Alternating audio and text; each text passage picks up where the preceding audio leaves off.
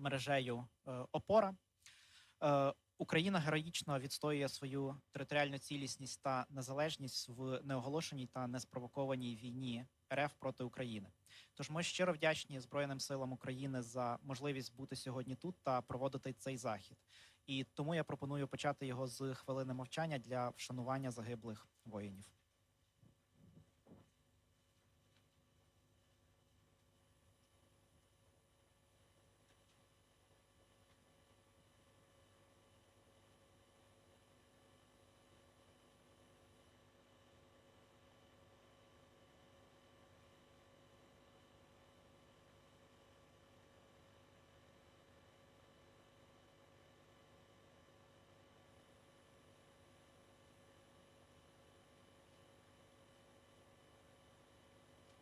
Дякую.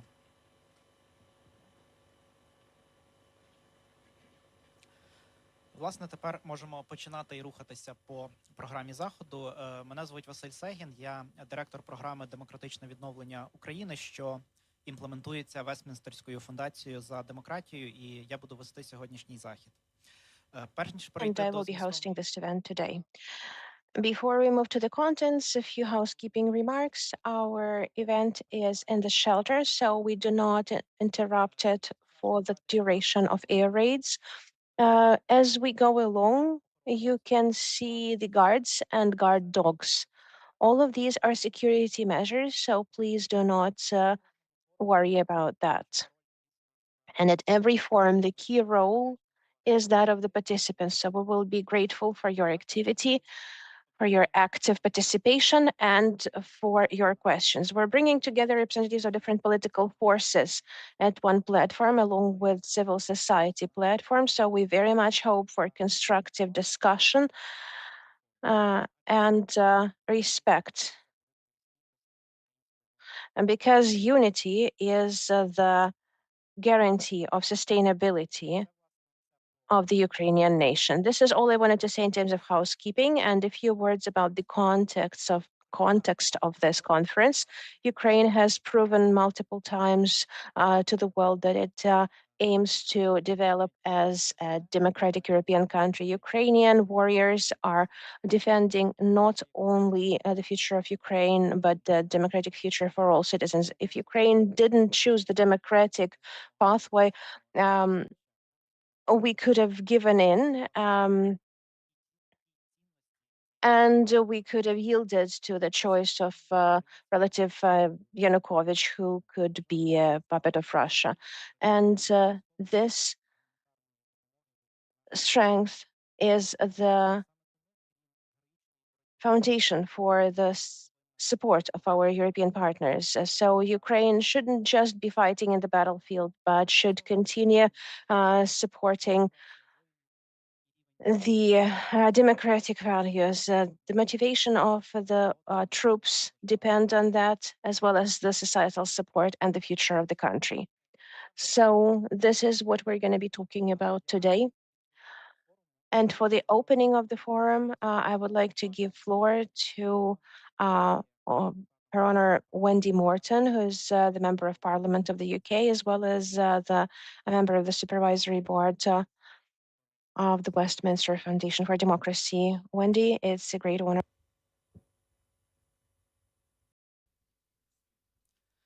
Sorry, we can't hear you. Maybe microphone. Let me start again. I hope you can now hear me. All good, thank you. Good. First of all, let me start by welcoming everybody on behalf of the Westminster Foundation for Democracy to this really important forum today, which will discuss the democratic resilience of Ukraine during the war and the recovery period. I'm grateful to all of today's participants from both WFD and from the Ukrainian political system. It's good to have so many of you here today with us. I'm only sorry that I can't be there with you in person. But I have had the privilege of visiting Ukraine twice, each time leaving with a deeper appreciation of the resilience of your people. My first visit to Ukraine was as Foreign Minister in the summer of 2021 at the launch of the International Crimea Platform. And I recall standing alongside Ukrainian leaders at this event, and I was reminded that Ukraine's security and prosperity are closely linked to the UK's. It was a memorable trip. I had the honour of meeting your president, President Zelensky. I also attended a performance at the National Opera House, which deeply connected me to the culture and the resilience of the Ukrainian people. When I returned in late September 2023, was of course a very different Ukraine. I travelled with the Westminster Foundation for Democracy, recognising the importance of democracy, but also of scrutiny even in wartime. I met parliamentarians, members of local government and civil society. And the contrast to my first visit was striking. Yet I was so inspired by the resilience and the determination of the Ukrainian people, who remain committed to their future despite the immense challenges they face. Of course, 24th of February 2022 will go down as one of the most infamous days in modern history. And the footage of Russian tanks rolling into Ukraine is no less shocking or disturbing today. Last November, we marked the grim milestone, 1,000 days since Putin launched his illegal, unprovoked invasion, and we are now approaching 3 whole years. Russia's invasion of Ukraine remains the most appalling breach of a country's sovereignty and territorial integrity that we have seen in Europe for decades, as well as a violent attempt to tear down the open international order, which remains the rock upon which our security and prosperity rests. The innocent people of Ukraine have to confront savagery and barbarism, the likes of which many had assumed were confined to history. The pillaging of villages, the rape and the torture, the illegal deportation of children, shelling, bombing, and the harrowing wail of air raid sirens. But Ukrainians have fought and fight hard for their country and the values that all of us cherish: sovereignty, freedom, the integrity of borders, human rights, the rule of law, and of course, yes, democracy. Across the political spectrum in the UK, we continue to stand shoulder to shoulder with you. And I very much welcome the UK signing a 100-year partnership with Ukraine, finalising an agreement that the previous UK government had started negotiating to build enduring links between our two countries for decades to come. We launched negotiations with Ukraine on this partnership because we wanted to build on our strong security and defence cooperation with deeper ties on trade, science, tech, education, culture, and so much more. And we stand by Ukraine's determined effort to protect its democratic future and to be a full and active part of the Euro-Atlantic community. Despite the enormous challenges, we in the Westminster Foundation for Democracy are committed to continue to work with our partners in the Ukrainian Parliament and civil society to help achieve this. And it's incumbent upon the UK and other friendly countries to support you in that mission, not just with high-level political statements, but with practical support, to offer you what we have accumulated over time and to help you sustain and build up your systems under the most challenging circumstances. We are an apolitical force, and we're here to help you in any way that we can to keep up trust in democracy and to uphold freedoms both now, during the war, and in the recovery, and to support you to conduct free and fair elections when you decide the time is right. And to be absolutely clear, we have no view on that as an organisation. It is for you, the Ukrainians alone, to decide. Ukraine's civil society is also something to be treasured. Apologies, that's Big Ben in the background, if you can hear it. Ukraine's civil society is also something to be treasured. It has played an important role in safeguarding Ukraine's democratic trajectory, and in today's very tough context has been helping to deliver essential services and to foster community cohesion. We want to help you foster the thriving civil society that you deserve. Friends, Ukraine's struggle is a powerful reminder of the importance of democratic resilience, and your continuing commitment to democratic values inspires us all. We want your future to be in your hands, and we will back you all of the way. I just want to conclude by once again thanking everybody who's participating here today and our partners, ANTS Network and OPORA Civil Network, for organising this conference together. And I wish you all a very engaging and a very fruitful discussion. Thank you all.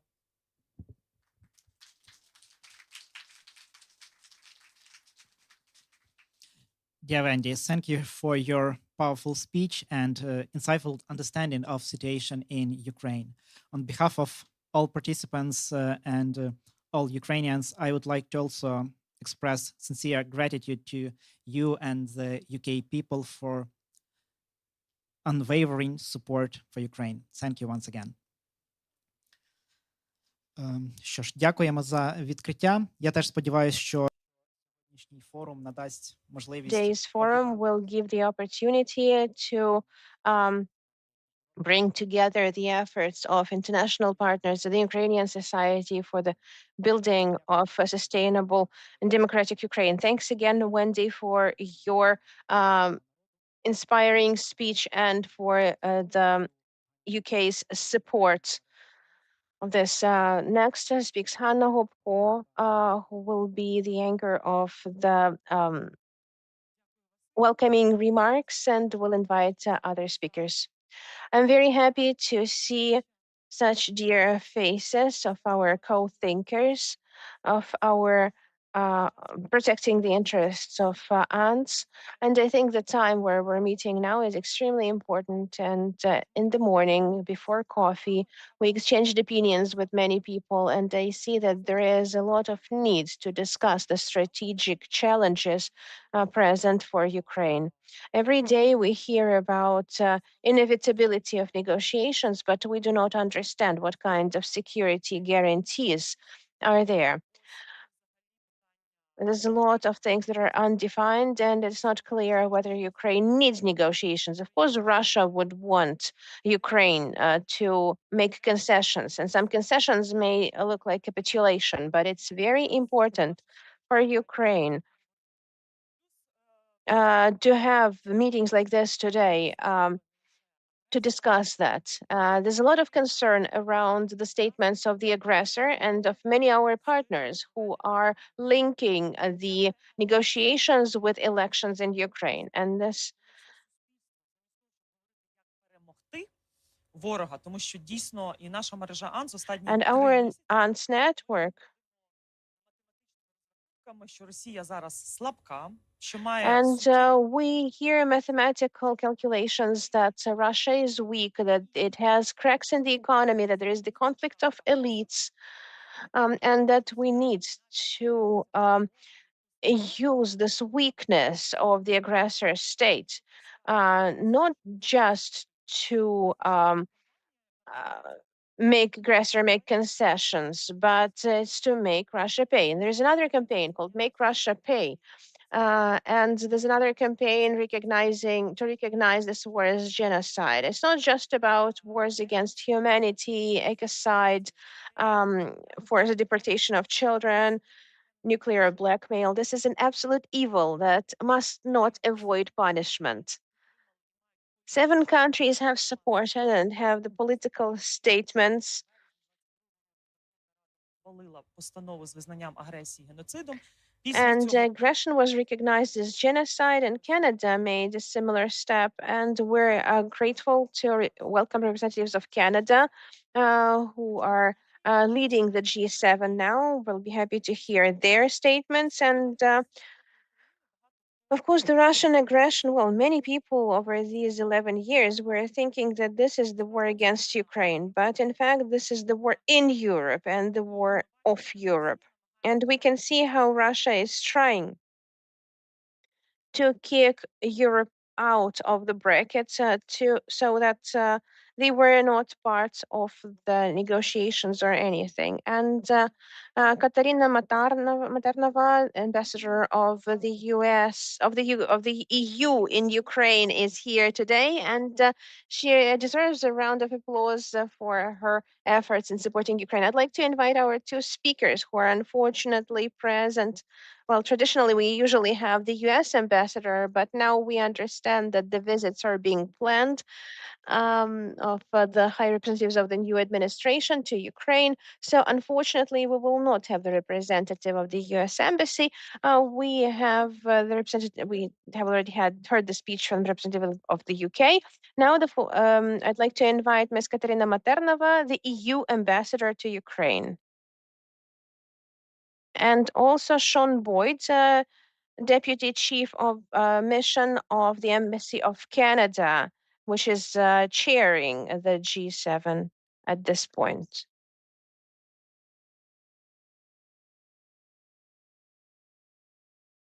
Let us start from your first 5-6 minutes speeches, because I see many familiar faces in this audience and they have a lot of questions to you. So I'll try to allow people here to ask this question, especially those who arrived to Kyiv from regions of Ukraine. And let me start from Katerina Maternova. She just arrived from Brussels, where she participated in ambassadors conference. And yesterday I saw wonderful pictures with Mark Rutte, with Ursula von der Leyen and many ambassadors. So Katerina, tell us, will EU demonstrate leadership, lead, not just as it used to be, look at the White House and expect more support. So the responsibility is now, and thanks, by the way, for your support, that let me also update you colleagues that at the end of January, our ANTS network, together with partners like NACO and with the support of Ambassador Katerina Maternova, we conducted our presentation of this policy paper, Countering the Axis of Evil, Warfare Alliance, Lessons from Ukraine. So this was the first time in the Security and Defense Committee of European Parliament, which just established during this convocation of European Parliament, where we mentioned that this is not just Russian aggression against Ukraine and the war in Europe. Axis of evil states already formed as institutionalized its alliance and effectively working, attacking democracy. So Katarina, I hope your ambassadors also discuss this issue and how to support Ukraine. Tell us briefly what leadership, EU leadership, we hope they will one day come to Trump and say, like, look, this is the deal we want, to see Russia being defeated. This is our contribution and this is how it's going to happen. So, Доброго ранку, дорогі друзі. I indeed do feel among friends, and as many times in Kiev or elsewhere in Ukraine, it's very typical that we are meeting in a subterranean space, so we don't have to move elsewhere if a trevoga comes, and that's the reality we live in, and it was very much echoed also during our ambassadors conference, where I was on a panel where I explained how we live here and the dual side that sometimes you go to a shelter, or last night, the whole night I slept in the bathroom. But on the other hand, the opera plays every day, and that's a sign of resilience and a sign of survival, and try to make it less abstract. But one thing I can certainly tell you is that in the very impressive lineup we had at the conference, all three presidents of the EU and the High Representative, Secretary General of NATO, a number of vice presidents and commissioners, I think what echoed very clearly is the recognition that this is our war, that this is a war about the future of not only Ukraine, but also European security order. And now, how will that translate to further action? Of course, remains to be seen. I think that you have strong commitment from the EU.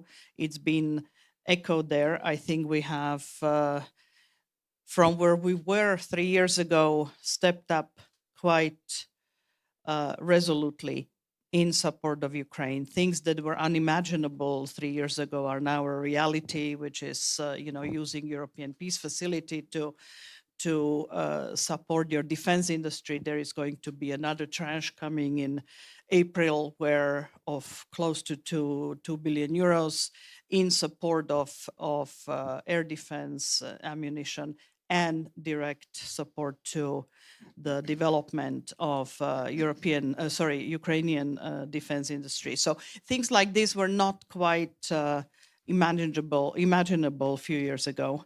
And the same goes for the really unprecedented amount of resources that we were able to garner for Ukraine, whether through the Ukraine facility or through the ERA loans, to a point where at the beginning of the year, we have a discussion with Sergei Marchenko yesterday, who confidently says, yes, our needs are covered for this year. So I think that this level of predictability does show resolve. It's not costless to the leaders.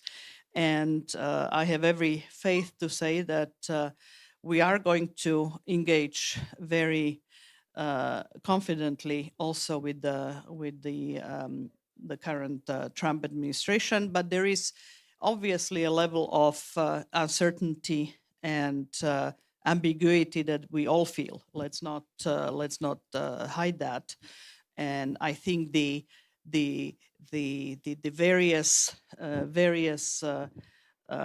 announcements or statements that come only underline that. I think we are going to be a little bit wiser towards the end of this week, where I believe you're going as well, right, to the Munich Security Conference, where there is going to be quite an unprecedented grouping of leaders. President Zelensky is leading the Ukrainian delegation.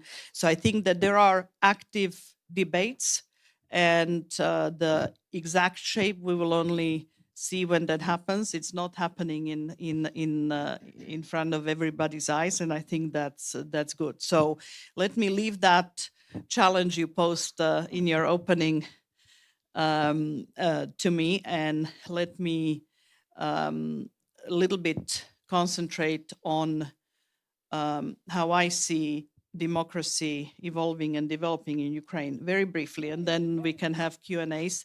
Today, the Transparency International unveiled the new rankings. Ukraine went down by 1 point, which to an outside observer means remaining steady.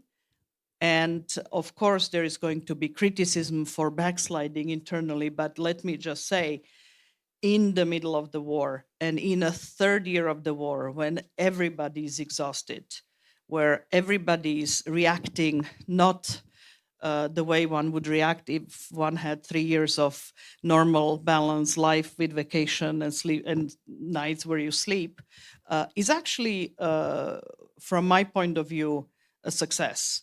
The resilience of Ukrainian democracy, the fact that you have,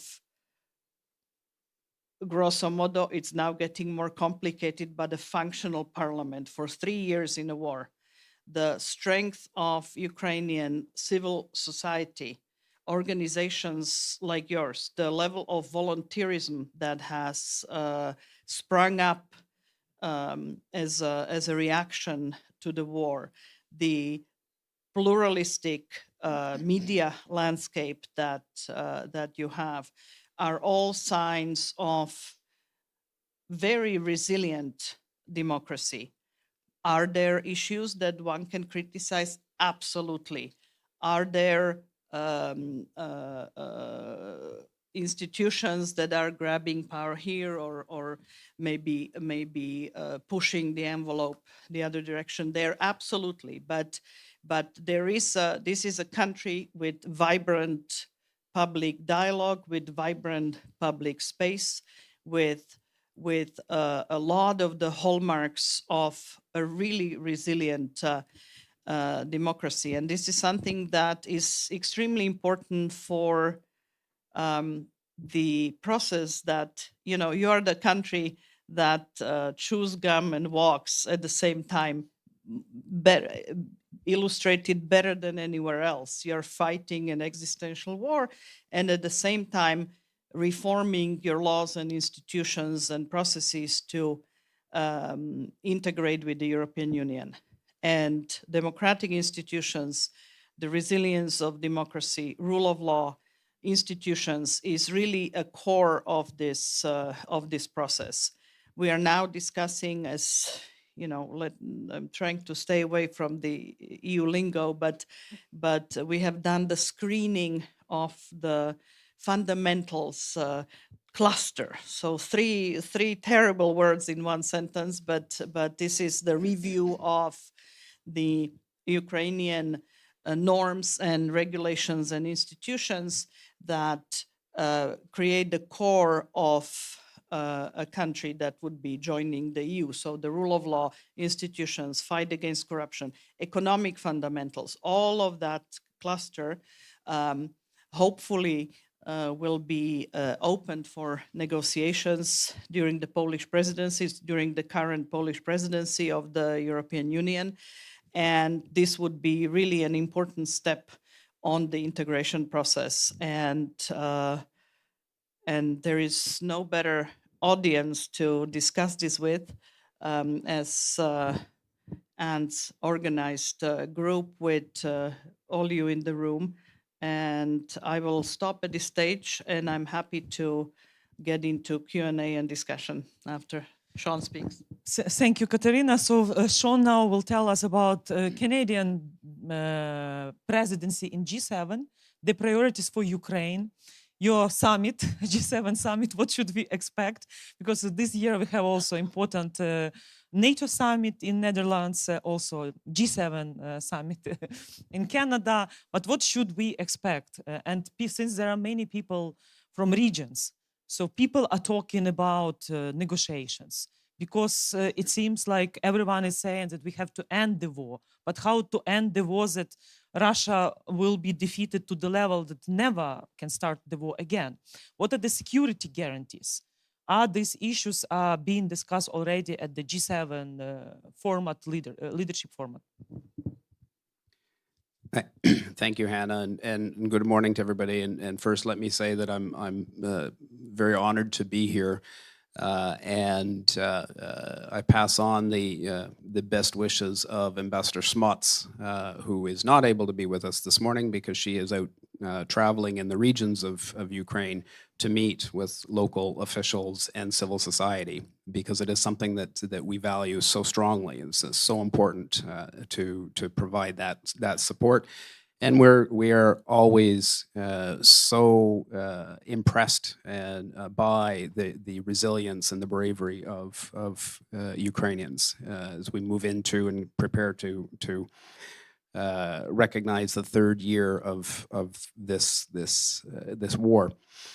Let me say that in terms of the G7 and what to expect at the summit, let me start with that.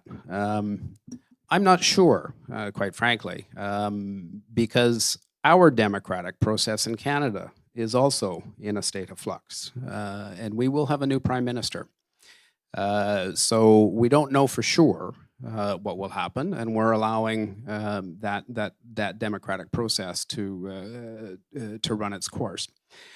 But I can say, excuse me, that under the G7 presidency in 2025, Canada has made it very clear to Ukraine that Ukraine will remain a priority, regardless of what may be happening in terms of Canadian government. Ukraine will continue to be a priority. We stand with you and will continue to stand with you.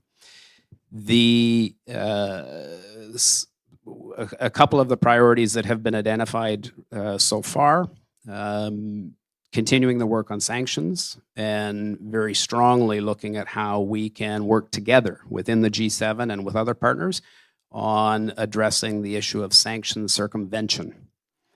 because that's one of the things that we see is that Russia is still able to find ways to work around and find ways to support their efforts at maintaining the aggression here.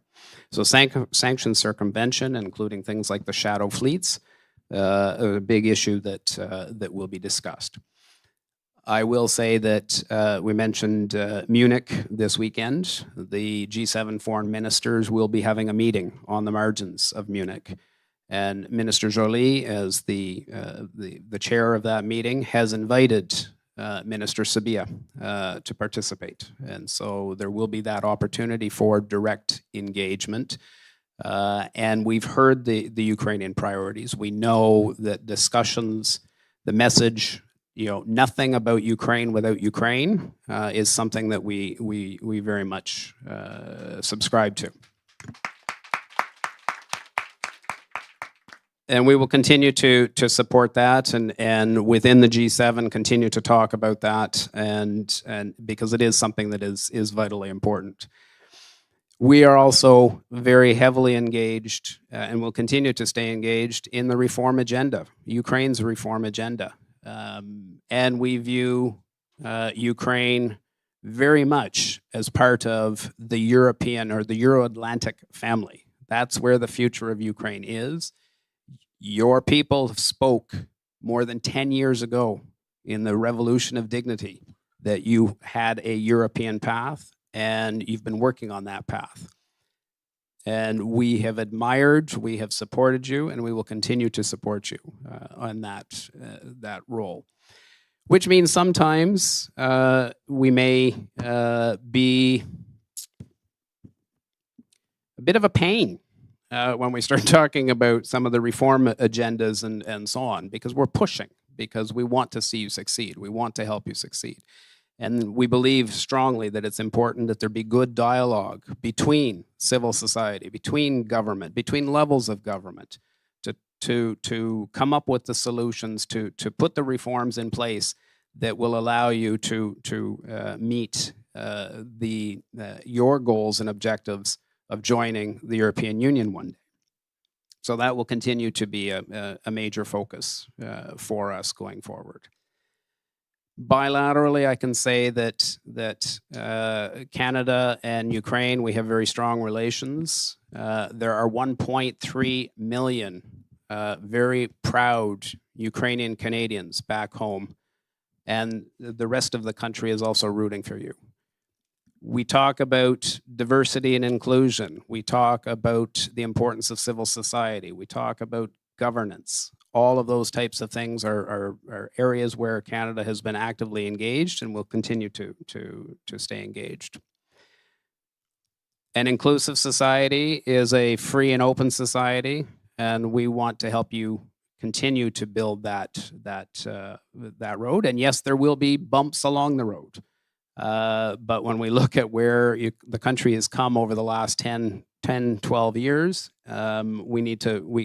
we need to focus on that as well, not just on whether there has been a bump of 1 percentage point in the space of the last year. Look at where you were on Transparency International 10 years ago. And I think we need to be able to continue to promote that and recognize that, again, as Katarina said, the challenge, you're in the middle of a war and yet you're still engaging in these efforts. And so we need to continue to ensure that there is a correct narrative that explains all of the great work that you're doing. And maybe I'll leave it there for now. Thank you, Sean. So I have, as always, many questions to both of you, but I will not monopolize. We have in our country 5 managers ruling the state, but in our conference we have almost 100 participants, and we will give them a chance to ask questions. Друзі, зараз у вас хороша можливість поставити питання, які вас хвилюють. Friends, now you have a great opportunity to ask questions which you are concerned about. Feel free to ask your questions to Mrs. Katarina Maternova and Mr. Sean. I would like to encourage as many of you to ask questions, and I would like to make sure you have a chance to ask a question. And if you looked at the agenda of our conference, I'm sure you did see we are going to have political session, OPORA, with absolutely comprehensive and well-reasoned analytical approach to the question of elections. And there are some forces that want to undermine our security, but how to enhance our security, we have to keep up with our courageous spirit. Okay, ladies first, please. Yeah, Marina, for, I guess, both of you. But Sean mentioned reforms. So I would like to know what top 5 reforms you mean. What key reforms you mean we need the most? Thank you, Marina, for this question. So the priorities in reforms, because I remember when we started the reanimation package of reforms in 2014. So we have judiciary reform, decentralization reform, anti-corruption. So what are these 5 priorities in reforms? Maybe Katarina will also say about our European integration. She mentioned already fundamentals, but still. Let us, давайте візьмемо 3 питання і тоді відповіді. 3 questions and then. Good morning. Bogdan Nahailo, Chief Editor of Kyiv Post. Ambassador, it's nice to hear your kind words about the progress made in Ukraine, but we'd like to hear a little bit more about progress made within the EU to accommodate Ukraine's aspirations. Right now, we have not just the 3rd anniversary of the war, but we have perhaps negotiations at some stage about Ukraine emerging from this war. Is there any talk behind the scenes of EU membership being speeded up as a concession to Ukraine, with perhaps NATO membership being put on hold? One often hears about that. Secondly, how well is the EU equipped to deal with vetoes within the EU?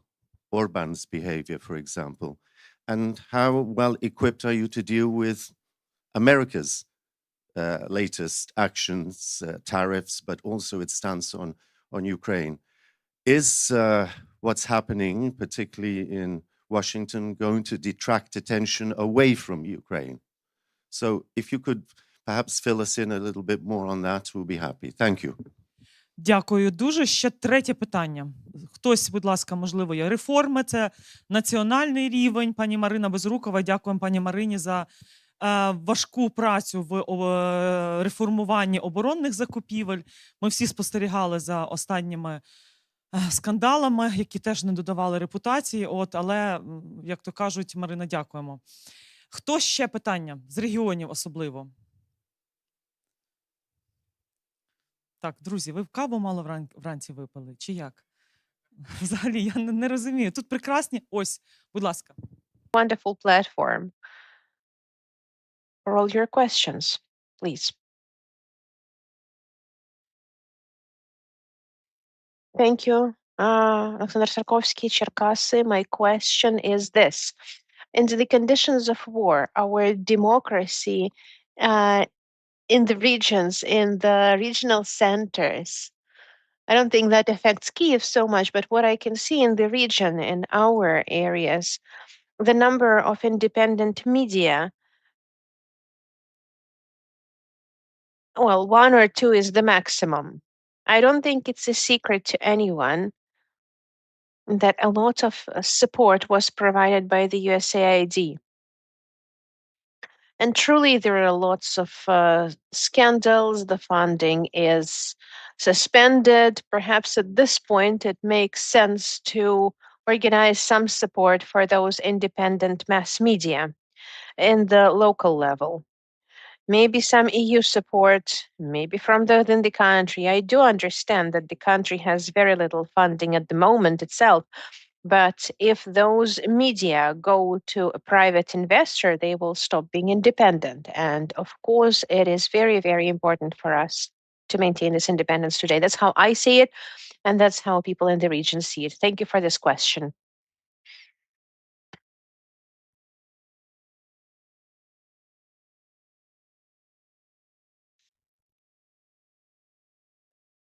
Дякую за In запитання. terms of identifying the reform priorities, that's up to the Ukraine to identify those. It's not for us to dictate. What we want to do is try and work with the government, work with all of the stakeholders to make those reforms a reality.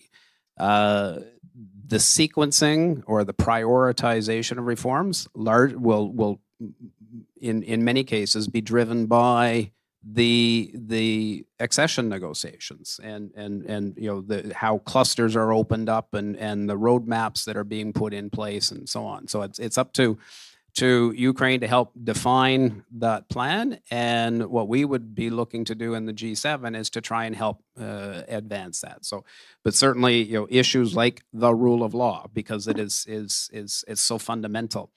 You know, continuing to the work on anti-corruption. You know, ensuring that there is a conducive business environment to be able to mobilize private capital to invest in the economy and to grow the economy. Those are things like that that are absolutely going to be key priorities to help move the country forward.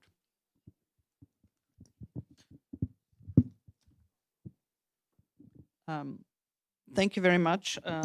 Remind me to ask you next time whether you allow any journalists in the audience. So I will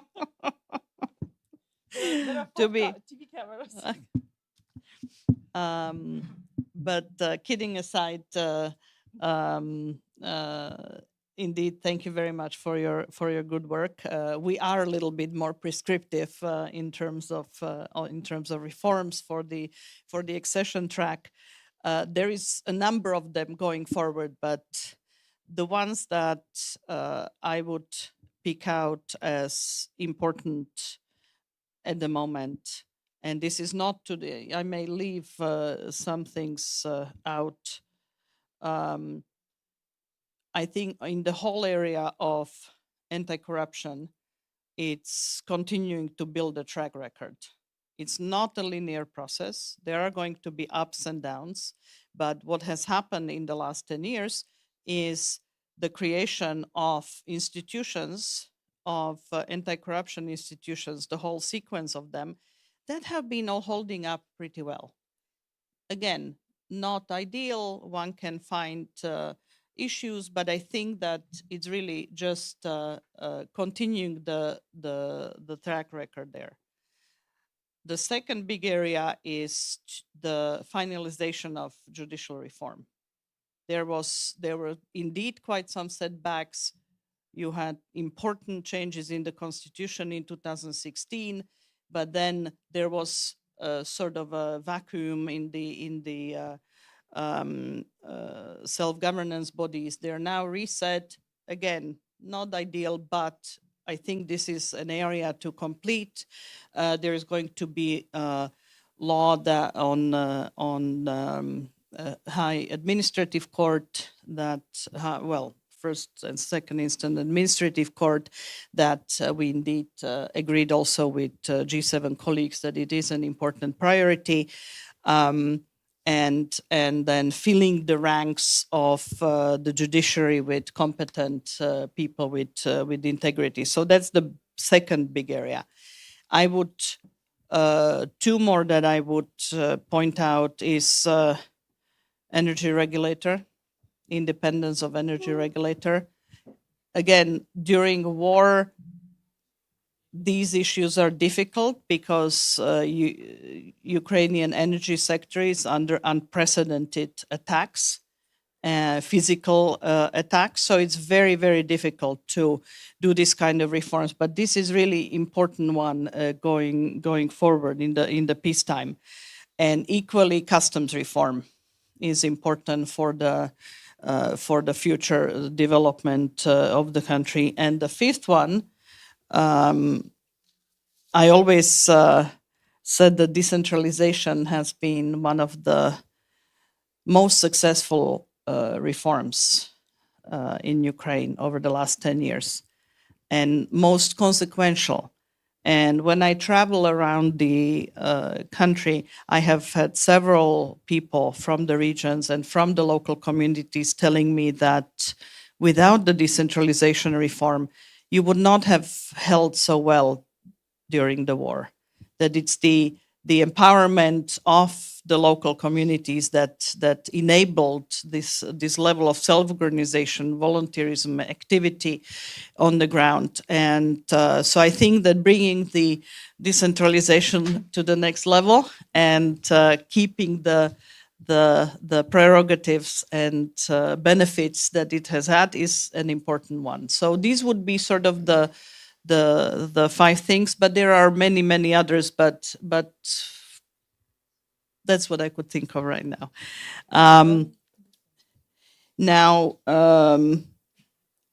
Into the second bit, I will try my best. There are certainly rooms in Europe where many things are discussed and decided. As far as the EU institutions go, there is certainly determination to both work vis-a-vis the Trump administration, as well as when it comes to the war in Ukraine with confidence, but it all depends on the consensus of the 27. Is the European Union proof, or bulletproof is a bad word, but how did you call it? Whether we are able to deal with the vetoes? Well, so far we have been able to deal with the vetoes. That's how the EU exists. The veto's not going to go away, because for the veto to go away, you would have to have a consensus of everybody. So that's the nature of the EU foreign and security policy. It means that sometimes it takes us longer to get to a certain decision, but then it holds. That's it's much easier for a unitary state to reach a decision. It's even much easier for an autocratic state to reach a decision, but it may not have the same staying power. So, for example, we are on 15th package of sanctions. We are preparing a 16th package of sanctions. All of those required unanimity.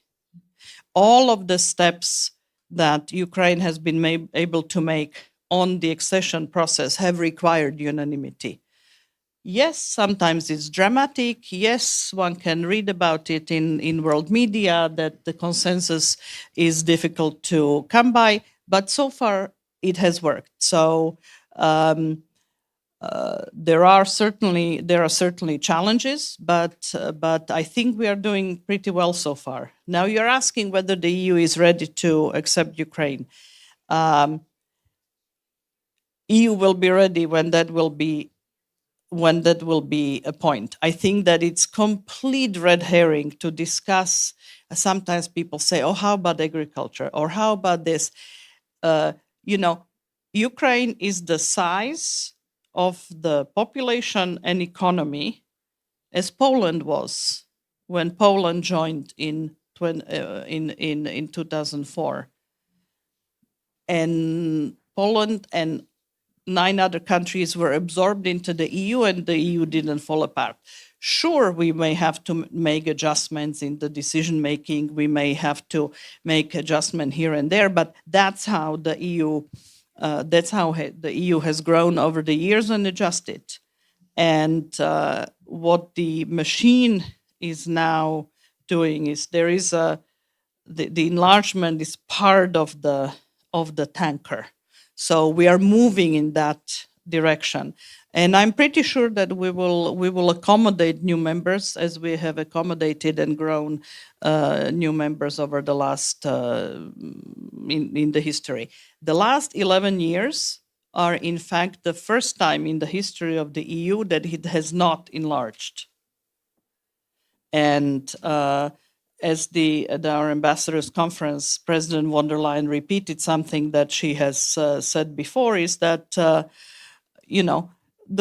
today's world actually values might, actually values size and performance. And from that perspective, Ukraine is a net positive, or would be a net positive for the EU. So once the issue happens, we are going to be ready. Now you ask whether there are discussions of trading, quick enlargement, etc. That's very speculative for me. I mean, there are, one can define anything. I mean, I don't have a crystal ball. I think if we are talking about full enlargement into the EU, there are still technical things to do and adjust to. That is not, because the way the EU functions, once you are in, then the Union has very few abilities to impact the behavior, as we can see very, very clearly these days. So I think there is going to be reticence to have a full membership when the country is not ready. But again, we live in unprecedented times. Unprecedented things are happening on a daily basis. So I don't have a better answer to that. In terms of dealing with the Trump administration, look, that's going to be testy and unexpected. Who would have thought that I would be sitting next to Sean, who may become an American from a 51st state? So one thing I can say, the EU and the US are the biggest trading partners in the world. 1.5 trillion annual trade between the two. And so I think when it really will come down to hardcore calculations, etc., this will dawn on both sides of the Atlantic, and I very much hope that we will be in the friends rather than foes columns, to use the language from the previous administration. So far so good, I would say, where we are now. The question about the media, I mean, the general re-evaluation or evaluation or pause in US support is something that we obviously monitor very closely. We are analyzing the various bits of former US support. We are discovering US support in areas that nobody was aware that it goes to. So we are very much exposed and supporting both the civil society media, independent media, and actually regional media as well. But obviously, should that come onto the chopping block, we would not be able to just take over what the US have been doing, because money is finite. But we certainly are looking very closely at the needs of the independent media space, and are looking for ways how to perhaps adjust priorities. But again, let us see what really will come out at the end of the evaluation. But I think that both support to the democratic institutions at the grassroots, whether it's civil society, NGOs, or media, is something that we will work very hard to not to let you down. Друзі, є ще в когось запитання? Хоча ми вже майже без часу. Katerina, one very important question. So, a strengthening of cooperation between the European Union and Ukraine in defense industry. European Union already invested in Ukrainian defense industries. You mentioned your support to buy Ukrainian made howitzers, Bogdana, many other examples. it's really important because European Union in the future plans to become a defense union. In this regard, we need money. And actually, we heard already from Trump administration that Europe should pay more, contribute. What's about the confiscation of Russian sovereign assets, which part of them is in Canada, in US, in Japan. But what about this more than 200 billions, which are in Belgium, Euroclear? Can we confiscate this money and show Trump and others like, look, this is what we are going to contribute. Europe is strong. We have defense union. We invest in Ukraine. Ukraine as a future defense hub in Europe with all capacities to produce more. How do you see what your ambassadors told in Brussels when you raised this issue? I'm sure you raised this issue. What was the answer? Well, first I would say that we in fact were the first ones, the European Union, that developed a system and moved to use the proceeds of Russian frozen assets. And the beauty of using proceeds is that you get less upfront, but it's actually regular and it happens time and again. And then came the idea of using the same proceeds that are in Europe to back the ERA loans. So it was moved in that direction. I think the confiscation of the assets in total is a lot more complicated. It's a lot more complicated, especially in Europe, where most, as you mentioned, majority of the assets are in the EU. And therefore, the views that, oh, it's not a problem, is usually coming from parts of the world that don't have many of the assets. So it's not a problem, but I think both the European Central Bank and a number of leaders in Europe feel that it is a legal and complication.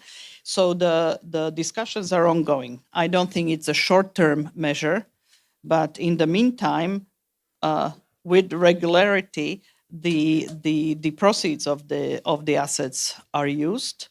As I mentioned, in April there will be actually the last tranche for the European Peace Facility with this size, because the rest will then go to back up the ERA loans, and it's going to be roughly 1.9 billion euros that will come. A big chunk of which will go to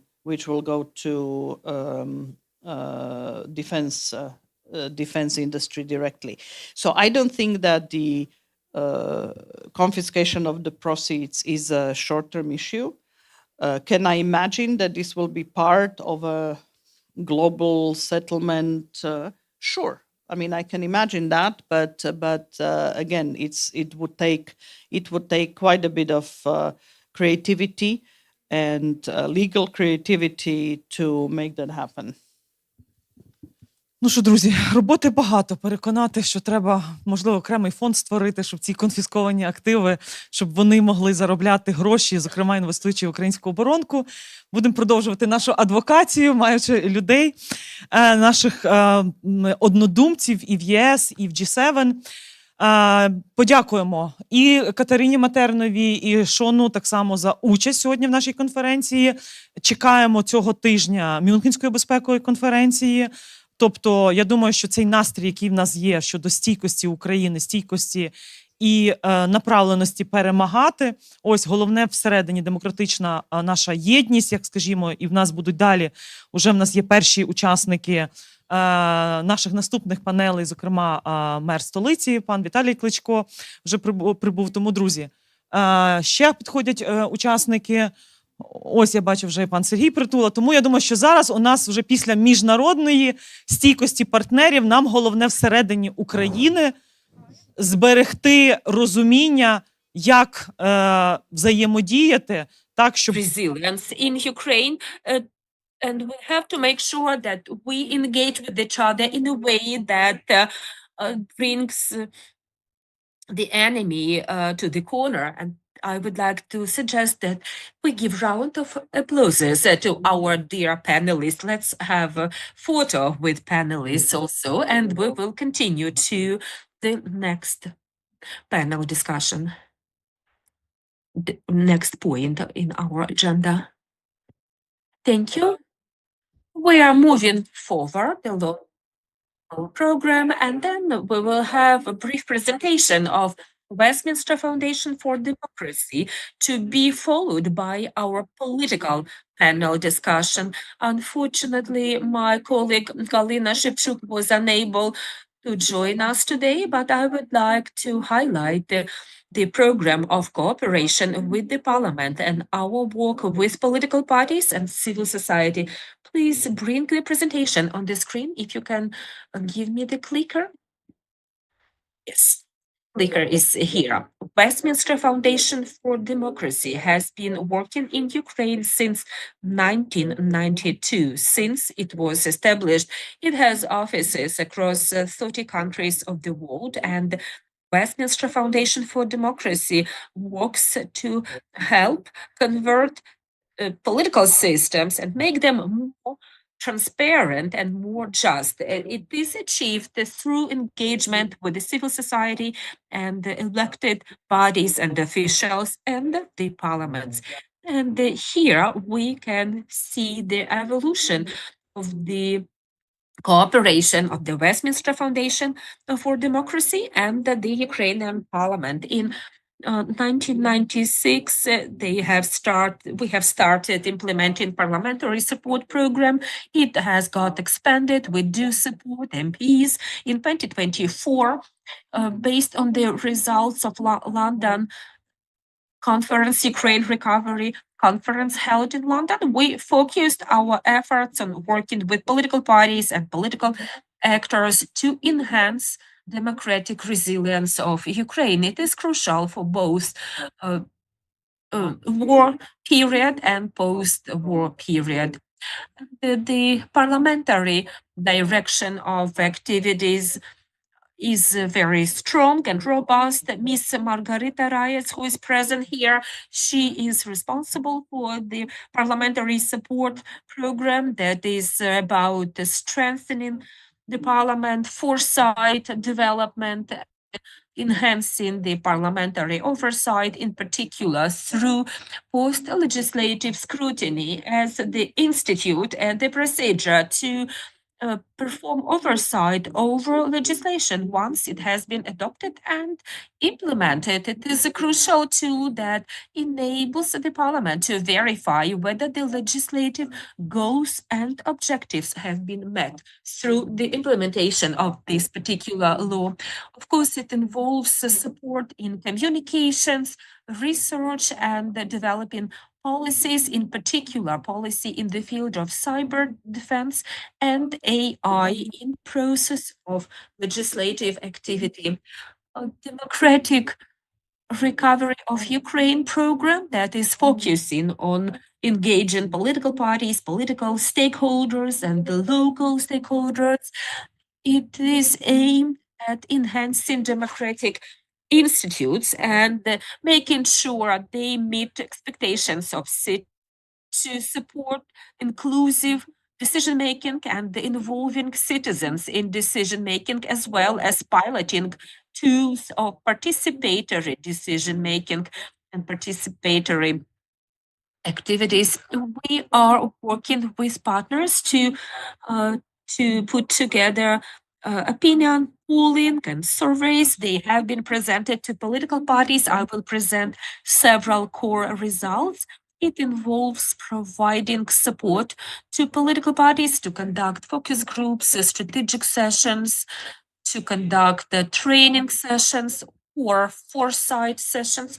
We do support all the above to make sure that political actors, especially non-parliamentary parties that have restricted access to funding and fundraising is difficult. Most funds we can raise from business entities is directed toward the defense of Ukraine. And we still want to make sure that the political actors are prepared for the first post-war elections, and we should ensure pluralism. Of course, we have organized the study visits to the UK to establish cooperation, to share best practices that we have in Ukraine, and those study visits involved the visit with elections, parliamentary elections, and the visits to the conference of the Labour Party. We conducted study visits together with our strong partner in Ukraine, National Democratic Institute, considering recent decisions in the United States. NDI and IRI could not have joined us because of a restriction in their activities. Our forum today serves the purpose to ensure and maintain synergy of various stakeholders necessary for Ukraine recovery. The presentation of our study results will be held now. We have presented the study results in more detail when delivering this presentation to political parties. But here we offer the summary following the beginning of the full-scale invasion. The number of those who answered the question positively whether they believe Ukraine is going in the right direction, it increased. And then there was a Kursk operation, and there is a certain dependence to answer the question whether the country is moving in the right or wrong direction. It depends on the evolution of the frontline operations and the success of defense of Ukraine. And the question about the institutions that enjoy the most trust, local organizations, non-governmental organizations, and unfortunately institutions that has a job of balancing interests of people, such as political parties, the Verkhovna Rada of Ukraine, the national government machinery. They enjoy least trust of the public, and that is something for all of us to work on. Bribery and corruption appears in the information space as the themes leading themes, and as well as high prices, increasing tariffs for various goods and services, all that leading to even greater gap between the wealthy and the poor. And in terms of spending budget funds at the national level, we established several priorities, enhancing defense capabilities. Next point is the veteran support program and creating jobs and infrastructure facilities. And regarding fundraising and donations to support the armed forces, we received results that most citizens believe that the budget of the local self-government authorities should be directed to support the armed forces of Ukraine, and that those are the basic functions, and that is what people believe is important at the local level. And in addition to it, the role of political parties, that is political parties and the role they will play in the post-war recovery, and involving humanitarian assistance to support citizens of Ukraine, and oversight over spending.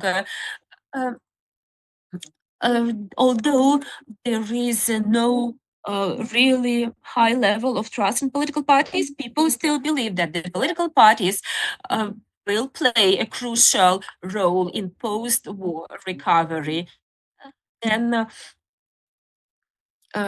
we pilot the project in Kyiv region to establish priorities in post-war recovery.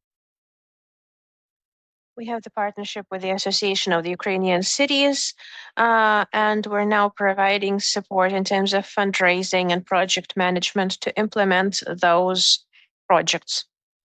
Next stage is the visit to Manchester to present the results of that activity and to get the support of international partners for their further implementation, because it's also more about resilience of local governance in the conditions of war, which also has a positive impact on democracy. And lastly, innovative tools of the participative action research. This is also a pilot in a way as to how to ensure social transformations at the level of the community. In the previous stage, we might be working more with infrastructural projects, but here, through the involvement of the community, presuming that everybody possesses some kind of personal experience that impacts their view of the situation, their view of the development of the community, we're bringing together absolutely different groups of citizens. We're discussing the problems they see in groups, and we further help them communicate in the resolution of these problems. We're cooperating with Velika Dimerka and Borodyanka that suffered as a result of the occupations and were temporarily occupied, and we're working with an international community that was implementing this in other countries. Our expected results include overcoming the disparities between different actors, so that citizens could understand how to promote different policies, inclusion in the process of development, and of course, developing trust in democratic institutions through cooperation with political actors and civil society, political actors and local communities. And that affects the sustainability of Ukraine as well. Thank you very much for this, for your attention to this presentation. We will be happy to answer the questions during breaks because we didn't want to interrupt the highly respected guests before this. Now I'd like to give floor to the next guest from the UK, Mr. Alex Sobol, who is the member of parliament from the Labour Party, the member of the Inter-Party Cooperation for Ukraine and trade group. Alexa would last. Thank you. I'm sorry that I can't be with you in Kyiv today. I am going to be travelling to Ukraine in the near future. Just to say, I'm the chair of the UK Parliament's group on Ukraine, and 2 weeks ago I was appointed by our Prime Minister, Sir Keir Starmer, as the United Kingdom trade envoy to Ukraine. And I've visited Ukraine 3 times since the illegal Russian invasion. And I visited the Rada on all of those occasions, meeting with the Speaker, committee chairs, and others in the Rada, and welcomed your Speaker, your Deputy Speaker, on 3 occasions, Alexander Kornienko, to Westminster, and many delegations of Rada members, including 2 from Lviv just last week. Our level of engagement with the Rada is very high, more than any other parliament in the world, more than the French or the German or the Italian or the Spanish parliament, certainly a lot more than Congress, although maybe at the moment we should have more engagement with the US Congress. I just first of all want to say that your fight for democracy is our fight for democracy. You are not just defending the democracy of your country, but the democracy of the whole of Europe and the whole of the world where democracy exists. And we work very closely with the Rada in international institutions. I'm vice chair of the British group of the Inter-Parliamentary Union. We work very closely into parliamentary assemblies, particularly with your Deputy Speaker, Alexander Kornienko, and the delegations to the assemblies. We work very closely with the Rada at the Parliamentary Assembly for the Council of Europe. And hopefully in the future, we'll see you in other parliamentary assemblies and other institutions which the UK is part, and maybe some that the UK used to be part of and is no longer part of. As you know, we've signed just last month a 100-year partnership with Ukraine. It's got 9 pillars, and part of that is our support for processes. Our support for Ukraine isn't short term or dependent on your status. It is long term and unwavering. And I just want to say, having been to the Rada, having visited many mayors and oblasts and regional administrations in Ukraine, I have absolute confidence in your democracy. Your democracy is more distributed than ours in terms of power being devolved to mayors and to oblasts than our system is. Our system is still developing our devolution and doesn't yet have a federal system like Ukraine. So we can see a more distributed system. Your system in your parliament in the Rada is different to ours in a sense, because although many of the same functions exist in our parliament, committees, debates, legislation, our head of state is a constitutional monarchy and is a symbolic head of state. Your head of state is a president with executive power elected directly by the people. And so we can work closely together. We can learn from each other. We can look at how democratic processes are developing in our parliaments. And that is certainly a conversation we have all the time. We can look at electoral systems. I know that there have been some changes to make it more inclusive in Ukraine because of the situation you have. So moving from a part constituency, part list-based system to a fully list-based system. So that there is a continuing of evolution of your democracy. And I'm really pleased the Westminster Foundation for Democracy is working with civil society actors, working with parliamentarians, working with you in Ukraine. The Ukrainian civil society, again, is an area where we've worked closely, particularly on humanitarian aid. Again, the next time I go, I'm going as part of an aid convoy, working with the Ukrainian NGOs and UK NGOs. Our partnership in that area is hugely strengthened, not just in terms of humanitarian aid or medical aid, but right across the piece. And UK NGOs are working closely with Ukrainian NGOs in every area. I know this is an area Westminster Foundation for Democracy is also working in Ukraine on. And we also have the John Smith Trust Programme. Again, many Ukrainian politicians elected to the Rada now have been through that programme, and we work right across Central and Eastern Europe on that program. We've been meeting dissidents from Belarus and Russia through that program. Again, this is really important work. We want to see, democracy flourish in Ukraine, but we cannot leave other countries behind. We need to be continually working with those that believe in democracy in all of the other countries bordering Ukraine, bordering the EU, to ensure that we're continually having forward movement. I know this is the wish also of Ukrainians. So we are in the UK are here at your disposal, working with you, learning from you and with you. And we look forward to seeing a continuing strengthening of our relationship. I wish you well today, and hopefully I'll meet some of you when I'm in Ukraine in the coming weeks and months. Thank you very much.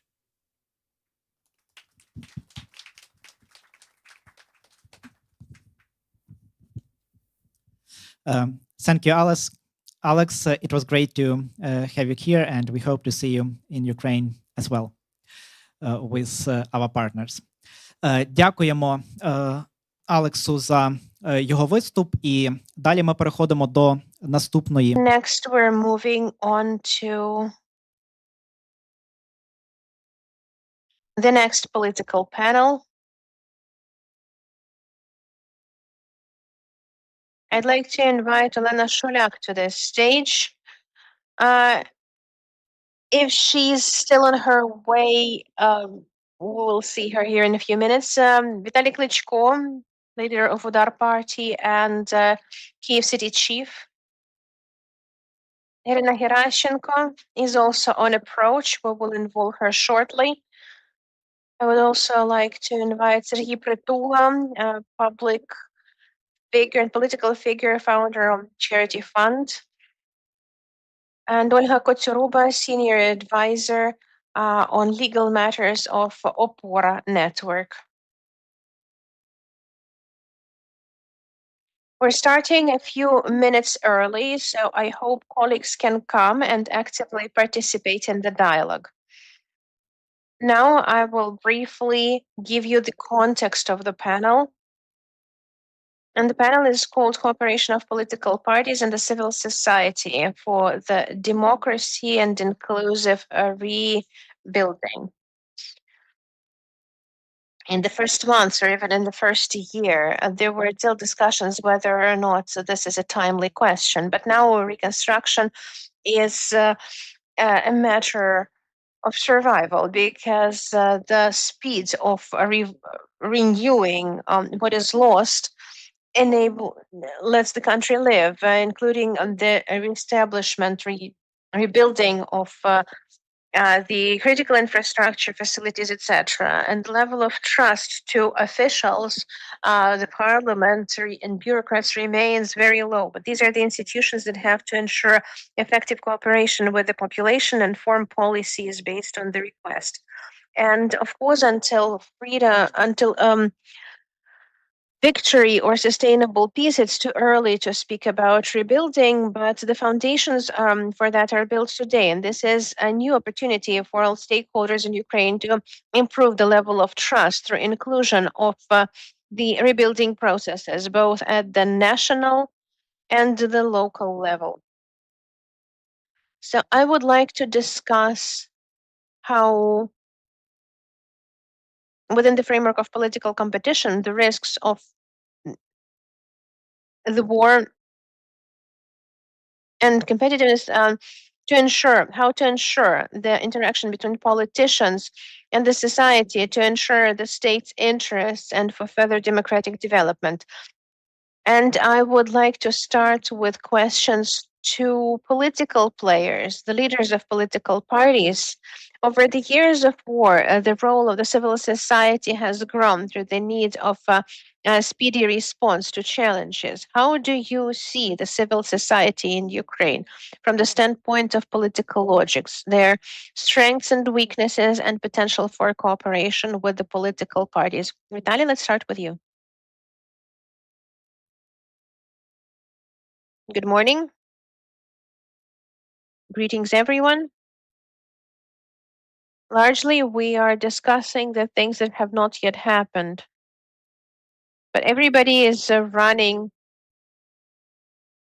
somewhere, everybody's talking about some elections.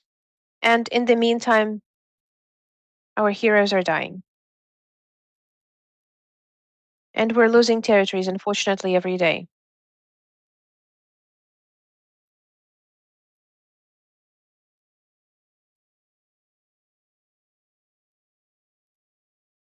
And the moment we stop losing, the moment people stop dying, we cannot, answer this question. And we're asking each other, and we have no answer to that.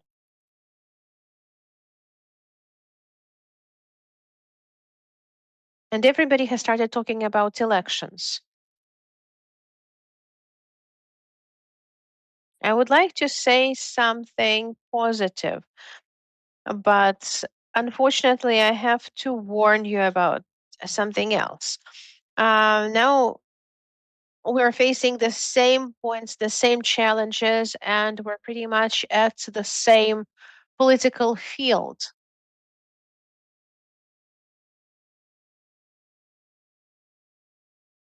Each of those parties supports reconstruction.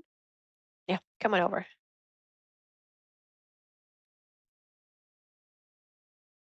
Hello, thank you. Thank you for your participation and for understanding. We may make models of the end of the active fighting in a month, in 2 months, in 3 months. We don't know on what conditions, but it is hard to call this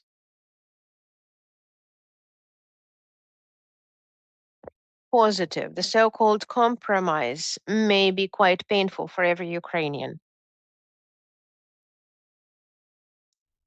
And we all realize that as well, taking into account multiple factors. Keeping an army is not cheap, and there's almost 1 million people now in the army. Supporting the army, maintaining the army when the active fighting is over, well, at least 1/3 has to be in the reserve. These people are having salary now. They will return. The country will have to find jobs for them as fast as possible. And there's also a relevant question about elections. I know there's gonna be fight for life there as well. The society may perceive so-called compromise quite painfully. I don't know what it is I'm talking about, but whatever the compromise is gonna be, it's gonna hurt each and every one of us if it happens. And at that point, elections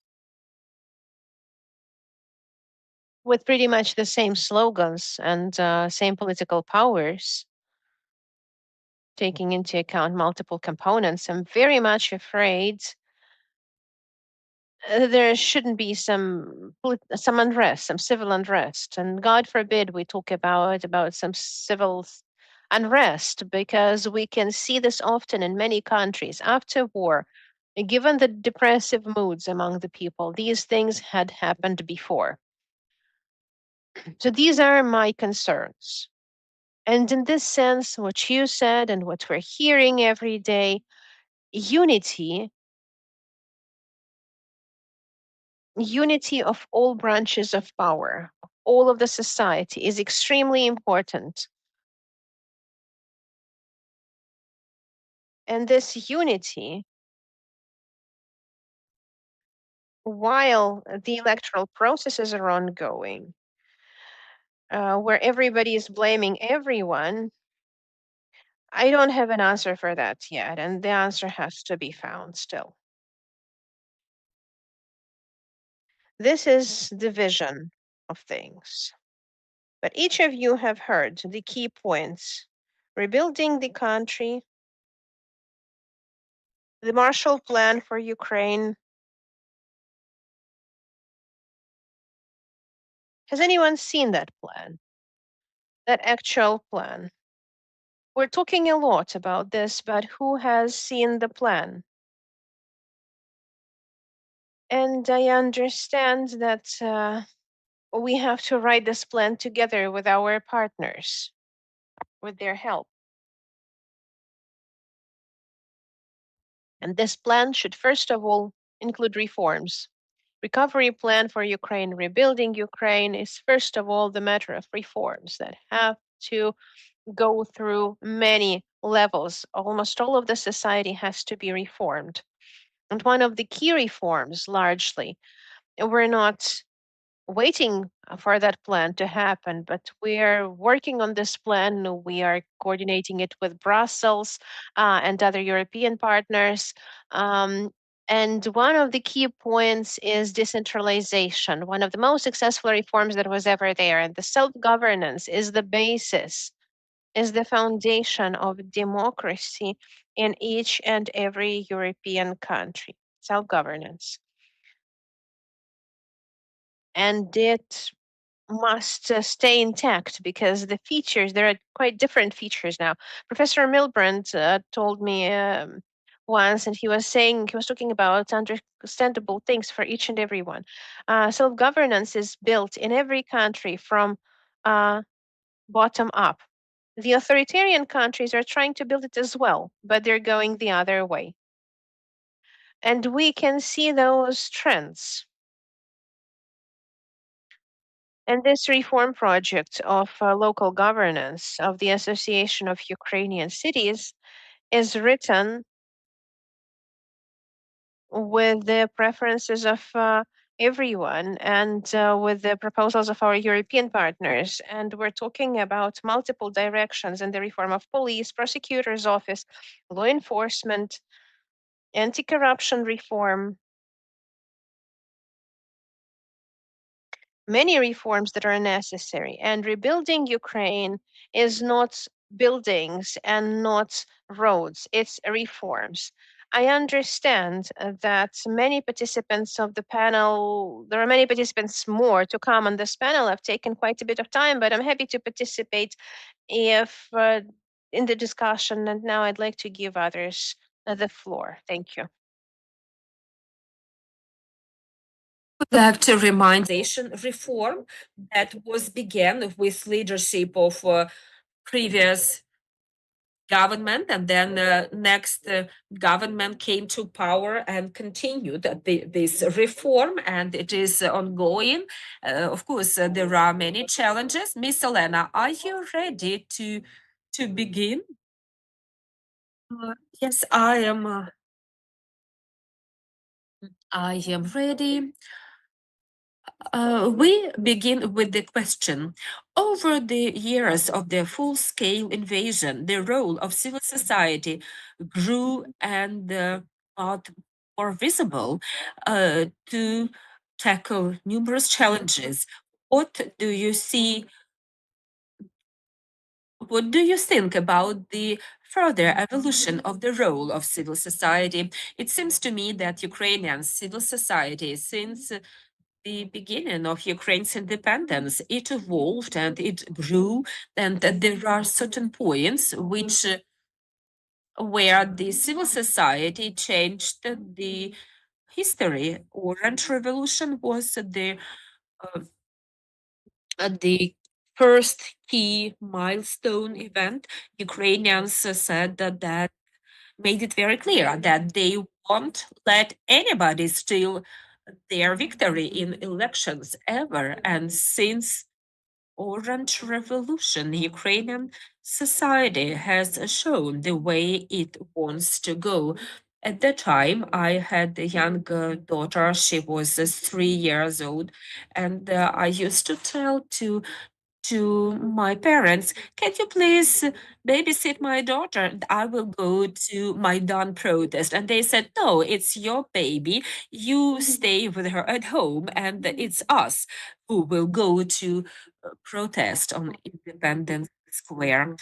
And the Ukrainian civil society did not let the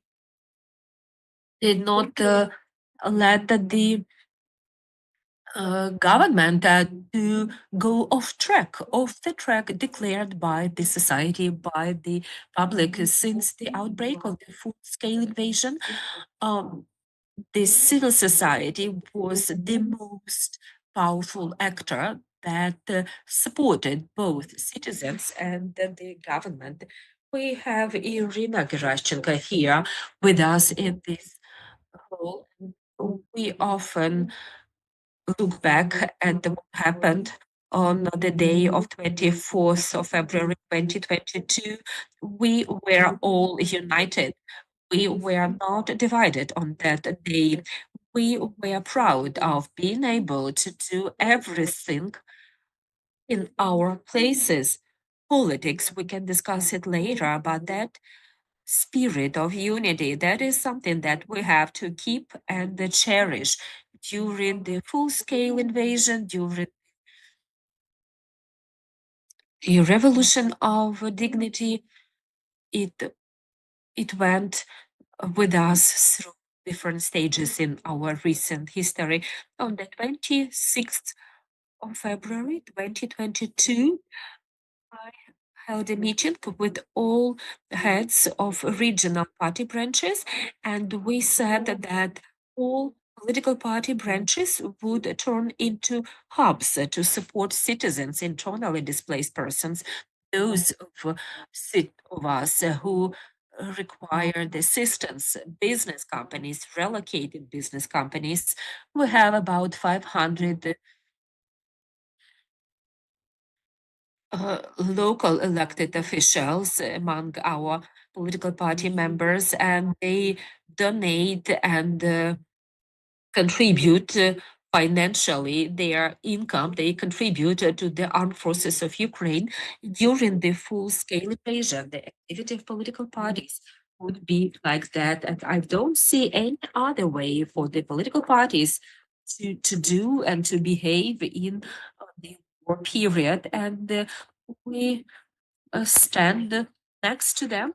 We help them in doing their job, in fulfilling their functions in the parliament of interparliamentary caucus, which is inter parliamentary faction association or caucus in the parliament, the IDPs of Ukraine. And when new members join this caucus, nobody asks what political party you represent or who you voted at the last election. During the war, there is a way to proceed.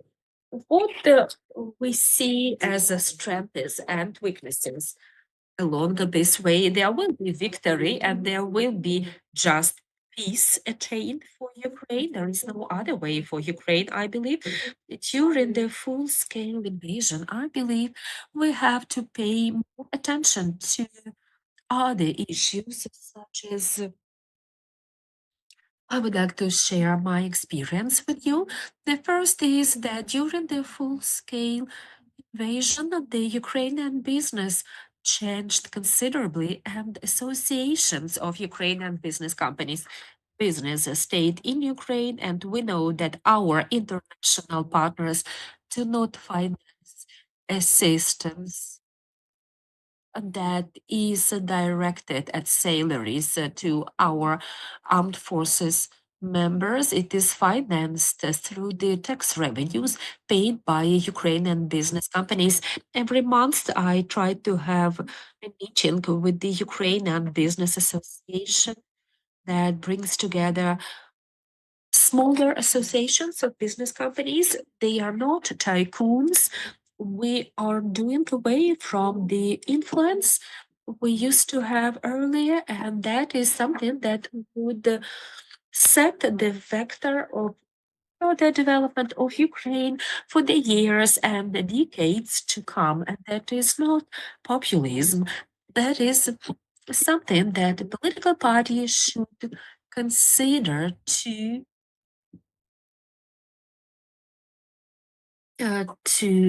implement the important steps and shape up policy, national policy. I remember the first day of the full-scale invasion.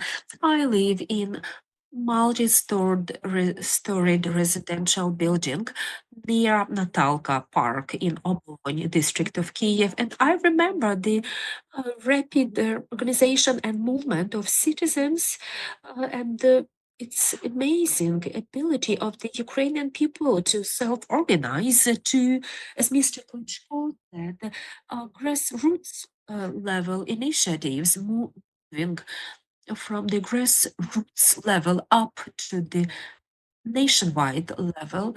And I believe we are going to see a lot of local initiatives aimed at post-war recovery. We have quite old legislation governing self-organization of population at the grassroots level, and we have to revisit this legislation. But every political party, every political force will have to use brain and hands of people locally who do amazing things. Whether those people will become future members of political parties, political actors, and future activists, whether they will become member of the political reserve, I don't know the answer to that question, but I'm certain that they will continue to shape up and influence the Ukrainian politics. It's too early to talk about elections because the war is going on and it will be the too early to bring it to the agenda, but I wish that we keep keep and cherish that spirit of national unity that we all experienced on the 24th of February 2022. I have a question to you, Serhii, to discuss strengths and weaknesses of civil society organizations and interaction between the civil society organizations and political actors. Good morning, everyone. Interaction between the civil society organizations and political parties is impossible. Can you please continue your thought?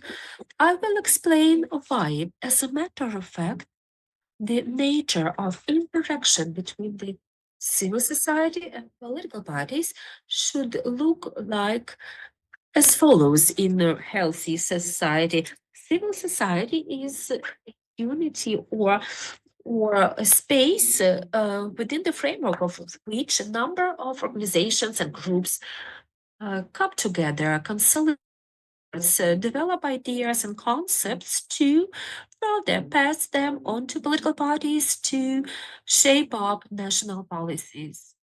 However, in Ukraine, political parties are terrified of the level of activism of the civil society and they don't want to engage civil society groups. For decades, for a number of years, civil society groups would come to the Kiev mayor's office and demand that let's not have urban development projects, building building tall buildings in the park. Let's not do that. And then the same activists come to political parties and they say, let's forget what was in the past, let's start from scratch. It doesn't work like that. How to. We talk about unity everywhere at all discussion platforms, but unity is not a subject to discuss, it is something to do and to achieve. In December, the government started distributing cash assistance of 1,000 hryvnias in support. There is what charitable organizations did. They reached out to the public and said, if you want to transfer your 1,000 hryvnia to the army, use us as intermediary. We can buy drones for that money. And the foundation suggested invest your 1,000 hryvnias into drones that we buy. If you don't like us, here is the list of 9 other charitable foundations that would also invest into defense, like Solominsky Cats, etc. That is about unity when people self-organize and try to achieve a result. When somebody is writing unity on the wall, word unity on the wall or on the blackboard, and does the opposite, demonstrates some opposite evil action not leading to unity. On the other hand, that is not something that contributes to the unity of the Ukrainian society. We may raise the question, who is paying for everything for this event? Westminster Foundation for Democracy, that is British funding, correct? Yes, that is British funding, British taxpayers' money. But is it normal that over 30 years Ukrainian civil society has been developing at the expense of the British American taxpayers' money when the Ukrainian state will start investing into the development of Ukrainian civil society? Luckily, our government has already learned that it has to invest into political party development, political parties development. But what about Ukrainian civil society? You say the withdrew from the operations, and the many very essential, crucial initiatives in our country have been left without funding. Me, as a citizen of Ukraine, I want to have a say in the way my taxpayers' money is spent like Pihusin for, for instance, I would like to finance that media outlet, or I would like to invest a portion of my taxpayers' money into civil society development in Ukraine. I request the state to do that, and I request the government enables me and provides me with this opportunity. And the Ukrainian civil society, when it was an advisory body, I think we have passed that stage 20, 30 years to go and to give advice to decision makers and policy makers how to do it, what to do. It's over now. Now it's a new stage in our development. We have to implement we have to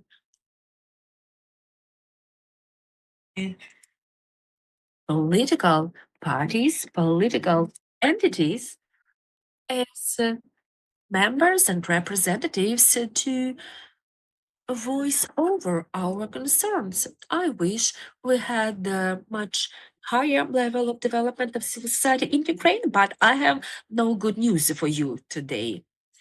I would like to offer some reflections regarding support the Ukrainian civil society groups were getting from international partners.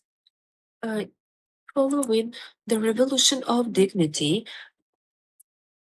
we experienced special funding and need in funding, and some political forces imposed their own agenda in the parliament, and it was difficult to resist information influences, and that's why such outlets as Info emerged and other law enforcement initiatives and the civil society groups working in the field of rule of law, ensuring just and fair society. As the study shows, there is no alternative to political parties. Those are the forces that bring politicians to power, and through the engagement between the political parties and their candidates and the voters. Mr. Vitali talked about that. I would like to suggest, if you wish, you have 1 minute to comment. I was sitting in the first row, and I know that it's the row for political actors, decision makers, and it resonated with me what you said. We don't have to be, we have to stop being political actors. We have to become politically responsible individuals as people who do not declare but do. If I may have 1 more minute. No, you have only 1 minute, not 2. We understand we need money, yes. We all understand that city of Kiev has been directing between 10 to 15% of the city budget to support the armed forces. And I sometimes feel myself the mayor of the military because I have endless flow of military people who come asking for support. And the city should work, should not be abandoned if there is no proper business in this city. If business companies stopped working and if we stopped maintaining good condition of the roads, there will be no jobs, no taxes. If there are no taxes, there is no money to finance the armed forces. That is a small comment from my side. People come to the mayor's office, yes. Somebody may come to the president's office. We have open society, and if there are problems, we welcome people. We ask you to come over to express your concerns, and we are open, unlike some other entities which I have mentioned. Okay, we understand that this is a special period of martial law, we would like to ask a question to Ms. Tatiana. Civil society as an actor who responds promptly to the challenges, what the strengths and weaknesses you see in civil society and potential for further engagement with political parties. I'm very happy to be in this group of like-minded people. I believe that the Ukrainian civil society grew considerably over the past years, and it is united not around foundations or specific entities, but it's everywhere where the most urgent response and action is needed. And the armed forces of Ukraine and our defense represents the key priority for our society. I encourage dialogue and engagement, ongoing engagement between the civil society, political actors, and media. I know what it takes to be in power and to be in opposition. As a result of this forum, I believe that it's great that international partners support a lot of initiatives. I believe that the Ukrainian taxpayers' money has to be directed to support the armed forces. That is the major challenge over the 30 years of Ukraine's independence. 600 million euros to be transferred to. Imagine we discovered that 600 million euros were transferred to buy obsolete Russian equipment from some plant in Bulgaria. That is about devaluing not only individuals but institutions. Parliament, in particular, Parliament should be independent. Parliament should play its vitally important role, and we all have to make sure that in the Ukrainian civil society, we may see the change of leaders, change of names, but we want to ensure we have really strong and robust institutions. And I witness sometimes the process of when institutions are being reset and not always in a positive way. Very many people from civil society went to the armed forces of Ukraine and they sacrificed their lives.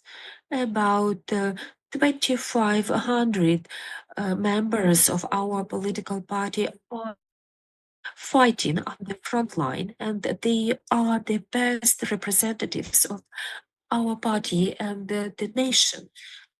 We are observing metamorphosis of the civil society and Ukraine in general. I met with Vitaly 20 years ago during the Orange Revolution. He represented civil society back then. It's hard for me to talk about opponents, but we have to be European and Euro-Atlantic integration. And I remember Vitaly and myself in 2013 when we had Maidan without politicians. A lot of those activists went further, and regardless of where you come from, whether you work as a school teacher or civil society member or political party member, you have to be consistent and defend your principles. In fact, our enemy is in Moscow, and it is the so-called fifth column. That is our enemy, but here we are united around armed forces. When we talk about this 1,000 hryvnia cash systems, that is allocation from the wealthy to the poor, I would like to challenge that. Is it fair to contribute 1,000 hryvnias to wealthy individuals such as prosecutors or wealthy and almighty? It is not fair. And who is there to blame? Who is to be responsible for? The role of civil society is to stand up and say no to it. Or when the European integration is being presented in a negative light, it is similar to the time of President Yanukovych. When we see somebody trampling on our values, Or when 600 million contract will be, in Parliament. And I want Ms. Elena Shulak to hear that, my colleague. How can this be supported when the civil society is not supporting it? And how do you pull this through? I may be stepping away from our story, but there's a draft law that is not gaining enough votes, another draft law that is taken about business activity. And they make the first amendment to the second reading, which will be called, the draft law will be called about procurement of activity of equipment for the Hmelnytskyi NPP. And then at the first and second reading, it is adopted as an amendment. This is what is going to be voted in half an hour. And the civil society must stand up and say, healthy political powers must give this money to the army. 1 minute. Yes, we are entering a very difficult period. When the key principle, you've heard about Ukraine, and we hear about Ukraine without Ukraine. We keep hearing about plans and hints. But where is Ukraine in that? Where is victory for us? And I think pretty much all of the political powers were healthy except for opposition, but they're not, mortally sick. You can still heal if they go back to the right track. We have to understand what is victory for us. First, common history. Territorial value and sovereignty must not be a compromise. Army must not be a compromise. Number 4, well, we all have to work for the army. Not just the funds have to do that. The state has to do that, has to support the army. And the civil society, along with the army, must say things that we can, you know, bring against. Why don't we take PDFO that was taken away from the local level for the army, for the radio electronic fighting, whatnot, whatever they need? And we are on the right track. Most importantly, we need to move in the right direction, not cross our red lines, and do everything around the armed forces. That's how I see this period. Thank you. Next, the floor goes to the representative of the civil society and the expert and lawyer in this field. And I'd like to ask you, how are you evaluating the legal field that enables the functioning of political powers and parties? And if possible, let's be brief because there are also questions from the room. Yes, we were saying today that this is not the right time to talk about elections, but it's time to talk about legislation. But this time is always, and we have to understand that on one hand, the legislative regulation is not going to fix all problems. And there are lots of issues within the party democracy, with an interaction of the civil society and political parties, and they cannot be directly indicated in the law. The matter of practices, values, civil society and the political parties. On the other hand, if we don't have quality legislation, this may affect things a lot. And the consequences of the legislation that inappropriately regulates certain issues are very heavy. And that is relevant for the electoral legislation that we're going to discuss at the second panel, and it is relevant for the legislation on the political parties. And I would like to quote the deceased Boris Bespaly. After this law was adopted that is effective now, he said that this is the law that definitely does not meet our view of democracy, but unfortunately this is the law that meets the level of democracy in Ukraine. This was more than 20 years ago.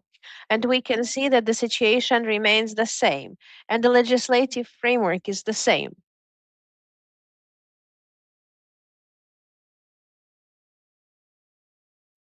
The working group has drafted a new law on the political parties, and of course, this is the field which I believe can generate a constructive dialogue between the civil society and political parties, because only during these dialogues that were indicated, only that way we can hear each other. We have a very important question. To what extent should the state regulate political parties? Where is that boundary? Because the freedom of association and the impact of the state. We understand that that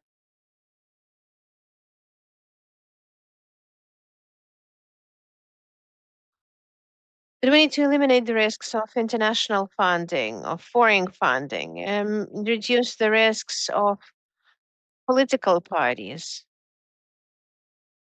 and the ban on political parties. And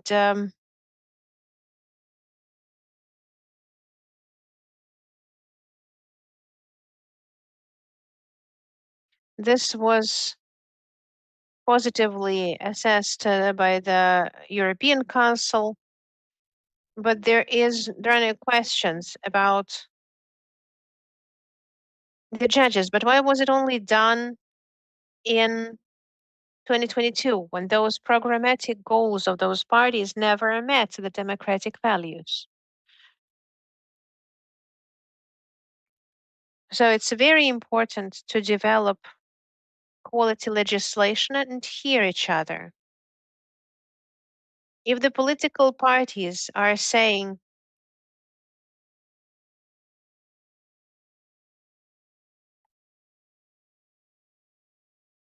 when we see the political parties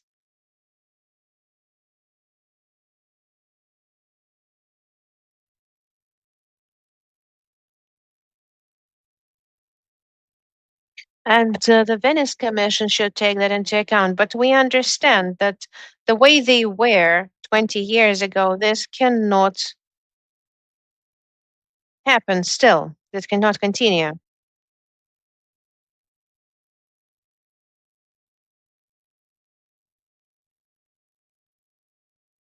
And we need to identify priorities. And the procedure of registration of political parties.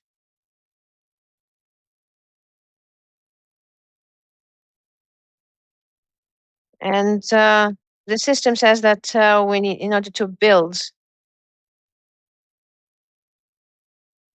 the system, we need to collect signatures in 23 regions of Ukraine, and we understand that this is not something possible.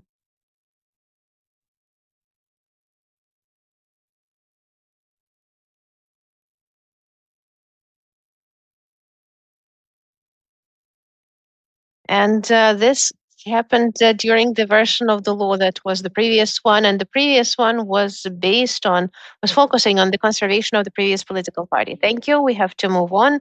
Next question for pretty much all panelists. We understand that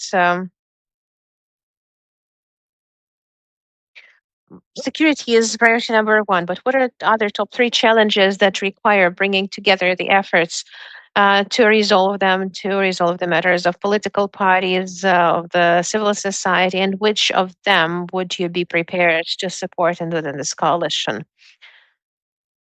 Let's start with Elena Shuliak. victory and sustainable peace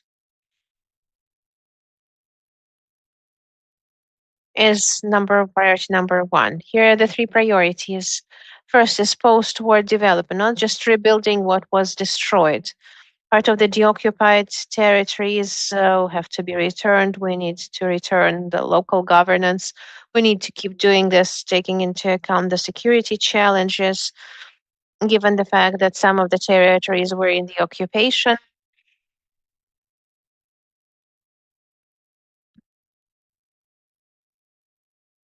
So that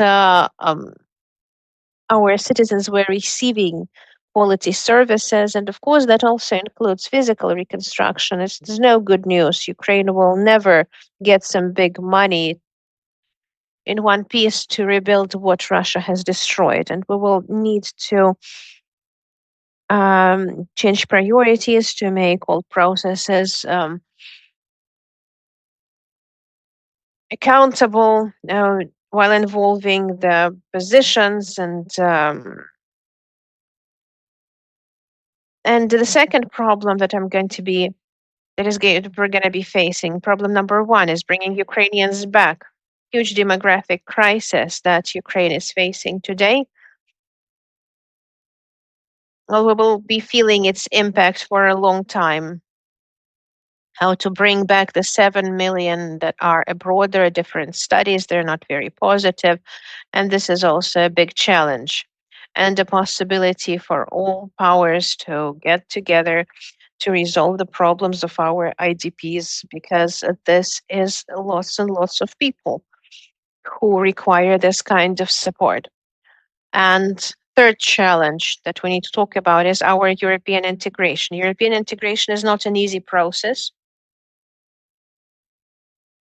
And it's not about just passing some European laws. We adopt the laws, but then we need to do a lot, to take a lot of steps that will be focusing on resolution on physical and infrastructural problems and issues so that we could become part of the European Union. So I think European integration for all of our political powers is going to be a platform that will bring together rather than divide.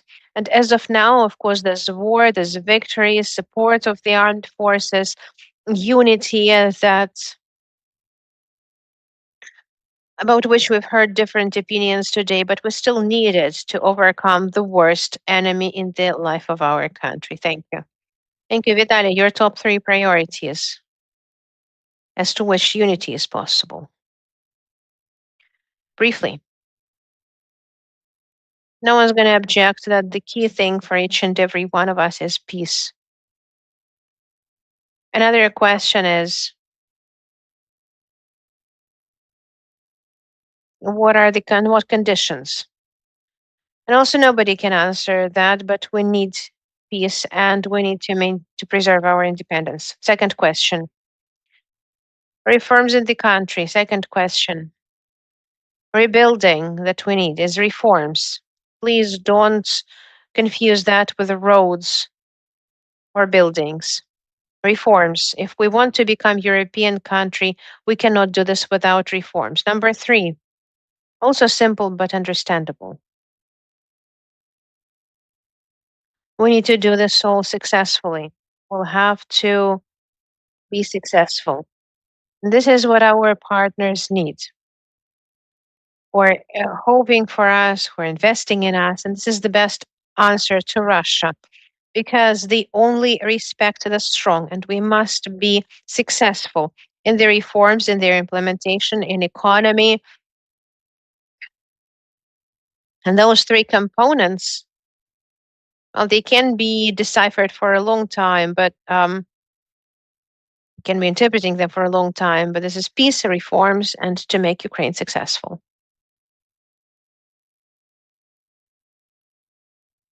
Thank you. We will try to respond, to give the politicians the floor to respond first. Your top three, and then the colleagues can add. We often hear guys will come from the front and they will make order. But it's a very infantile position of the society where the guys have to make order in the front lines and then they have to come back to the peaceful life and make some order here. First question is the matter of peace, but if we speak about top 3 of our homework, it has to be Euro-Atlantic integration, first of all. And this is a very messy work. I don't think we as members of parliament have to focus on speed. Oh, we'll be EU members in 2 years' time. We need to focus on quality while protecting the national interests, because first of all, about economy. Secondly, democracy. We will not be able to open the fundamental first cluster if we have political censorship, not military, but political. If we have this mocking on decentralization, if we don't have parliamentary pluralism and strong institutions, regardless of the presidential administration of the parliament, and these attempts of centralizing everything that could only be centralized. Democracy is what Ukraine stands on, and this is what makes it different from Russia and Belarus. And from Georgia, by the way, unfortunately. And we have to support that civil society in Georgia that is demonstrating that, in fact, like how fragile democracy really is. It seems like you have gained it forever, and in 20 years' time, that's it. They're building Belarus. The power, the authorities, not the society. And the third part that's very important is demography. It's a key challenge. We can see that this becomes a very important challenge. And I'm glad that these points coincided with Elena's points, demographics, and this again shows how healthy powers, healthy forces have so much in common, and we should get together around them, together, and we should consolidate the society towards resolving them. Sergey, you gave a very good example with Yepitrimka, where you could get together with other civil society representatives to come together and say, we need this as well. We are prepared to do this function with quality. Trust in the civil society is actually much higher than that in the political parties. What other 3 questions would you like to come and say, okay, here are the 3 priorities that need to be involved? Well, we're sharing everything we can share. Like our fund is creating the biggest network of civilian population training to anything, to any force majeure. First aid training for civilians, all the way through to shooting, all kinds of things. And the director of our foundation is talking to Ms. Vereshchuk on the weekly basis because we understand how we taught 70,000 people just with the efforts of our structure, and the state can scale it up, and we're always open for cooperation, such as adjustments to the Ukrainian society to the needs of the veterans. Very often we can hear that we have to take care about socialization, rehabilitation of veterans so that they could come back to the society, but we're not saying that the society, well, it's not a one-way street, that we wave a magic wand and give services to veterans and said, oh, yeah, great that I'm back. Yeah, great that you're back. We're happy to talk to you now. No, it has civil society. Also, the society also has to adjust to that because we're talking about hundreds of thousands of people. The matter of demographics is number 1 issue, number 1 problem that's here and now. But I would like us to discuss this comprehensively because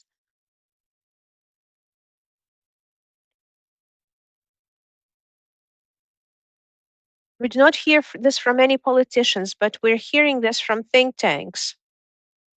Migration policy, 5.5 million workers are what we're missing.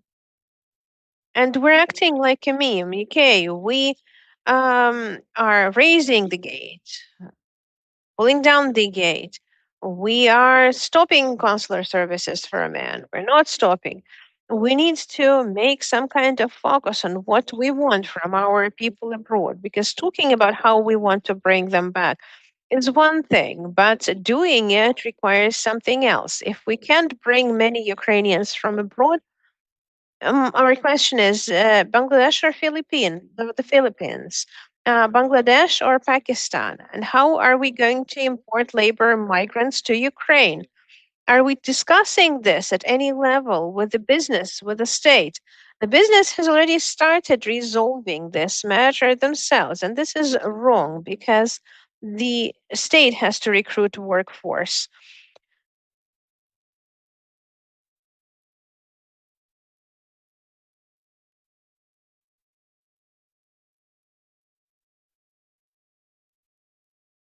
If we do not reform the education, Mr. Oxen is working very hard, and all international partners are working very hard. Those who contributed to Ukraine's education reform, but it takes joint efforts. And 2 years of COVID. And the 3 years of the war, full-scale invasion, it did not contribute to improving Ukraine's education. And Ukrainian businesses are hiring high-paid workers, low level of skills, a high level of pay workers. And that's a problem. And it's something that we have to tackle. Veterans, education, demographic situation.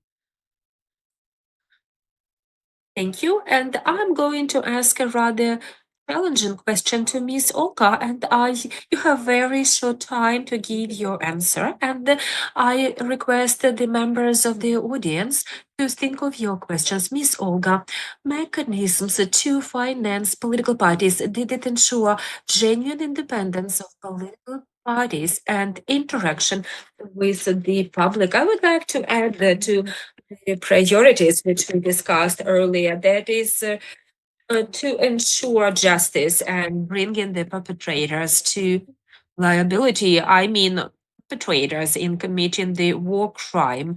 And it is part of OPORA Civil Network efforts. And we have to name this priority and add it to the list of core priorities of the state. Regarding political parties, that is true that state funding of political parties is something that we have to keep.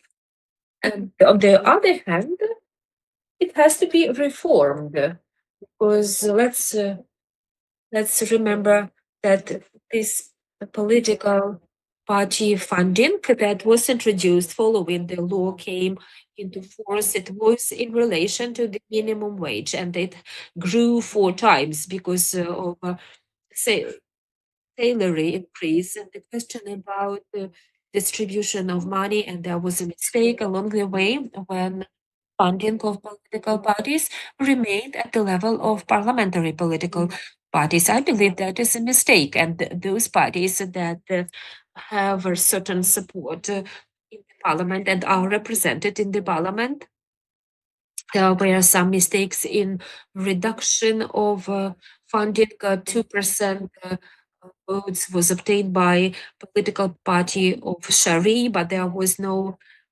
case precedent according to the Ukrainian legislation how to overcome it. State funding is in other countries is the way to influence non-democratic political parties and reduce their influence. Flemish political party was stripped of funding because they used obscene words with respect to migrants, and state funding should become a meaningful tool, but it should be present because it guarantees independence and the sustainability of political life. Thank you very much. We are going to have 5 speakers, up to 30 seconds to ask a question and up to 1 minute to answer the question. Lady in the last row, Mr. to the right, to the left, and Mr. Maxim. Hello, my name is Natalia Maxina. I'm coming from Shostka Shostka city. We are located close to the border with the Russian Federation in some region.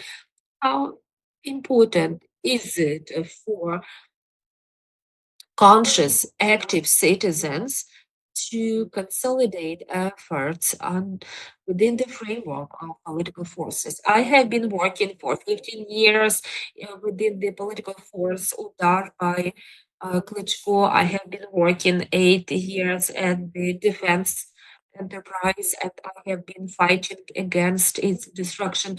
No political party supported us ever except for the party of Vitaly Klitschko. I would like you to understand when you talk about values, about political party programs, people who you recruit to political forces, they should know your ideology and share your values. Here we talk about defense capabilities, and the fifth column, your MPs, your elected officials should support all that. When we come to, when we get elected to the city councils, we don't see that. There was no question. You made the speech, but not the question. Thank you. Mr. Next to the column, and then you next. Okay. And are there precious pieces of land, recreational landlords, and where is the stance and the position of your political party? You have 61% of elected officials in Kyiv City Council who you control. You would be really in charge of that. Where is your attitude? Where is your stance? Why you don't pursue the interests of the community? This is a sensitive question for civil society. Following our meeting today, I ask your question to our city organization that is quite strong, and it is important to judge somebody by his or her actions. Victoria Ptashnik and other members of our team do not allow any action that would evoke doubts as to what we stand for. We as faction, we are very open to communication, and we are small. We don't have a representative in the environmental committee, but as a co-head of the political party faction, in addition to my work and my role in the International Affairs Committee, I work as a member of Environmental Committee. I'd like to pay your attention to the fact I am official. I am responsible for every number I quote. Over the past 10 years, the number of parks in Kyiv City increased by 636, and that is a crucial component of making the life in the city of Kyiv comfortable. Kyiv City is the city of parks. And the second challenge you talk about, that is the challenge that is present in the society. And 20 years ago, the population of the city of Kyiv was slightly more than 2 million people. Now it's about 4 million people. Kyiv City attracts as a magnet residents of other cities of Ukraine because Kyiv City is well protected, and we have a lot of internally displaced persons. More than 100,000 internally displaced persons, a lot of refugees.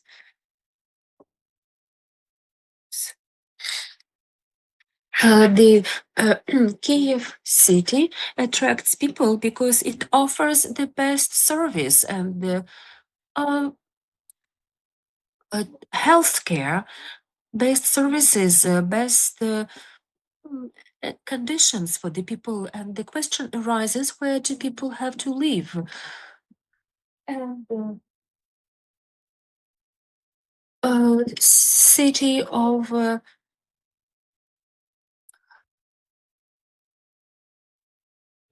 my father got an apartment on the Kabristiv Street, and it was the area in the city for to build social housing. À partir pour ça. C'est bon? It was Arcada Bank that used to be nominated as the bank which was responsible for social housing. It was the joint efforts of Prime Minister, and it was planned to allocate some landlords to build houses, residential housing in that area. If you have questions, feel free to reach out to me, but I would like to mention that the green areas in the city of Kyiv have to be maintained. And from the very beginning, I was I would stand very strongly on this idea of protecting parks and recreational areas in the city of Kyiv. The total area of parks in the city of Kyiv grew by 636 hectares. And that is the recreational area in the city of Kyiv. Thank you very much. Now we have 3 more questions that we would like to ask you, but we would like to give a floor to you, Mr. Keypost and Maxim. Hello, I am Bogdan Ferenc. I am founder of the All Ukrainian non-governmental organization, and we have quite progressive community of like-minded people. And I have a question to all our guests. A lot of things have been said about the military servicemen. I know that most of us have friends or family members who are serving in the army. Can you please tell me, what do you think the military members think of political parties? Do they have trust in political parties?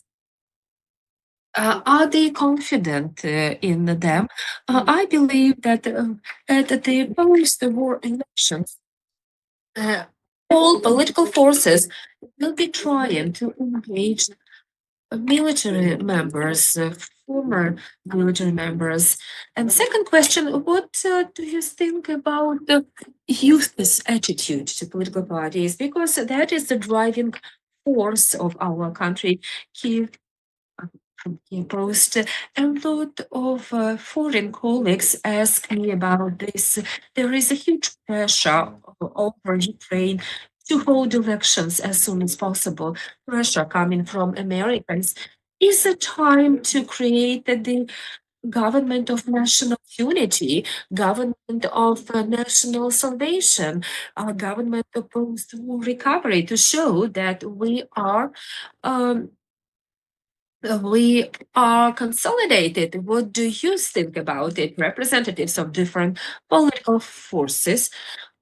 Maxim, Ukrainian Center of Independent Political Researches. The topic of our discussion is cooperation between the civil society and the government. The party backed up centers such as, for example, there is National Democratic Institute in the United States as a think tank, as well as IRI, the think tank of the Republican Party in the United States. Do we have the same system in Ukraine?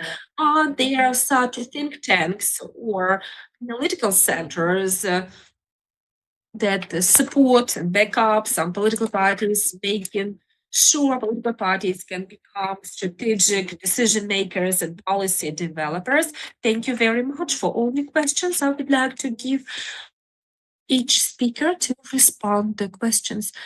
Can you please mention dear friends, the last games when the servant of the people political faction included more than 226 votes. It was last time in 2023 when there was a particular voting for Luke's question. For a long time, we don't have this actual majority in the parliament in terms of truth. There should be truth in politics. There is no mono-majority anymore, and it requires reformatting the political forces and the parliament, creation of a democratic coalition, creation of government, intellectual government of national unity to hold elections now at this stage that will cheer up the country, and the country will emerge off after the elections like this one. Military should participate in the elections, but currently 2,500 members of our political parties, our political party, they are participating in combat operations. In our political party, we have enough youth. I'm 50 plus years old, but we have younger generation which are very active, and we have to give way to them.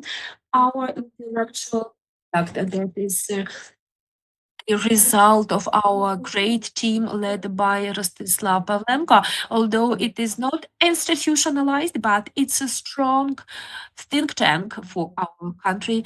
I thought I will be the last one to speak. Our military, according to the applicable legislation, may not be members of any political party. That is correct, I believe. But when the war is over, and if there are healthy political processes, every member of the military will have to be ensured his or her right to elect and be elected and run in the elections. And we would like create conditions in which everyone is offered this opportunity to express their political voice, and we have to assist those who would like to go along with this path. Regarding holding elections, I believe we answered all the questions. When there is ongoing war, to hold elections and to ensure exercise of the right to elect and the right to be elected for our military, it would not be appropriate to hold elections without their involvement. In the parliament of this convocation, we adopted the law which enables young people to participate in decision making across the country through their participation in the public councils. And we're proud to say that we have one of the major, the biggest youth wings and think tanks before the outbreak of a full-scale invasion. We conducted a lot of negotiations with NGI, with Mr. Marcin Walecki, and everybody deserves to have a strong think tank. But now we have a war. We don't have the luxury to finance such think tanks, and we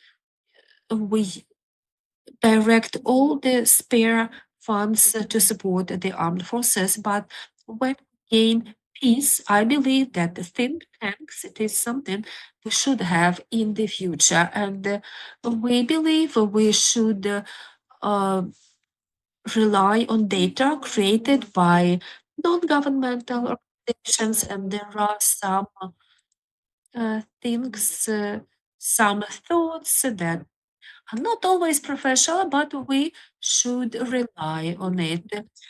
There are really professional and reliable think tanks. Yes, that is what I mean. Thank you very much. If we talk about supporting political parties, we began with that. The attitude to political parties is rather negative among veterans, youth. 4% is a critically low level, but the alternative to there is no alternative to democracy.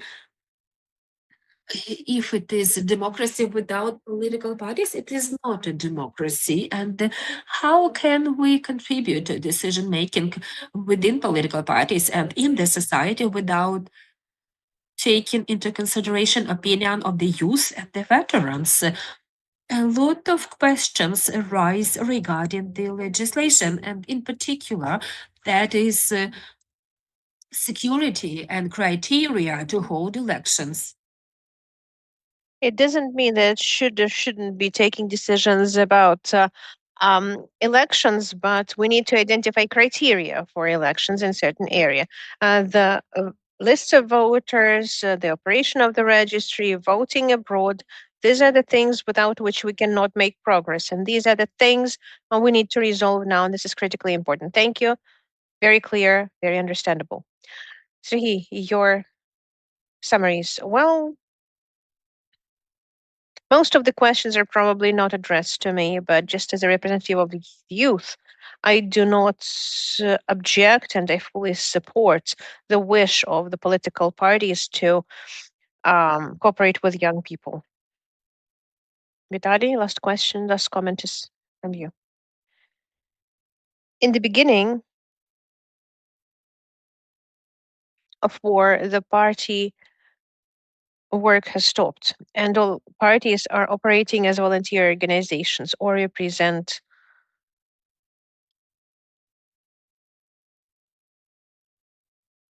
political powers in the councils, local councils. We didn't make such conclusions in the beginning. I think it's foolish to speak about elections now. We may think about them, but we cannot respond to the key question.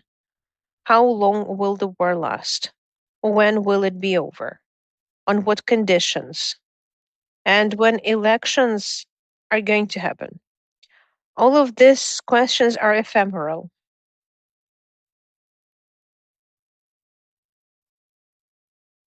The military, yes, quite a few military men. Quite a few of our party members are in the armed forces, and we're doing everything possible. Our future lies with us, with them. When the war is over, I'm sure we will do that and we will have clear answers by then. At this point, this is just opinions that are do not have the foundation, the solid foundation. And the last aspect is family photo as a sign of unity. And we're letting you go because we understand you have an important voting ahead.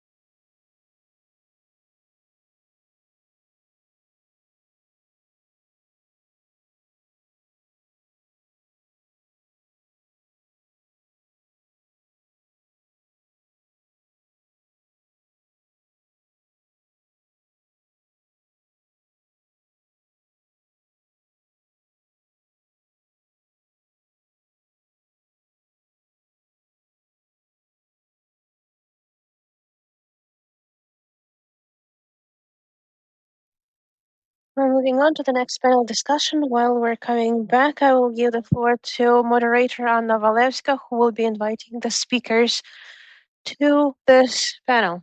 I'm starting right now. Thank you, Vasily. The stars are gone. We're staying. So let's start. We already spoke about local governance as the foundation of democracy, so the next part is super important because truly the local government is the key marker,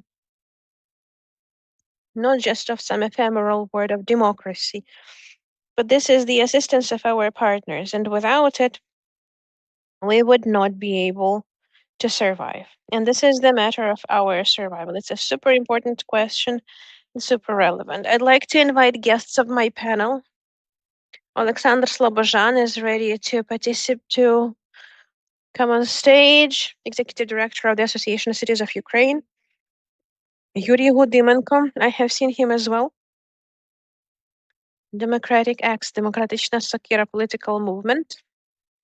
Bogdan Ferenc, the founder of Social Democratic Platform. Bogdan, please. Galina Vasilchenko, member of People's Deputy from Lviv region. And Yevhen Zolotaryov has to be with us, member of the political party Ukrainian Strategy of Volodymyr Groysman. This is the company that will be presenting local government. The topic of our panel is called how the local challenges, local politicians, how local local policies can be built into the national policy to make sure it's going bottoms up, so that local problems, and these are real problems. I am from the village in Sumy region, and I was a member of district council. So we're going through all of this, and the state policy that is being formed in the parliament right now has to be based on the real problems of small villages, small communities in all regions of our country. This is the right thing to do. That is then how it works on the local level, rather than ephemeral laws that are unnecessary or that do not work on the local level. This is what majority deputies are for, to ensure quality communication. I was told not to criticize the power, so we asked Yuri Hudimenko in.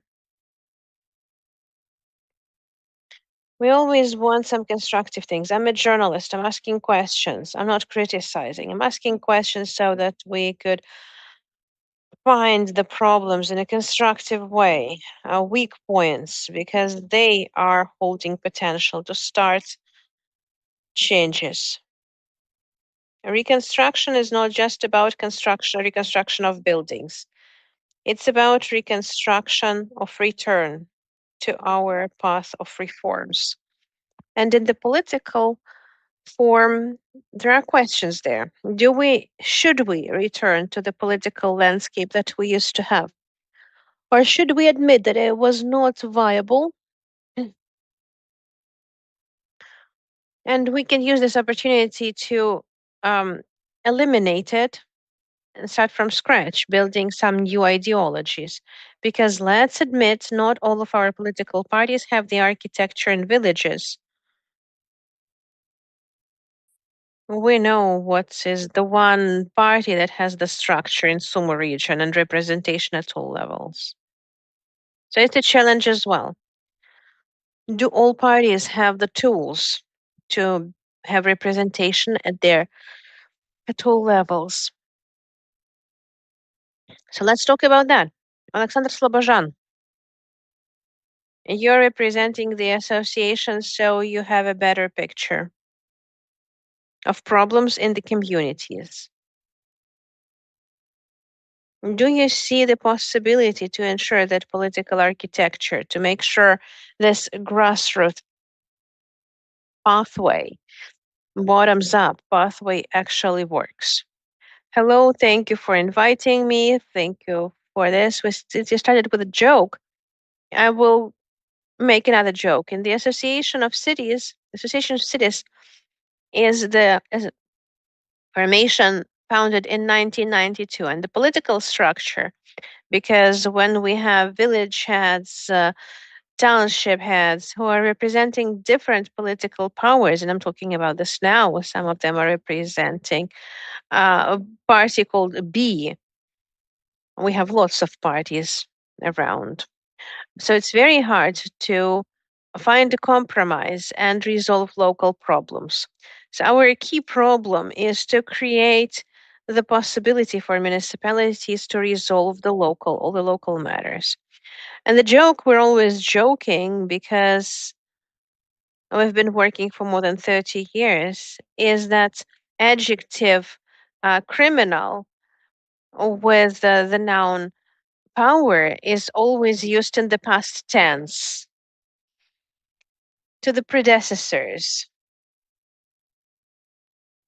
Like this power comes from God, and you were advised not to criticize the government, but we're all the power. And Article 5 of the Constitution of Ukraine enables us to implement it directly through state authorities or through local authorities.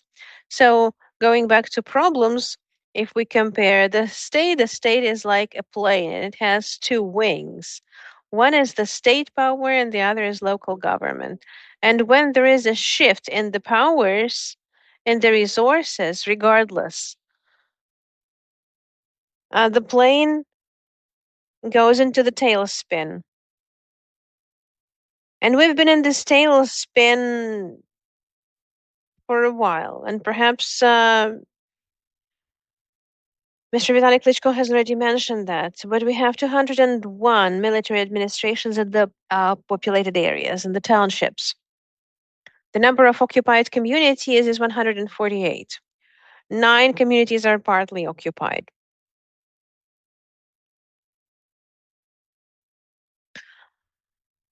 I was almost late because I was at the court hearing between Varosh administration, Varosh educational administration, and Varosh military administration.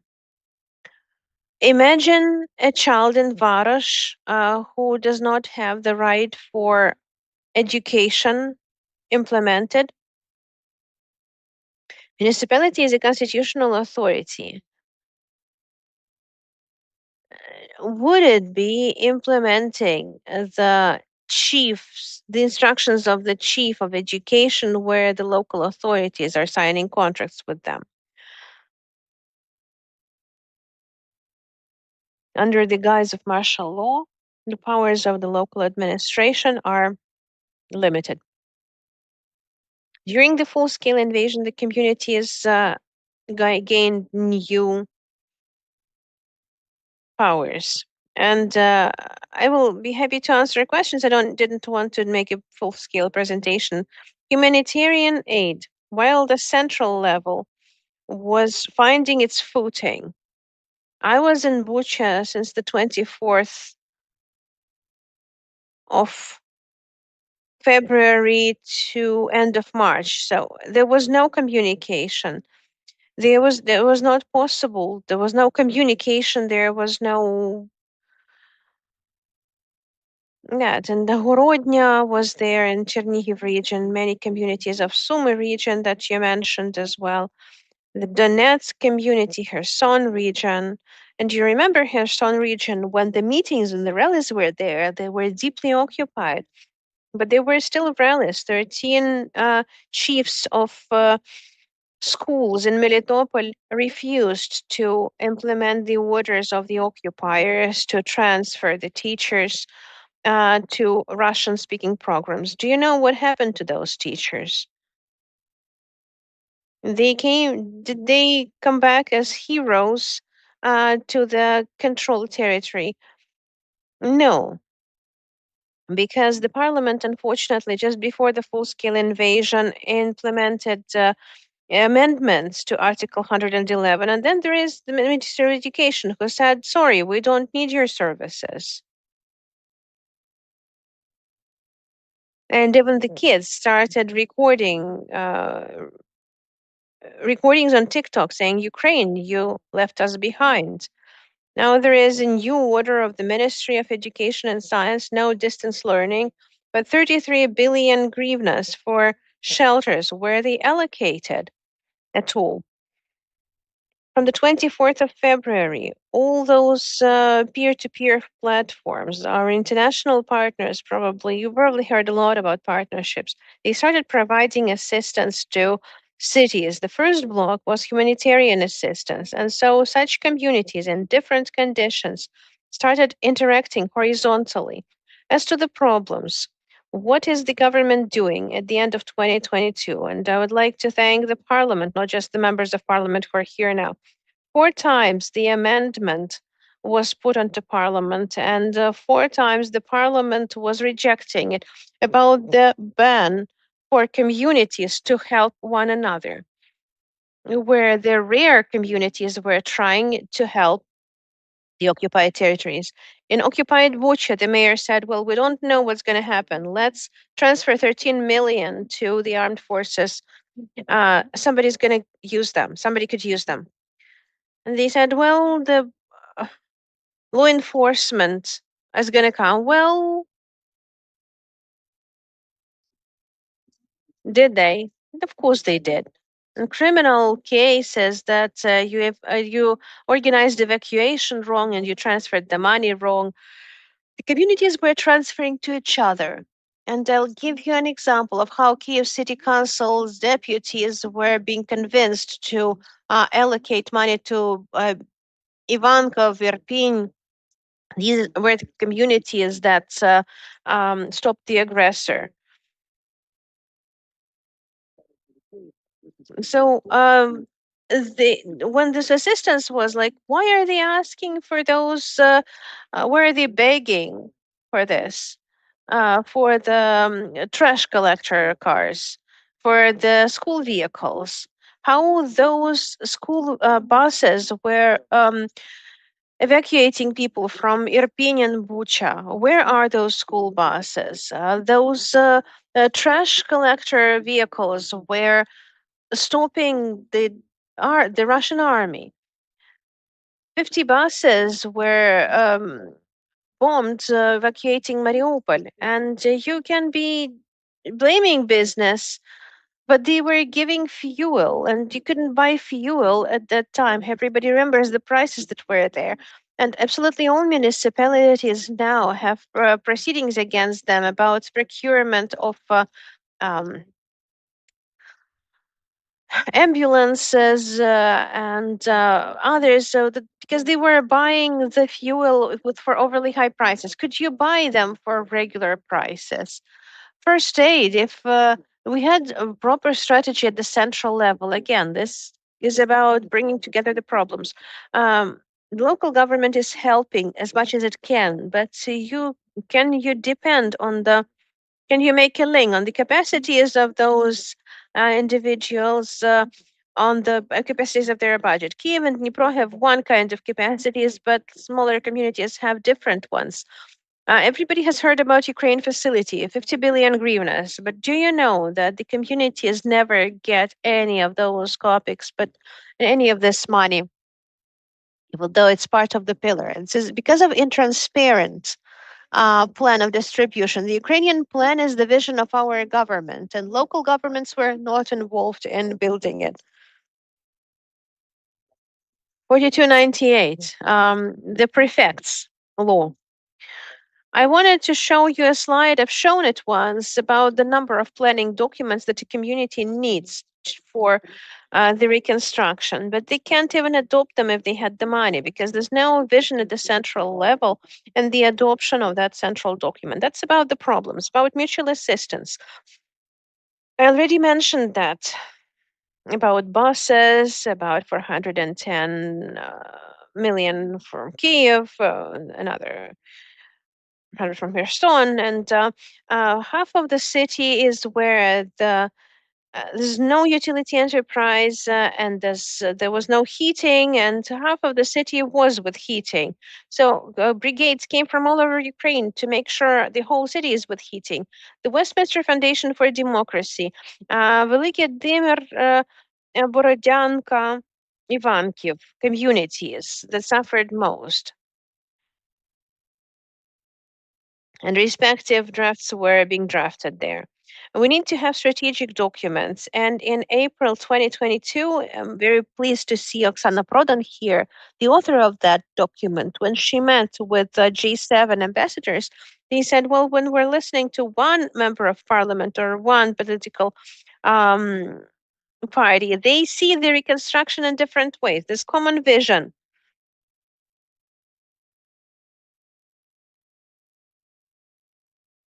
For 2 years, this concept was being promoted. On the 1st of April, it was adopted. All the representatives of political structures were there. What am I saying?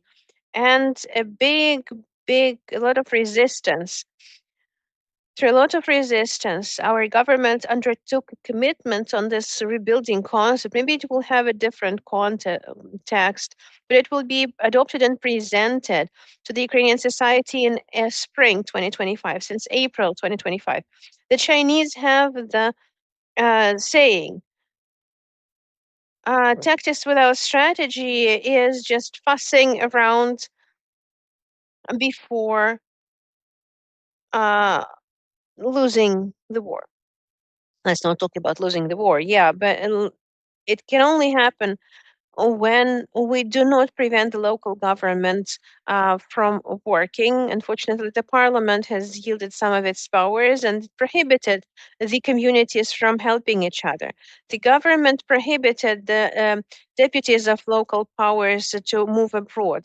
And they said, where are those promoters of gender? Where, for example, the member of the local deputy from her litigation could not go to Europe. Why is this resolution being adopted? The Association of Cities, they're not, you know, subject to conscription. Without strategic document, nothing's going to happen. We need to understand.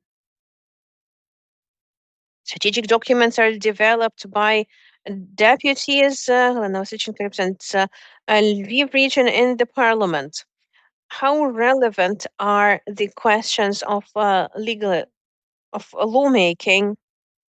We've heard from Irina Gerashchenko that they have totally different initiatives scheduled.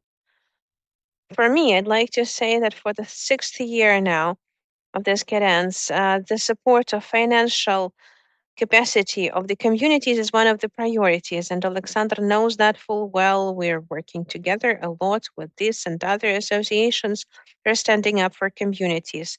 On numerous occasions, we mentioned today that decentralization reforms is one of the most successful reforms in Ukraine throughout the last 30 years.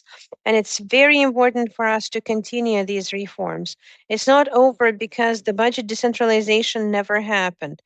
And I'm sorry when some important laws and legal initiatives, such as the reform of administration of local budgets, are where 25 million of unpaid taxes are there without any raising of tax rates, just through improvement of a more efficient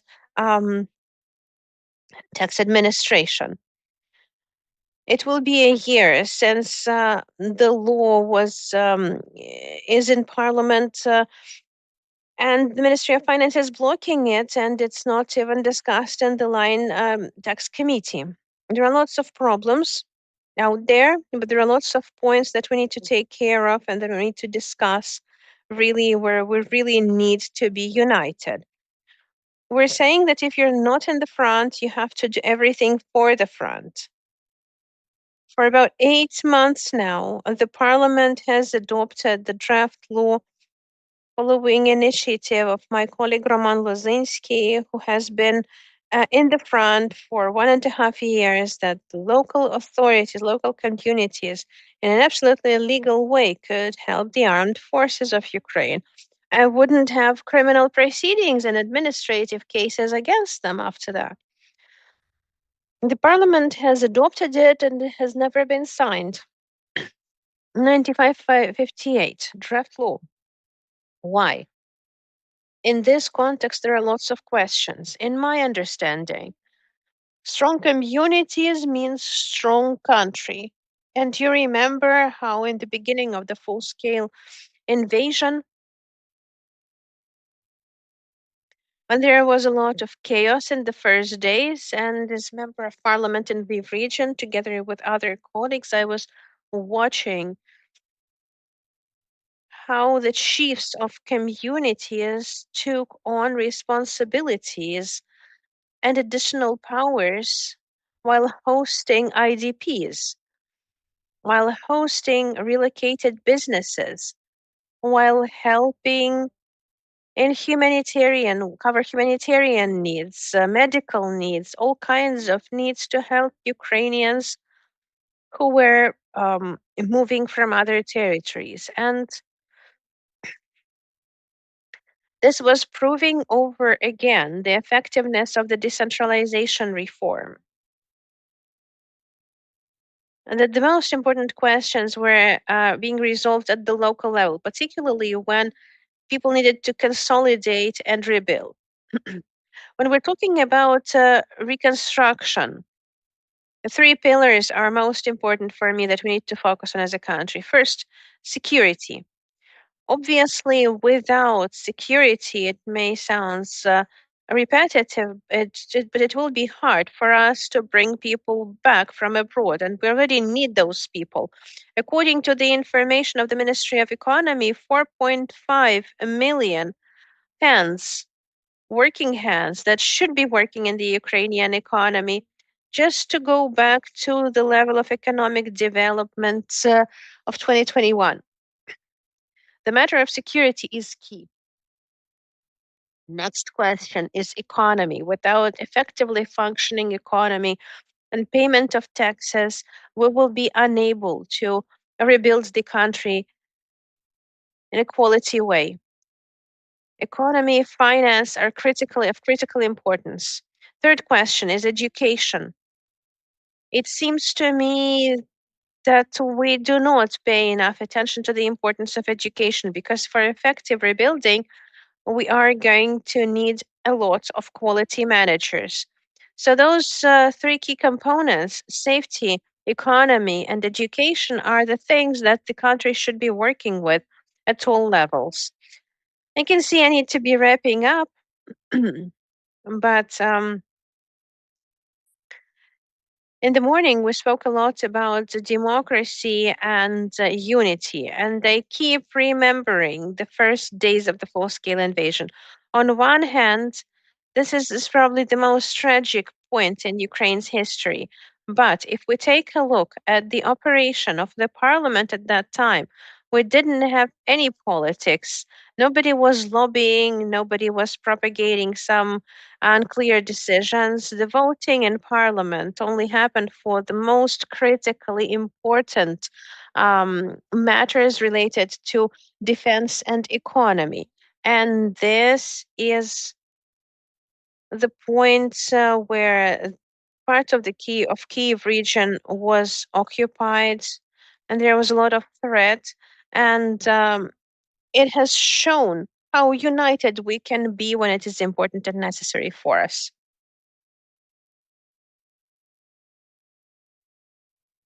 We started the local self-government reform, but we didn't have time to complete it. But it served our purpose, our interest. The first communities that saw Russian tanks invading Ukraine did not wait for Kiev to give them order what to do. They started acting on their own, and it made their survival. And it was just such a special time, but there was no political will for the parliament to complete the reform.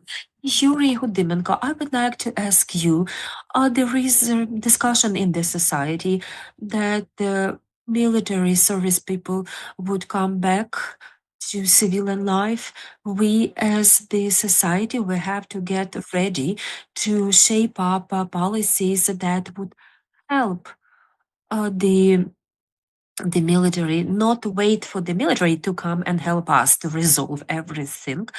To what extent the military service people are ready to join the ranks of local self-government members because it is currently based on volunteering only. It's unpaid work. And the second point is to what extent are we ready to implement principle of inclusion on a meaningful basis, because we have military service members, their families and their children. We have to make sure we are prepared to tackle all the challenges for veterans. First of all, what is of value? It is necessary to have strategic support from the side of the state, and in addition to it, we have to understand where they live. They live in Zaporizhia, in towns and cities across Ukraine, and it is.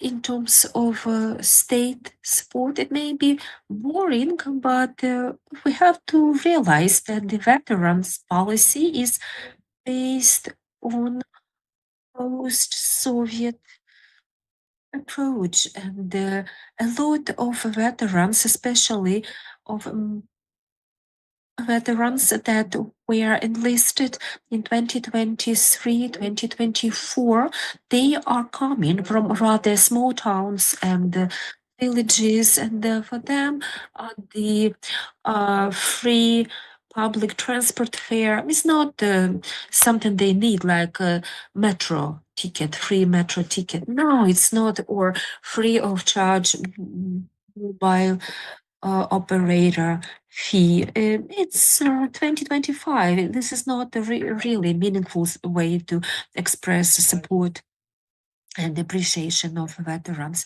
Everything or almost everything that veterans will be faced with on a daily basis, it will be the questions that communities have a say in resolving. If you use a wheelchair, how can you cross the cross the street? Whether you can go, you can go underground. For me, it's terrible. I cannot use the underground street crossings, whether we have convenient parking, police, or ability to access administrative service center. Everything that we talk about, that is, in fact, that is at the level of community.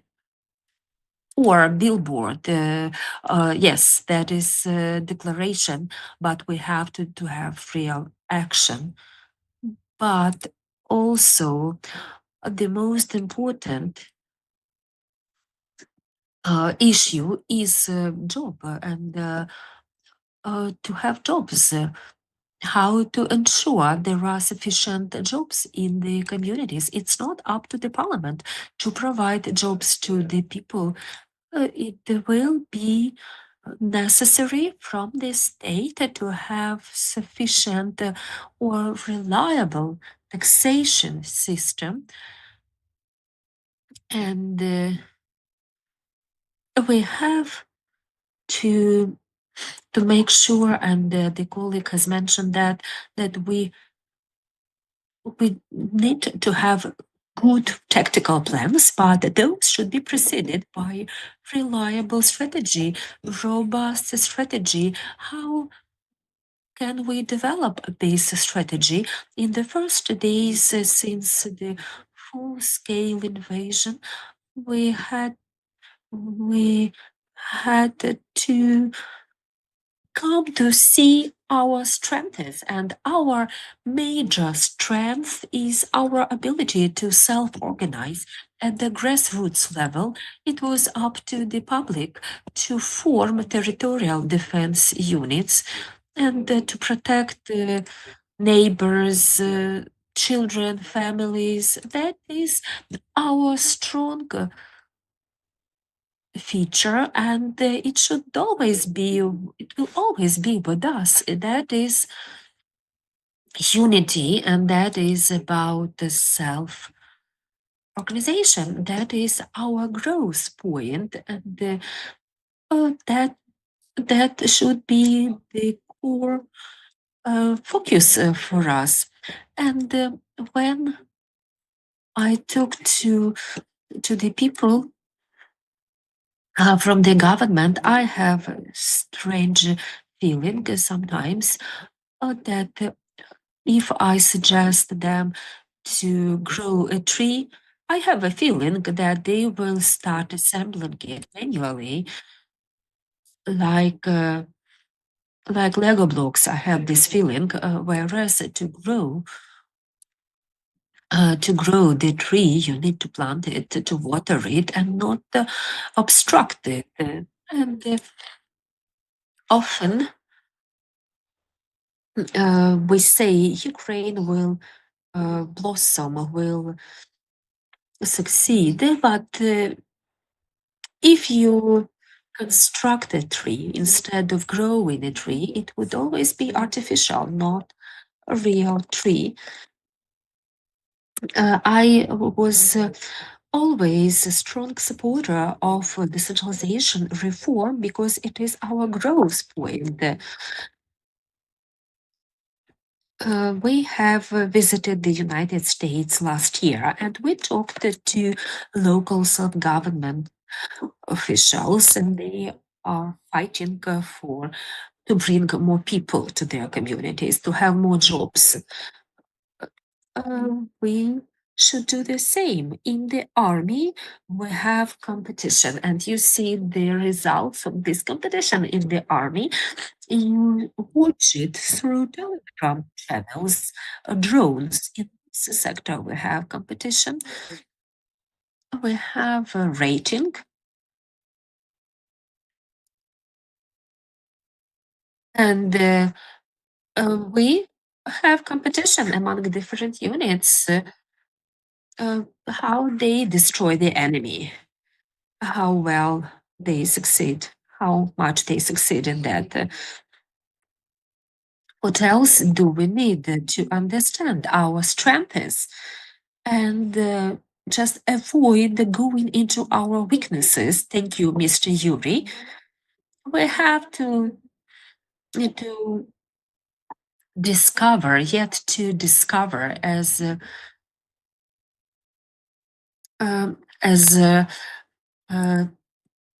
Lviv community members say, to touch upon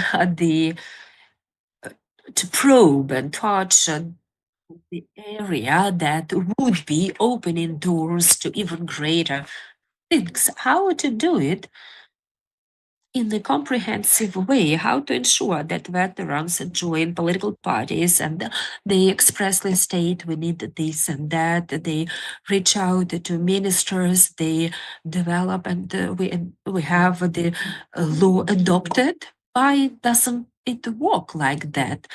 For our team, everything related to decentralization and the local self-government, that is all very intimate and very personal. Yes, leader of our team, Volodymyr Groisman, he was the city mayor of Vinnytsia, and he later on he went to work in the cabinet of ministry. Cabinet of ministers.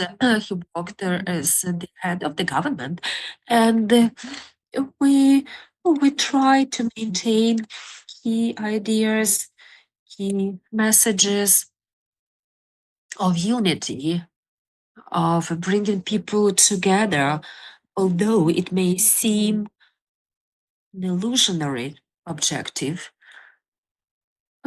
local self-government, we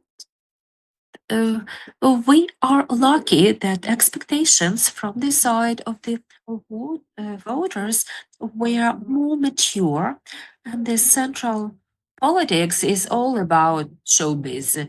We understand that from electoral cycle to electoral cycle, the major requirements that citizens had toward politicians at the nationwide level was to have new faces, whereas in local self-government, there is a sustainable trend and it's more mature that the same faces come over again and again. In Vinnytsia region, we have a lot of elected officials from our team, people that were elected from our political team. And we attempted, because we do not work in the format of a political party, but we work as the coordination headquarters, and we have had coordination headquarters to established upon order of Prime Minister Groisman to reach out to communities and local self-government bodies and to consider the key questions and establish priorities and attempts to keep a democratic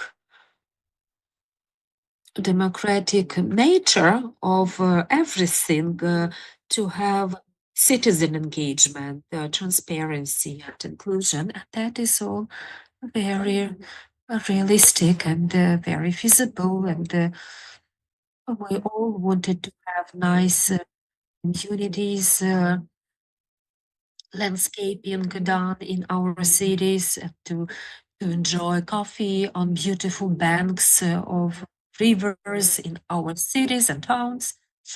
But it is essential to verbalize all our intentions and what we were striving at. The first priority is defense and security. The lion's share of this priority is about budget, and the community budgets changed focus to security and defense. The lion's share is assistance to the military.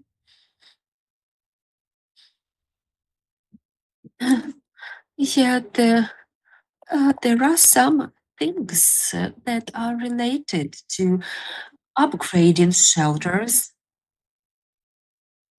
The second priority is resilience, economic resilience.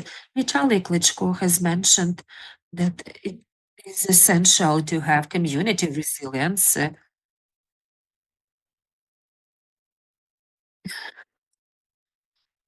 If there is no proper education or health care in the community, it drives the community down.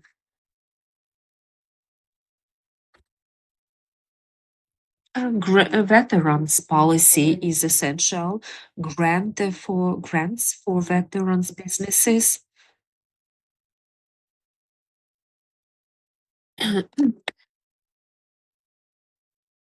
And we have to ensure tools and procedures are in place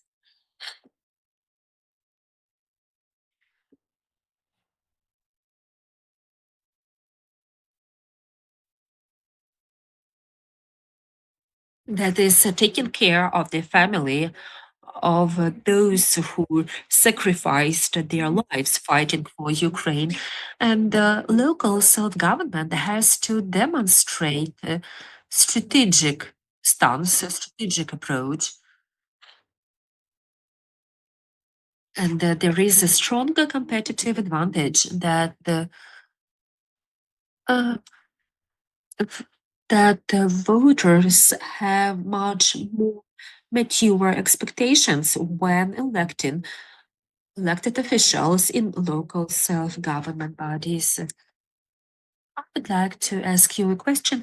Do you see that the veterans are ready to join ranks of the local self-government bodies? We understand that everybody wants to join the parliament, but what about local self-government? Local self-government bodies to influence national policy through the parliament. So we can see that the parliament of the present convocation consists of many MPs that represent the number. Statistically, it's meaningful, but whether they bring real value into the parliamentary activities, we understand that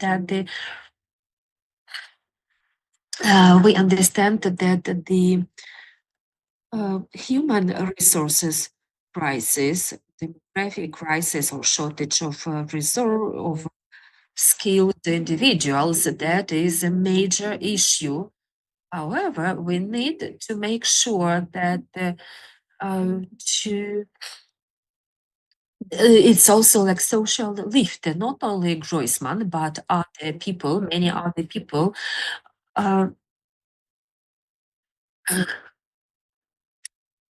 They have become very useful, having used the social lift to get to the parliament. Later on, they would contribute so much more to activities of other state authorities.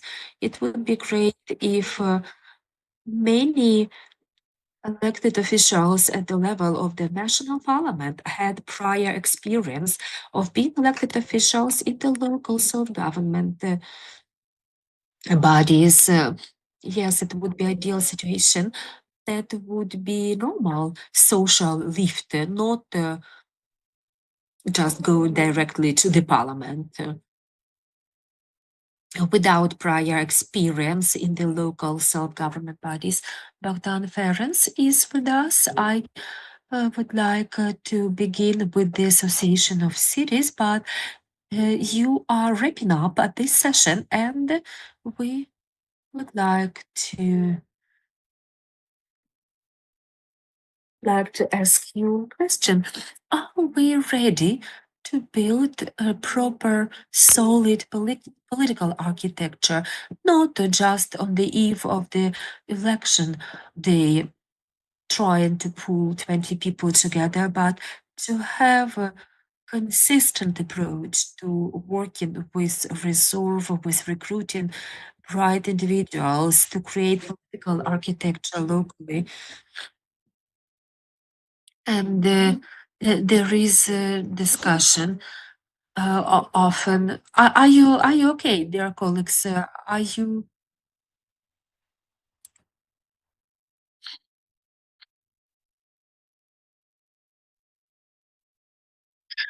Question whether we are capable of building robust political architecture. We believe that we are within this process, but we don't have confidence. There is a demand for justice in this society.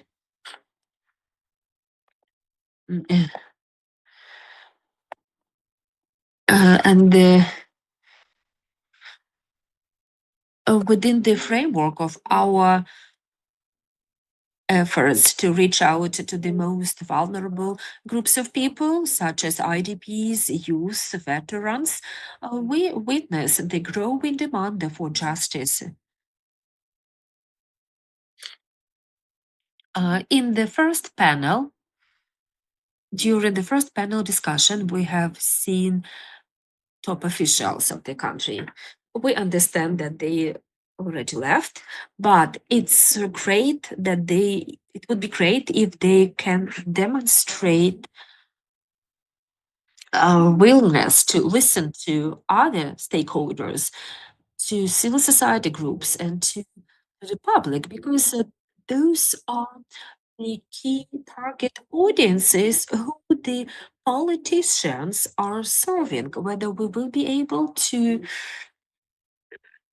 reset all the relationships in our country in the post-war period, I asked the question from the very beginning whether what you think about future interaction of this kind. We pay a very high price of thousands of lives of our citizens, our heroes at the front line. We have no moral excuse or moral right to come back to politics we used to have before the war. We ought to rebuild the political architecture and reset the system of relationships between the political stakeholders and the voters. It is not related to municipal authorities or mayor's offices or local councils, but it is concerning the political inner party systems and the procedures.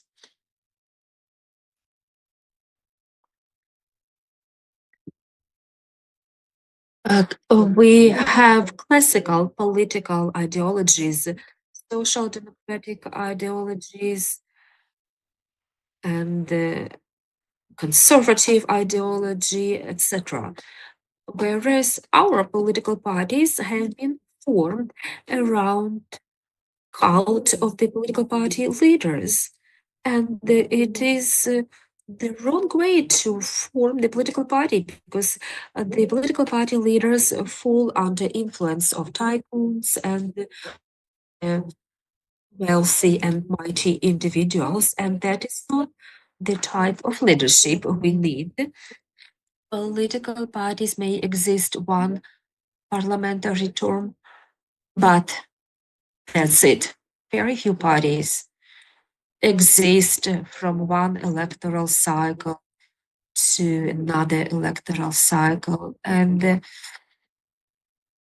what happens? There is a burnout. Political parties may win the having brought new and fresh ideas, but following that, they often experience burnout. It should be ideologically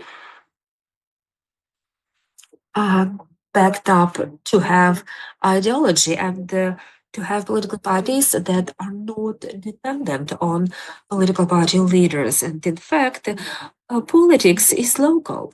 That is something that Jim O'Neill said. He was congressman in 1932. Politics should walk from the grassroots level to the top level, should be based on communities. Actually, we have housing associations as new types of grassroots associations. Who is forming housing associations? Active citizens, leaders of your communities. When we have active citizens that try to resolve local issues, when there is a shelling of local infrastructure, energy structure, what is the purpose of this? And my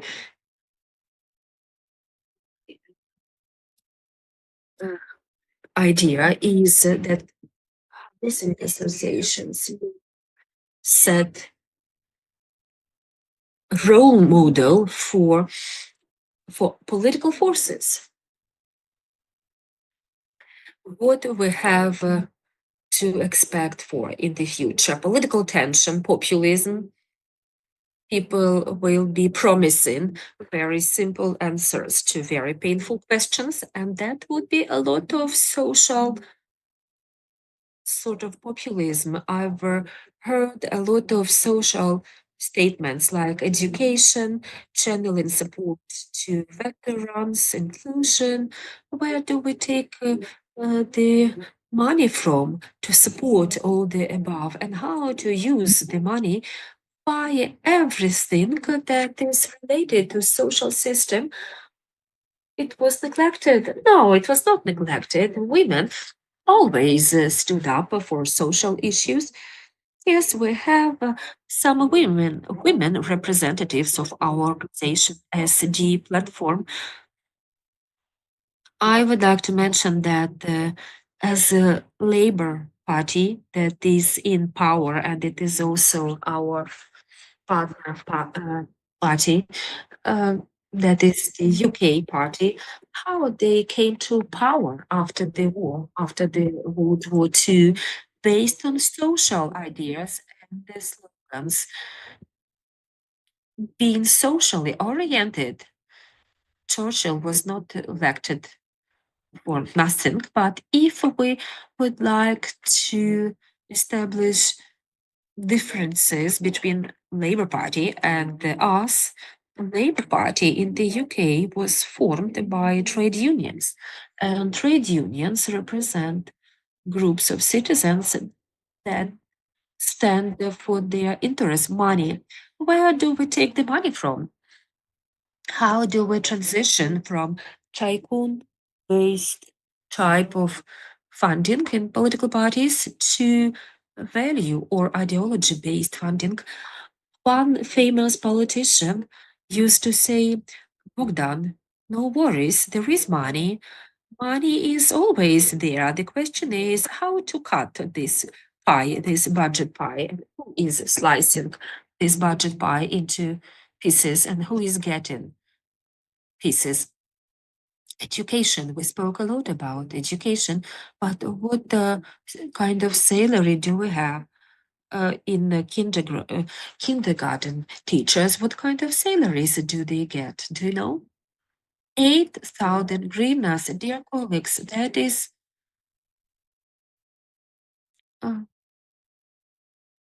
to ask you a question. How many times did we have to change our parliament, to reset our parliament? Educators who sacrifice all they have, their lives, to raising our children, how can they live at 8,000 hryvnias? Our citizens in post-war Ukraine will try to find solutions to those questions. Nobody will resolve our problems but us, only through consolidating efforts and joining efforts. We have met Alina recently.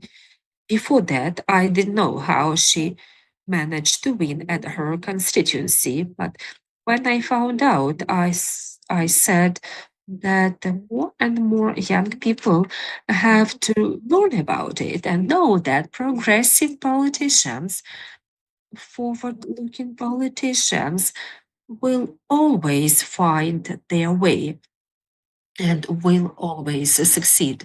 Local elites have to change. It's impossible to have the situation when some people come to power in a particular region or area. In fact, we have witnessed that in our country, it is typical that mayor of large city would create his own party. And then they would advocate for their political position, and it will be very difficult to compete with such political forces. We should have strong political competition. But where do political parties can take money from to carry on? They can take money from the voters. In our organization, we have membership fees, education communities of educators, associations of educators. They also have membership fees. It means that membership fees help you to get involved in decision making, and you will have the right to choose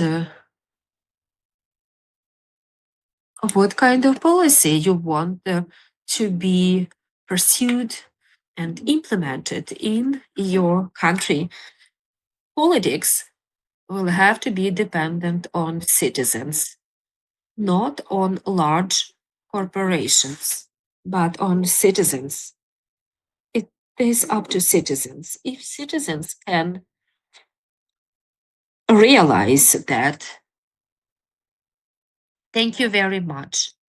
Political education should become a mainstreamed trend in our society. We do cooperate with the Labour Party from the UK. I can share more information on that with you. I can share a QR code with you, and we can talk about fair and just recovery in Ukraine. Thank you very much, Bogdan Ferenc, Alexander Slobozhan, Alina Vasильchenko, Yuri Dimenko, and Mr. Zoltarov. They were panelists during this panel discussion. Are we ready to involve citizens to funding media, funding political forces? If we give them 200 hryvnias, I will keep on asking them, what did you do with that money?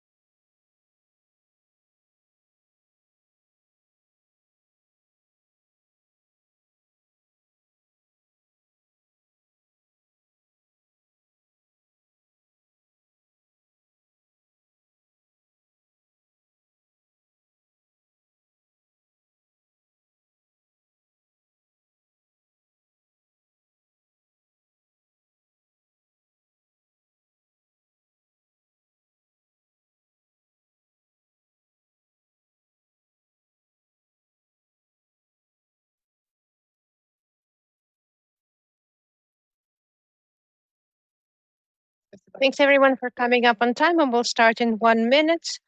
There's fewer of us now. Please sit closer to the stage so that our communication were comfortable and so that it was easier for you to ask questions. Thank you.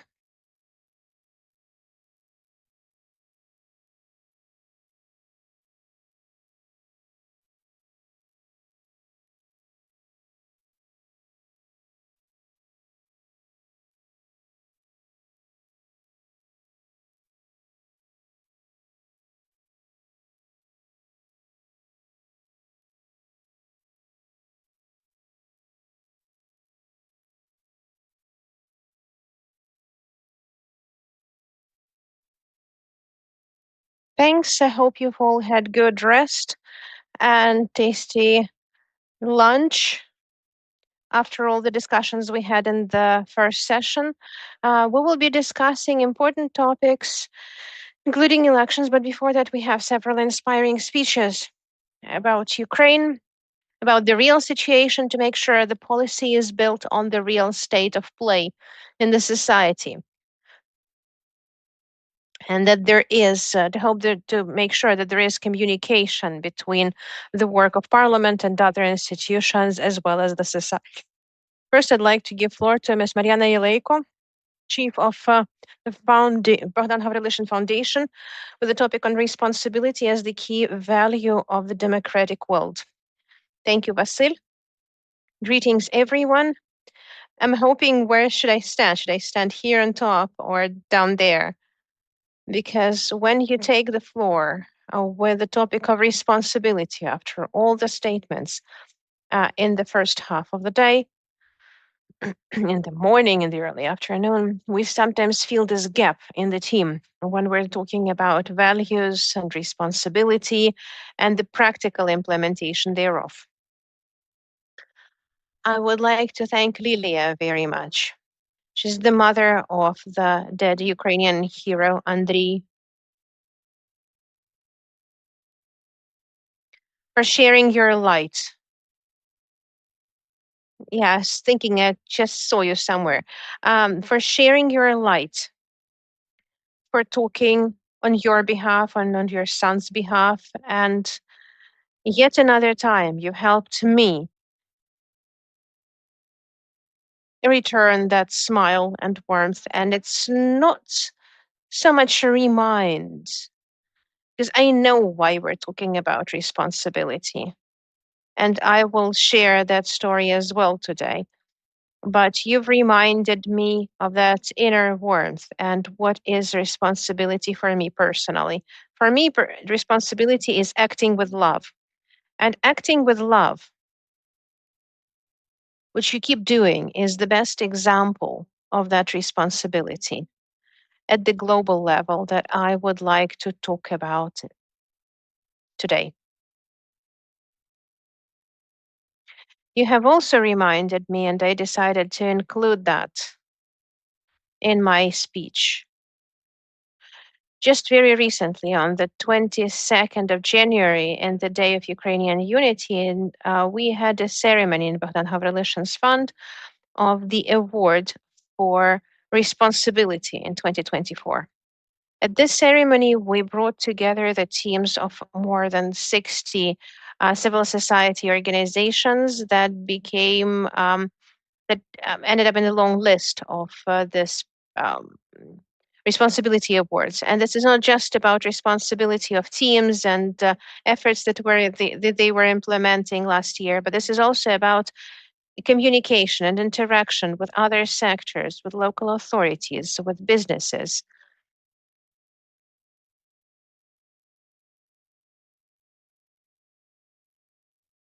And it's the beginning of the sort of the cusp of the year, the 31st of December, the 1st of January, the first days of January. And we're reading those stories with the experts and the jury. And this is probably the best source of power, of energy to take the next steps and move on and keep moving. And on the 27th of January, such organizations gathered together. And award winners for the second year now are the memory projects. This year, this is the story of the mother of one of our dead heroes, one of the Ghost of Kiev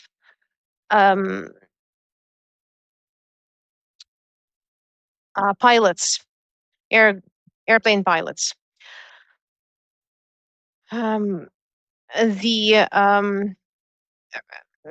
rehabilitation center, the story of a dead hero from Plast, and other Plast members have built a shelter in the mountains where the tourists can take some rest. And we went there last year with the team. We spent the night there.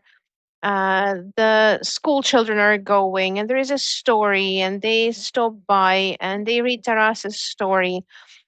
The military, well, when we were there, a team of soldiers and veterans was walking down, and there were people wearing prosthetic devices. And these are the stories about memory, but there are also stories about anti-corruption activities, the stories of support of cultural legacy, advocacy stories, and these things are kind of projecting responsibility as a component of action. It's not just an abstract value.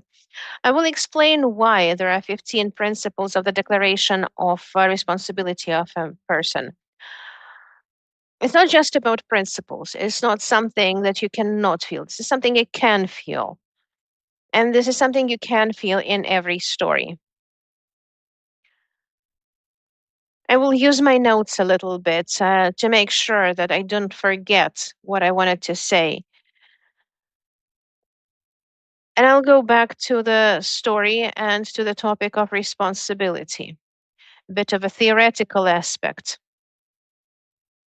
After the terrors of the World War II, over 70 years ago, the Human Rights Declaration was adopted. And this historical document has stipulated the key principles, personal values, and human rights, global human rights. And the Declaration of Human Rights brought the humanity together at that time. And despite those aspirations, the new war still started, and we can see and we can feel this every day. We can feel its impact, and we're living in it. A different period, 2014. Back then, the winter for Ukrainians became not just the time of holidays, of Christmas celebrations, and the unity in the family. We have all become one big family.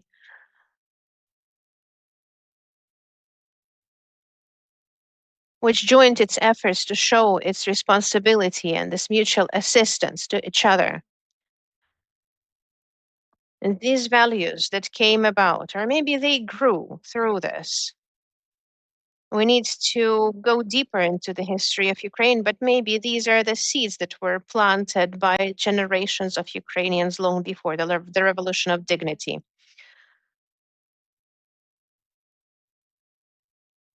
These values have demonstrated that dignity is acting from responsibility, the right to join efforts for life, to take care of each other. And basically, this process is ongoing up until now.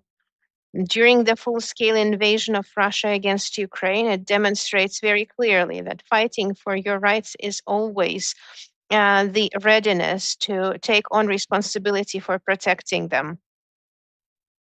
How does the topic of responsibility work together with the topic of Bogdan Havrilyshin, the Ukrainian visionary economist with a well-known name, world-famous name, the founder of the Institute of Economy in Geneva, the famous Ukrainian diaspora activist who came back to Ukraine and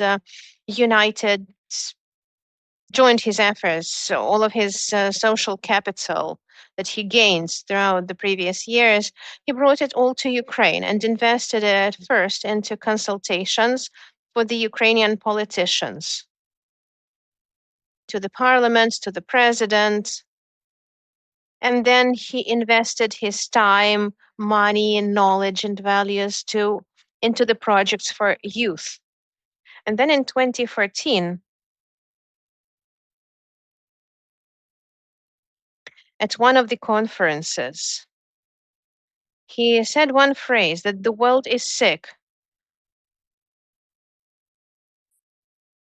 And sickness is when only material values remain, when a person does not have spiritual values. What kind of sickness did Bogdan Havrilishin mean back then?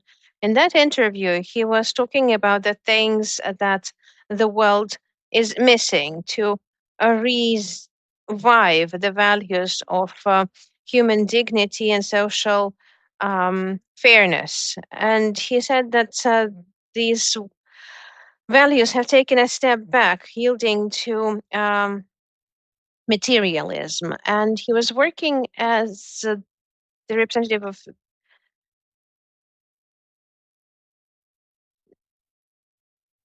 revival of arts and sciences, and he created a list of responsibilities of a person. They became the foundation of Declaration of Human Rights, which he created also back then. And he said that it would be very valuable if at the global level, the Declaration of Person's Responsibility was adopted as well, along with the Declaration of Human Rights. The Declaration of Human Responsibilities would have been well positioned. It contains 15 points. If you read into this, they seem very simple and very easy. Speak the truth, take care of your health, or build an effective community. But at the same time, each of those points has a lot of depth, like take care of your health. It's not just about the fact that this is your responsibility to take care of yourself. But if you can take care of your own health, that will reduce the burden on the state. Will improve the state's ability to take care of those who cannot take care of themselves.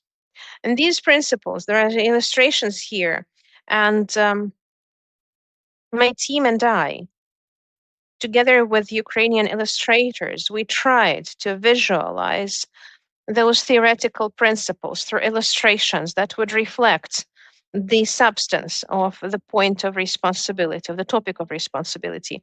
We were launching the format of discourse as to what things are close to your heart, what resonates with you, what else do you want to implement in your life.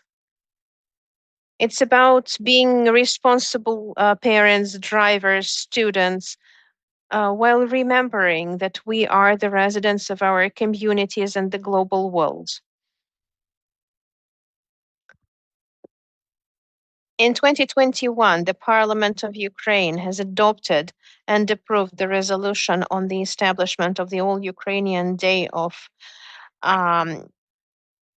Human Responsibility. And this day is celebrated on the 19th of October, Bogdan Havrilishin's birthday. Ukraine is the first country of the world that has such a day. And importantly, we have to remember what it is we can give to the world. We can talk about our responsibility, we can show these stories, because sometimes we lose that faith. In the past few days, I lost my faith. I had, like, my wings were down. And we can remember, and we have to remember that we have to value and appreciate the activities we do, as well as the activities that people next to us are doing. And it's important to share those stories and to spread this light, because sometimes it can be very hard. And sometimes you have this drive. And thanks to you, Madam Lydia, today, thanks to your inspiration, my drive came back. So by way of summary, at one point, the Declaration of Human Rights has become a guiding light for the humanity. Now this can become a guiding light for the humanity as well. because in all philosophical concepts, rights and responsibilities are going hand in hand. And maybe now the time has come to talk about this not just at the level of Ukraine, but also at the level of the world, or at least at the level of the European Union, and remind about the topic of values of the democratic world. What are they about? And raise this discourse in the academic circles. At the numerous events that are ongoing all over Europe dedicated to Ukraine, because we have a lot to share, we have a lot to give to the world. Last year, together with the foundation's team, we started this. We gathered our materials together. We launched a call, Global Day for Responsibility, which this QR code that leads to the website, this declaration, translated into several languages, and we're open. If you can provide materials ready for publication, if you can add to your events something on that, you don't even have to cooperate with us directly. You can just add this to the contents of your events, this value-based illustration of responsibility through the illustrations on the Declaration of Human Responsibility. I will be grateful for this cooperation, for this interaction. These are the three key values that I think we need to mind and keep in mind, namely responsibility, gratitude, and interaction. Thank you. Thank you. And this is one of the elements as to how democracy can progress further from delegation of power to co-creation, particularly in the difficult times, such as the times that Ukraine is living through now. Now I'd like to give floor to Ms. Lilia Averyanova, mother of the Ukrainian hero Andrei Pishchakov, Jews. She brought up the hero of Ukraine who contributed great efforts to develop the Ukrainian military aviation. And even after his death, Lilia is supporting her son's cause and supporting the armed air forces of Ukraine. Thank you. Greetings to our active community at this forum. We just met with Mariana. We did not, talk about this beforehand, but we're talking about the same responsibility. And the politicians were talking about the same thing, but they have their own responsibility and we have our own responsibility as a society. And it has to operate in the dimensions where we have to be responsible.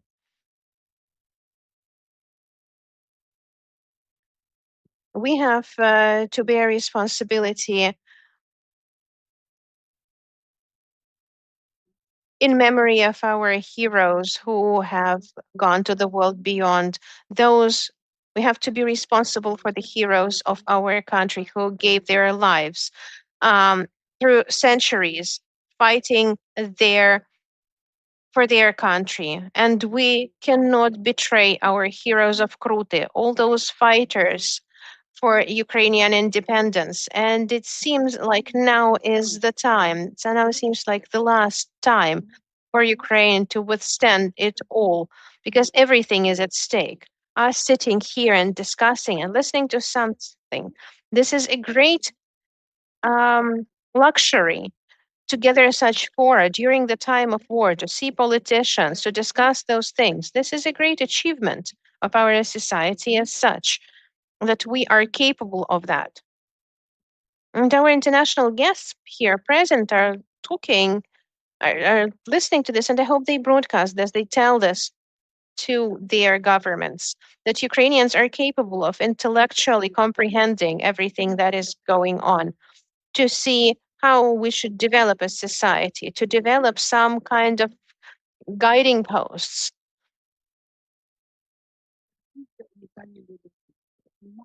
And thinking how to keep the country together. We're unique people in this world. So there's no people like us. particularly after Donald Trump has come to power. Every day something happens, breaking all of our concepts about the established life.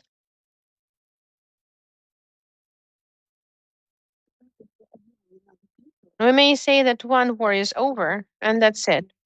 Those were other conditions and they don't operate anymore. And everything that we managed to develop in these 3 years, everything we managed to adjust, well, now we're back to the 24th of February. Because the whole previous scheme is broken. Everything we counted for, everything we've been working for, everything our politicians, diplomats, society have been working for, it's as if this was like a prop for Ukraine, for it to hold together. But now we need to build new props, new propping structures. And so we have to, reinvent something. We need to find something out to, surprise the world with something new based on the fights that we've been through. But we understand that we have to be so full of initiative and so creative that we have to think of something as a society, something entirely unexpected, because everybody understands how we are. Maybe we've calmed down a little bit somewhere, but we have to mobilize ourselves as much as possible because we bear responsibility to everyone, to generations, to families, where somebody is fighting, somebody is dying, somebody became disabled. There has to be a lot of social responsibility, and that responsibility should be not about delegating something to politicians and let them do the thing. And then complain on Facebook or other social media about how bad they are. People, but have you tried doing this yourselves? Everybody has to take on a share of responsibility and not say that somebody else has to do this. I'm the one who has to do this. I am the citizen and I'm the one who has to do this. And everyone's mission has to be built upon that. Depending on the states of each person, everybody has to base on that. I could be sitting at home, doing nothing at all, block myself in my sorrow. But my child would not forgive me that. We were bringing up our kids all in different ways. We wanted them to be active, and they've demonstrated maximum activity. And the guys who went there and got to do this, and Andriy and Alexei Mys, his wife, is here today. We have more than one or two pilots, but there are different people out there, just like in any group, in any team. Some people show initiative, some people don't do anything anywhere beyond. And they don't take any more than they absolutely have to. And some people feel their mission. And they take on a lot of responsibility because they can see the way.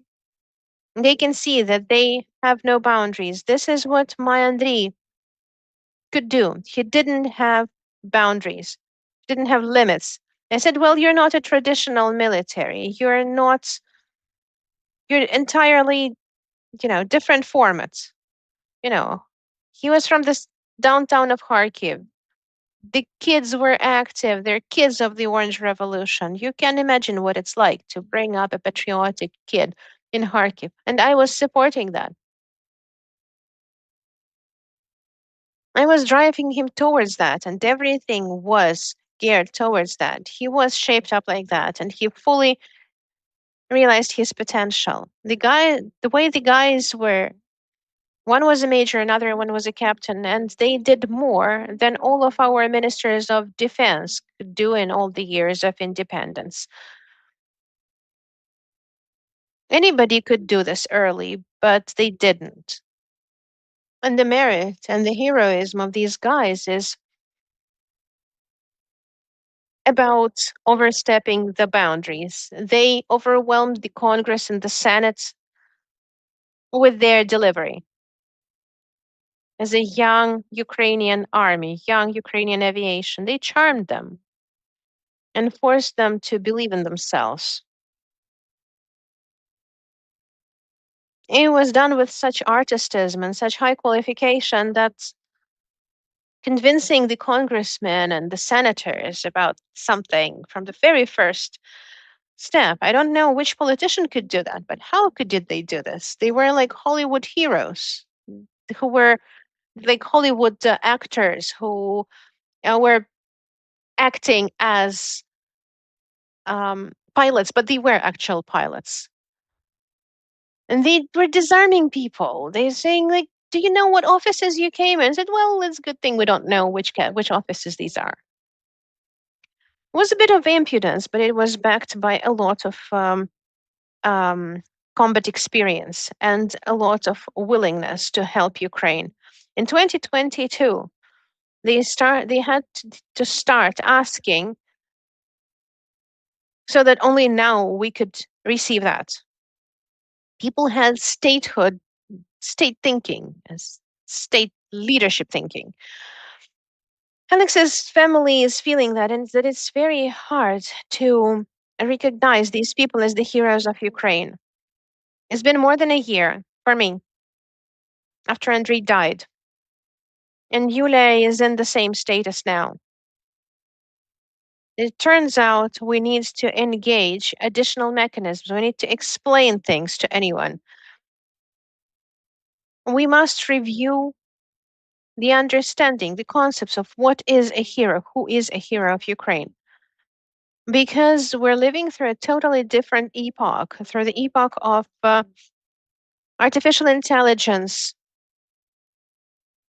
telecommunication technologies, and even a drone operator can be a hero. He is not covering the working machine gun with his body, but he can also be a hero. Journalists can be heroes or other specializations that are stereotypically believed as unheroic. And what the people did beyond their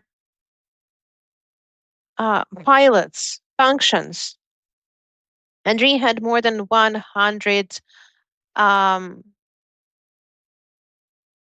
fighting tours, actual fighting, not just flights, but fighting flights. And beyond that, doing so much political and diplomatic work. And it turns out that the military themselves, they have to submit candidates for awards. And for different reasons, some of them thought that the guys did a lot of things that are to the contrary of the thoughts of our generals. And the generals were impeding this process. And what was happening, it was happening not because of, but contrary to a lot of things. Recognition of military services, yes, they got some awards, some new ranks, or didn't give them, but what happened beyond that? Your brigade didn't send them to Washington, then who should appreciate that? Who should think and how to properly estimate the deed of those guys? We finally understood what is the old aviation that is helpless these days. And what it means that if we didn't have the hope of receiving what we received now.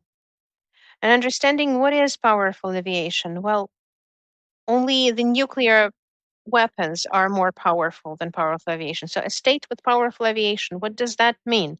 That means we are so well organized. That means that we're so ready to retrain after the war. What was preventing us even 5 years ago to do this?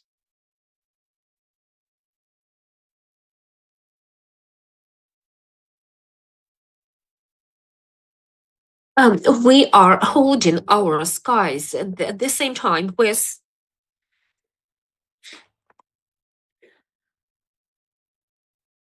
we are sending some of the military members to the training abroad, and we are defending the country while sending some of our defenders to the training. And do you think we can have hopes for peaceful coexistence with our neighbor country? It's a question of generations. We expect that entire generation might have emerged which have Ukraine in their passport, Ukrainian citizenship, and the realization of that.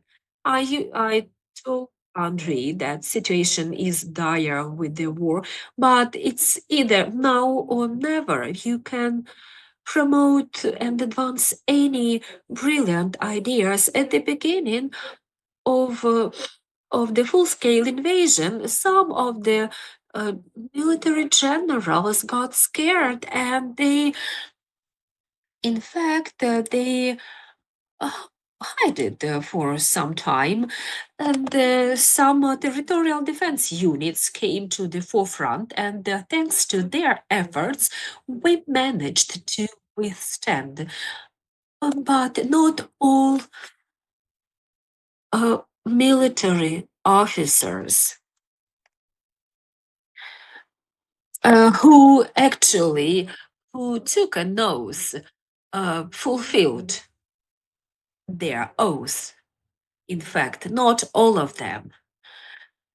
We still have some people who are trying to impose old agenda. Why am I trying to influence that? I cannot see the efforts of my son to spoil all what he has accomplished. I don't let anyone to infringe on that, but he was brave enough and straightforward. He could say the truth to the military general, and he told me, Mother, I don't care if I go or not. I know that they may not let me go. And he managed to go and see the results of his work, what he had accomplished. And he had his mission fulfilled. The other thing is if there were really smart people out there who would not log him. There are some cases when generals are being detained or arrested, but they deserved it. And their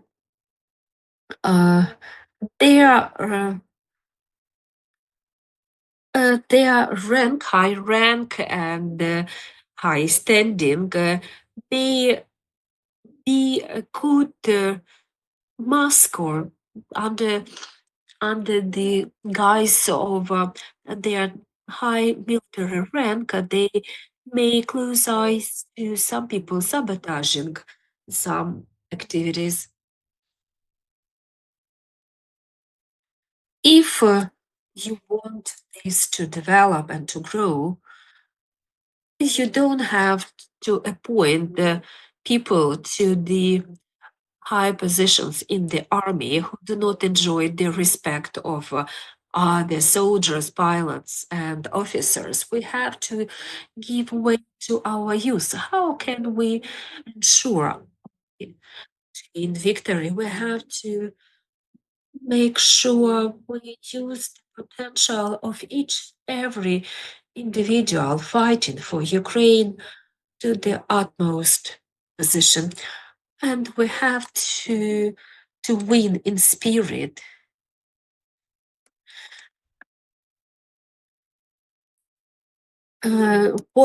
how can we resist the enemy? And we serve the source of inspiration for many other countries that went too much into the material things. And Ukrainians are the nation that amaze the entire world and amaze the American nation. And they have the understanding of the military honor.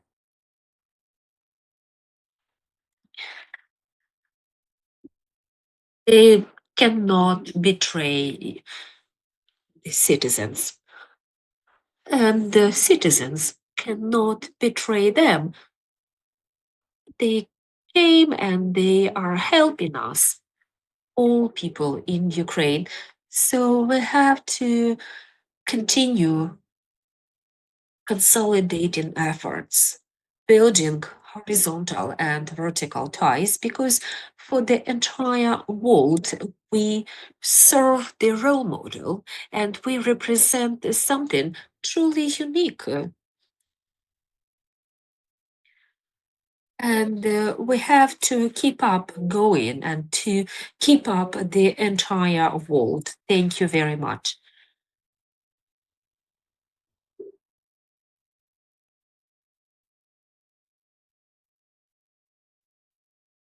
Thank you very much, Miss Lilia. It is one more reminder to all of us how much efforts we put into withstanding the enemy.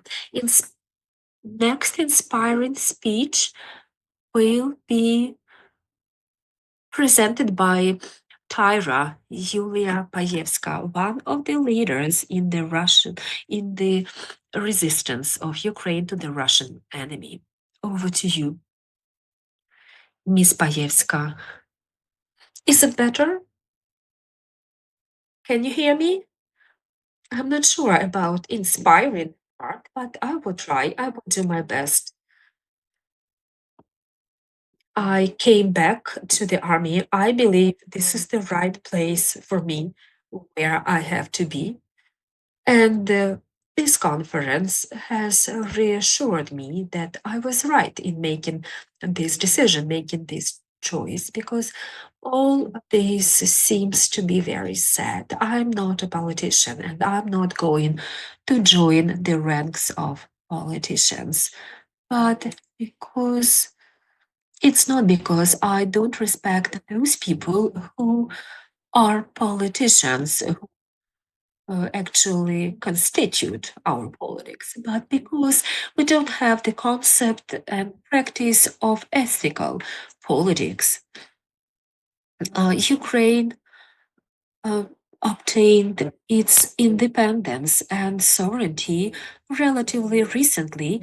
Little time has passed since then, and we didn't have time to form the genuine elite of the nation. First, we have to defend the statehood of Ukraine. That is of paramount importance for all of us, and that is a task of the statesman. That is the task for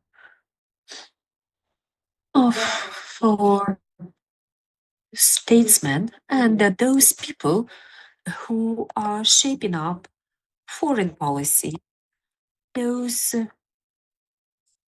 who promote the idea of Ukraine's victory in this war, because I am most concerned about that, not any other problem issue. I observe in our society, I observe the fight around election related positions or positions are filled thanks to elections. I believe we should win first and then divide our trophies.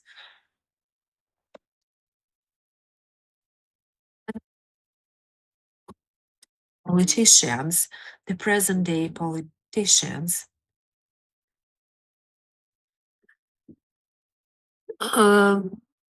we have to strive to achieve the European level. And those are the countries, European countries, who have been shaped up as a result of hundreds of years of internal policy. And we have to make sure the upbringing begins in the family. And then we have kindergarten, school, the usual path. And each of us is responsible for the future of the state. If we don't do it, don't get involved and don't take upon ourselves responsibility, we won't be able to succeed. And in the same way, we have to continue fighting for our land on the front line, because otherwise we won't have a place where the parliament would sit. It would be rather play on the word treason, not the rada and the srada is a treason in Sweden. I'm very happy to see what is happening in the mass media, because it is a rather small portion of the society that is involved in scandalous narratives in the social media. I encourage you to prioritize facts over disinformation paid with the Russian money that is spread around our country in order to undermine us from within. We have to make sure you do not betray us. Each of us does not have to betray the entire society. Would you like me to read my recent poem that I wrote? I don't have experience of reciting poetry, but I will try.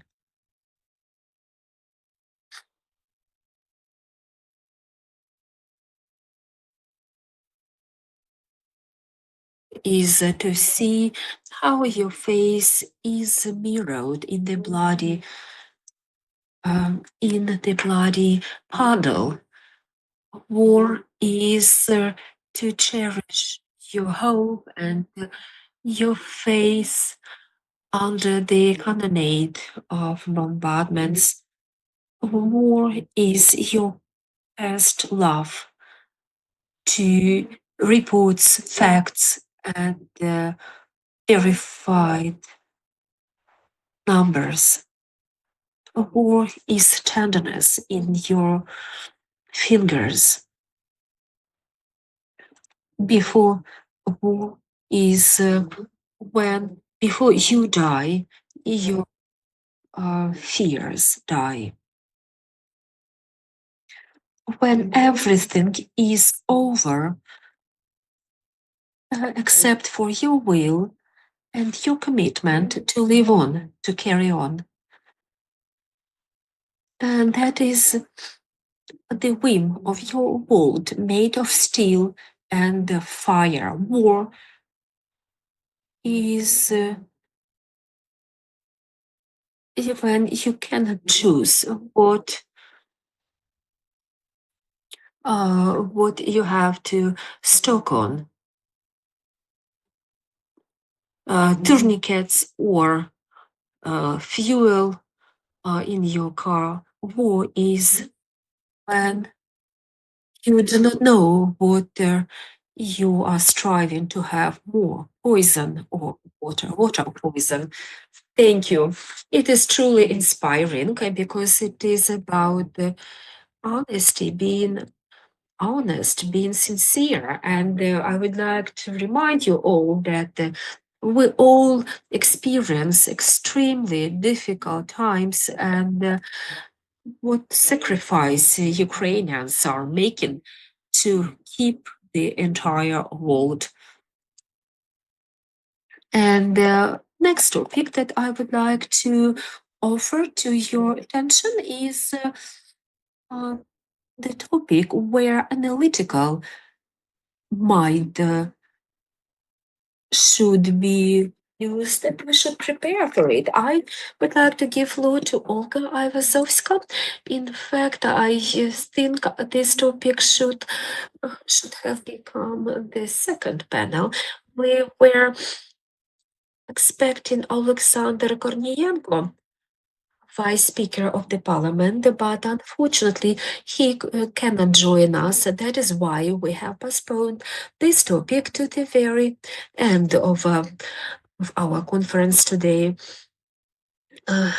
About 18 months ago, the first statements were expressed about the need to conduct elections in spite of the martial law, in spite of the wartime.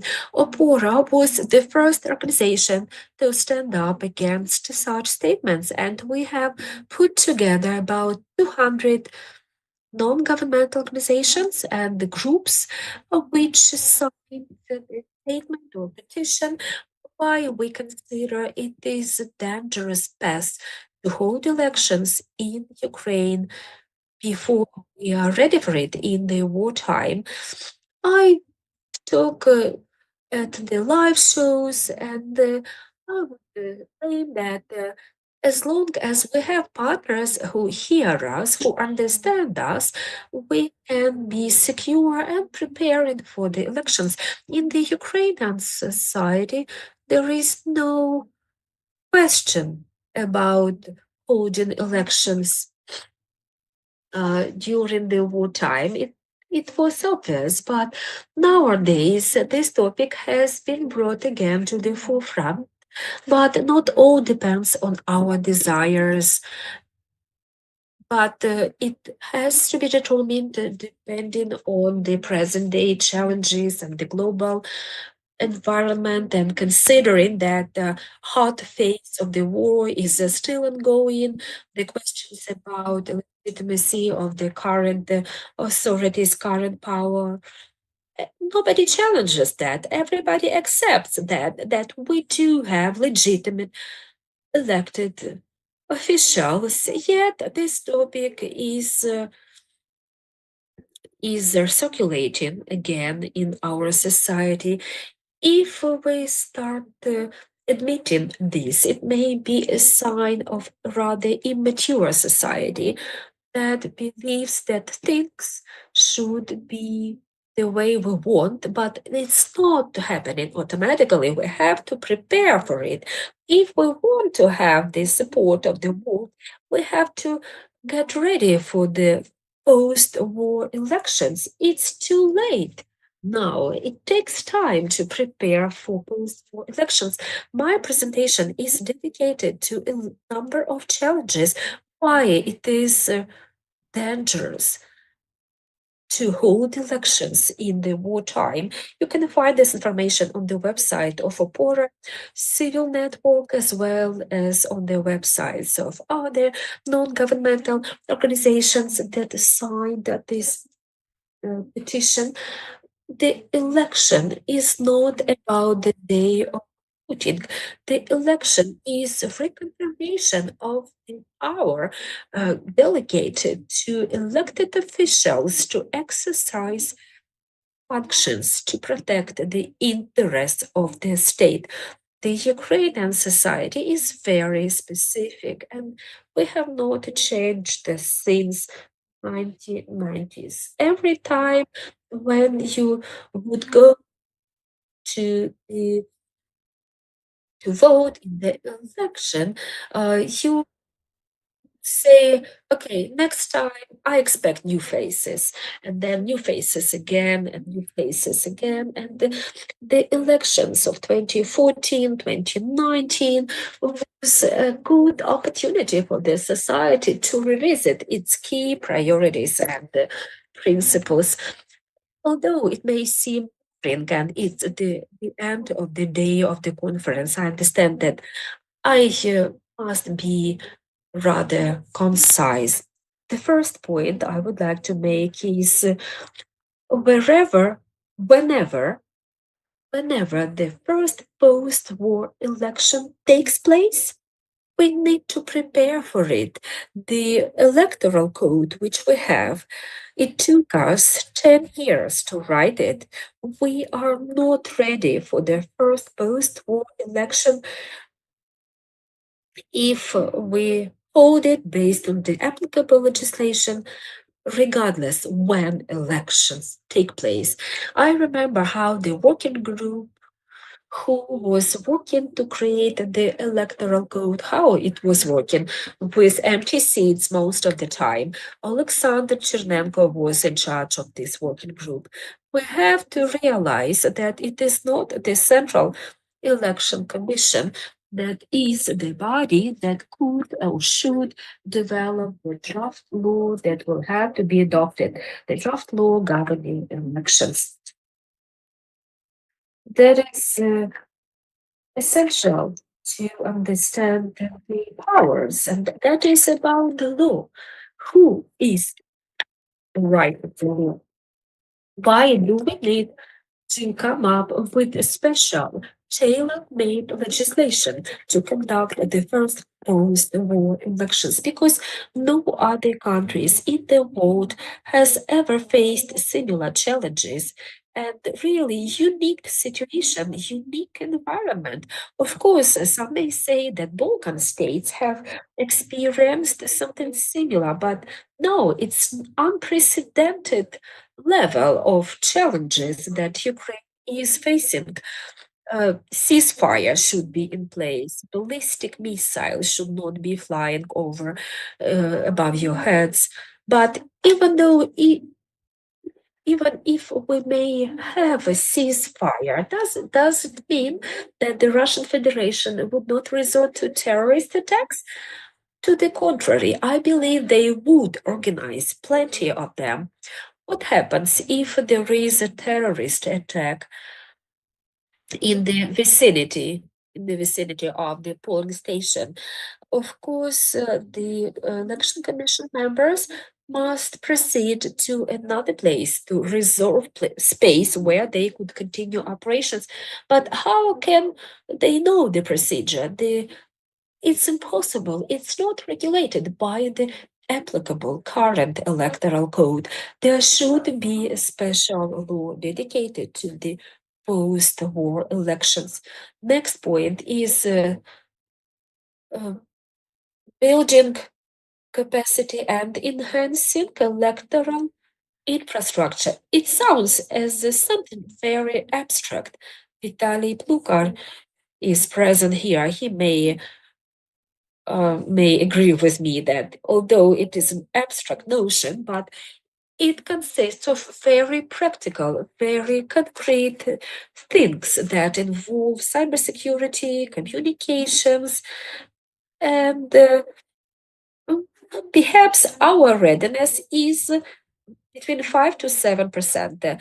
If we ask the question, number one, if we are ready for post-war election, I would say that the answer is 0% readiness.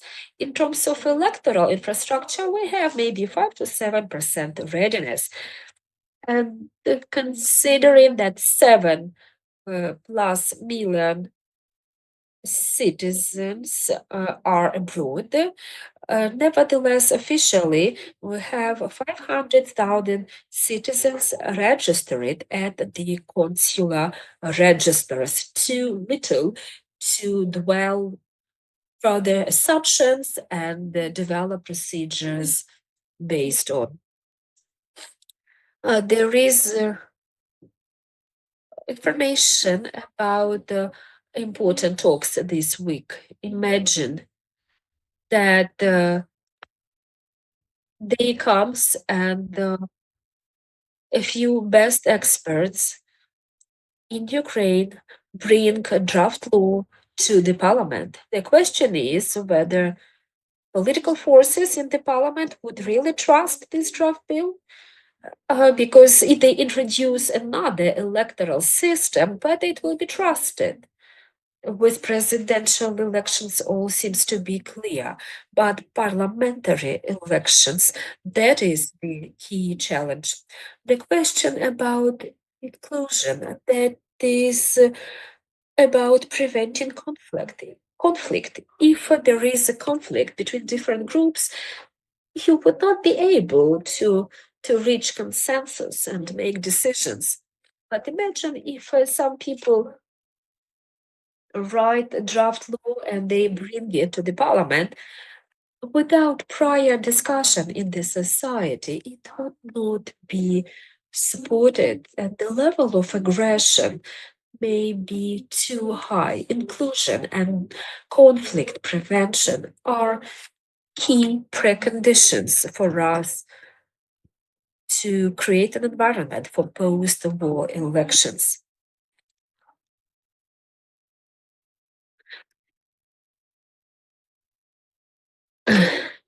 We have two other questions.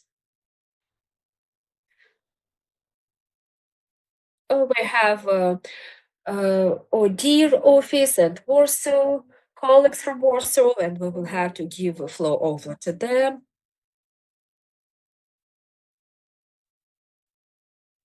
We need to talk about we have to address the questions that may be major triggers for us. The first one is occupation of more than 20% of Ukrainian territories. It means that in the territories not controlled by the state of Ukraine, no electoral processes can be ever organized. However, the access of Ukrainian citizens to the electoral processes of Ukraine in the non-Ukraine controlled territories should be considered. If we believe, if we find ourselves in a vacuum and we believe that elections will be held in the conditions of peace, and the doves of peace would fly all over the country from Kiev, it means we have already lost. It means that every military serviceman, Mr. Alexander, please come here and join us. Don't leave yet.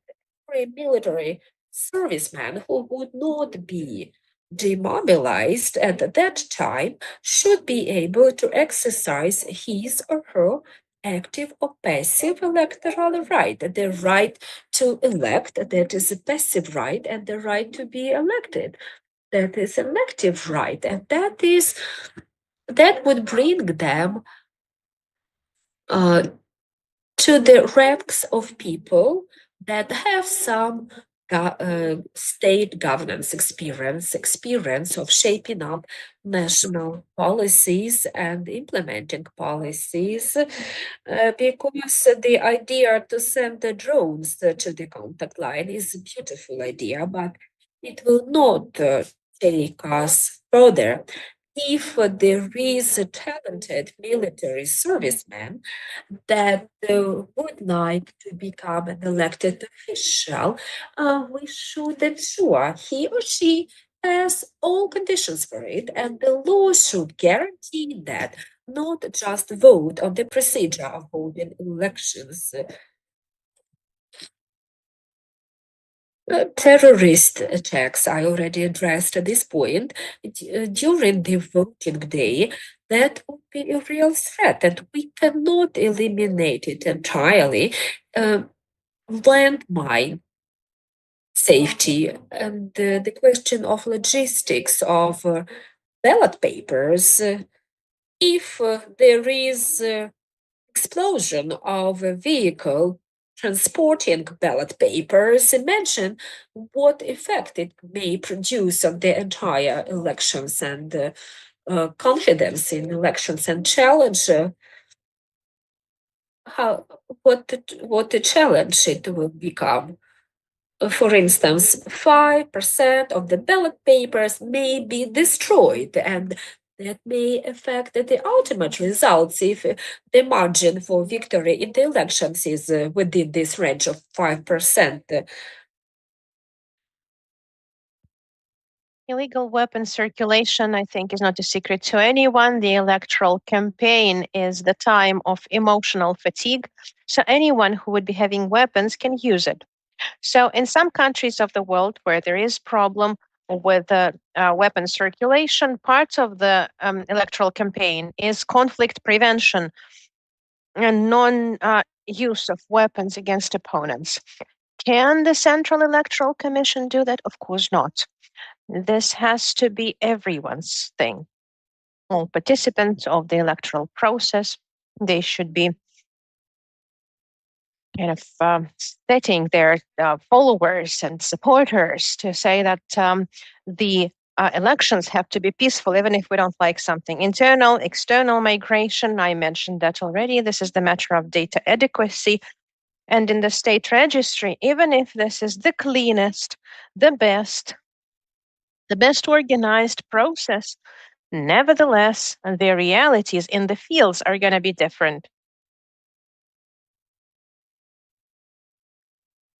And to obtain some representative data, consular accounting, consular registration is not enough to get the registration.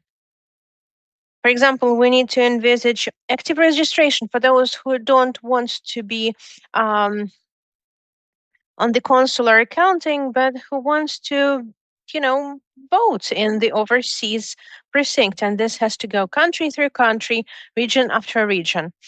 Destruction of electoral infrastructure. This is obvious. You can look at the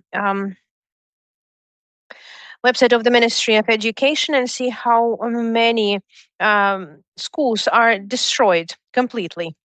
And this does not just pertain to the educational infrastructure and the number of voters with disabilities is also an obvious fact. And even if we calculate enough people for registering at home, well, you can multiply it by 5 in some regions. I remember when there were lots of voters, like 5 times more voters who wanted to vote at home than the number of people, than the capacity of the commission to walk around with ballot papers. This is directly linked with organization and the numbers, the mobilization groups.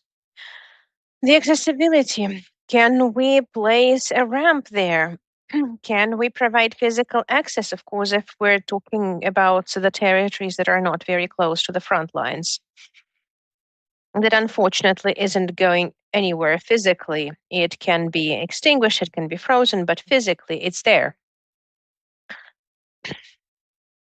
It's going to be where it's going to be at the end of the process. So we're offering a number of solutions. We have a roadmap on OPORA website, over 30 pages of analysis, and so on. And you can read that. And in reality, the key thing is the criteria of election or non-election. Country after country, community after community. Lviv, Chernivtsi, what is happening in Lviv and Chernivtsi region does not happen in Kherson, Odessa regions, Mykolaiv regions, and we cannot just cut it along the map because that's how we like it. But then it will turn out that somebody has cut it that way because they measured ratings in those regions. And we want the communities, we want the choice of communities where we vote or we don't vote to be on the basis of transparent criteria, where specific authorities will make a decision, community after community, where we can and where we cannot do them. Because it's about constitutional rights of the citizens. Otherwise, nobody will say that this just pertains to political interests of some groups. The authority that is responsible for this. And when Kit Kellogg is saying that we need to organize elections before the end of this year, and then rephrasing it about a certain phase of war, still, we're saying, well, why don't we do the audit of security with the same partners who are calling upon us? Why don't we take these regions, go to the region with mine territories, visit the premises for voting, that needs to be rebuilt. We'll make the budget for that. Then we will have to figure out how much time we need, and then we will get the real process and not just something off the top of their heads as to what can be done about this. Without playing guessing games. We hope this will be adopted at the level of the law. The security decisions have to be verified through a procedure with responsible authorities, and this cannot be a bylaw. This cannot be a resolution of the Central Electoral Commission. This cannot, unfortunately, be some kind of document in the form of a letter from the SBU to the Central Electoral Commission, which we have seen once upon a time. We need to avoid those stories because going back to the first part of my presentation, the process has to be so transparent that it wouldn't encourage the political groups to engage in active fighting against each other, using weapons and pumping up the situation to the extent that it would not be possible to exit it peacefully. And we would very much like to see the international partners and missions in the primary security audit. Because without, the response, okay, let's go, that's good. Probably it's too dangerous to launch elections. We developed a certain plan. We will not elaborate on it. We will discuss this further within our discussion. These are the decisions that need to be adopted. For example, when the elections are ongoing, the journalists are asking, well, when can we host elections in the country? Referring to the international practices, the preparation usually takes 9 months, and that's how it will be after the end of active fighting. But it's hard to compare this with practices that do not meet the situation in the fields. It's already had the elections that were recognized as free and fair. This is the hottest war after World War II. What else are we comparing? We must have our own schedule. But nevertheless, these 6 months are not 3 and 3. It's not 3 for preparation and 3 for the actual presidential campaign. This is full 6 months of work. After that, a legal, justified, transparent decision is adopted, whether or not we are ready to start the campaign or whether we need another 6 months for the implementation and elimination of dangers that we could see in the field and that we define through that audit. Another relevant question, sequence of elections, because we missed the parliamentary elections that had to be there. We missed the presidential elections that had to be last spring. And they're saying, well, let's do this all together. Well, we can't do it all together. Also, local elections on top of that, we will have commissions, 50 people each, and it's going to be a whole mess. This is not going to work. The sequence of elections can be based on a calendar, but again, this is about spherical horses in vacuum, something absolutely theoretical. When the peaceful agreement is going to be signed truly, this is not happening. There can be ceasefire, but that means that the constitution completely protects the parliament. I don't know what Alexander is going to say. Constitutional court is not ready to give an answer, and if there is an actual need to do elections, there can be a mechanism on the legal regime of the martial law after all of these security measurements, preparation,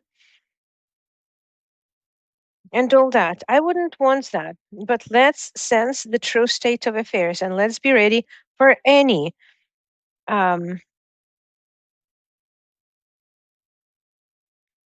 progress. We have a lot of thoughts on this, and there must be a political consensus on that. We, however, do not have the answers about the length and duration. The Constitution speaks about a Sunday for elections abroad that has to be early election. And if we fail to find a balance, which we cannot find anywhere we like, the postal voting, electronic voting, please don't appeal to that populistic idea because it will destroy us. And the duration of voting has to be reviewed, and it has to happen before the end of war. Some of the decisions need to be adopted before that. The implementation, the decisions, increased number of the commission members, and so on.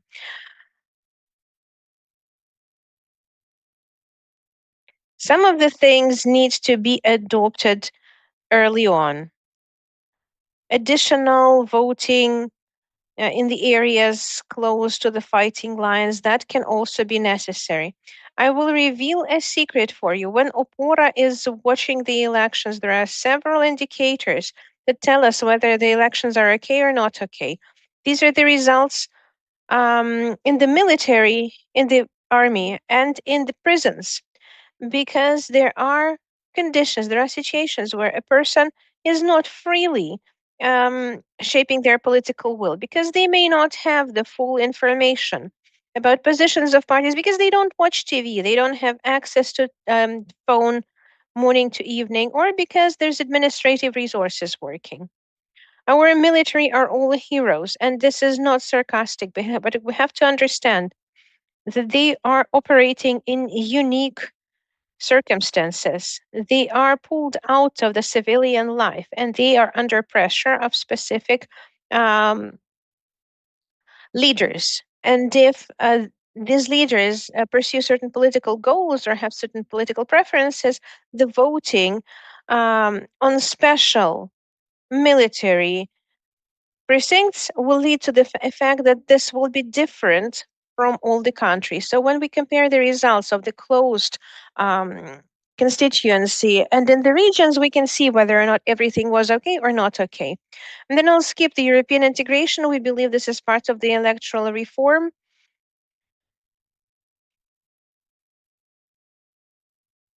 There are lots of positions where we need to tick the boxes, and you can detailize that.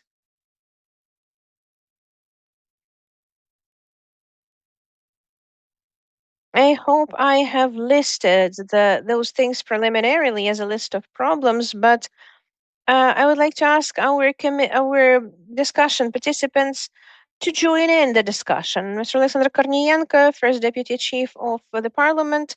Alexander, I hope you can join us. Thank you for your openness. We're glad you're finally here. Vitaly Plukar, Deputy Chief of the Central Electoral Commission. Find the place you like. Yulia Kirichenko, Reanimation Reform Package. Yulia, please sit down where you like. And we also have Ulvi Akhundu, who is Deputy Chief of the Section for Elections and Bureau for Democratic Institutions of Human Rights, OIC. Ulvi, hello. We have about 50 minutes for this discussion, and I tried to shorten my speeches a little bit. Yeah, people have to survive after this conference. My first question is going to be for Alexander.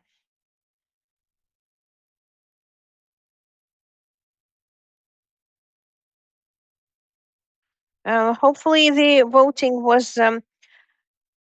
productive. Alexander, still, we have a feeling that we're playing games with a document that has to be a special law. The political life has reinstated.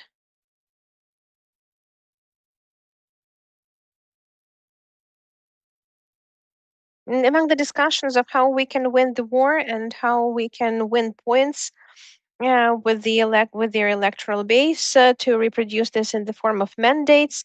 And according to the law, there is a problem.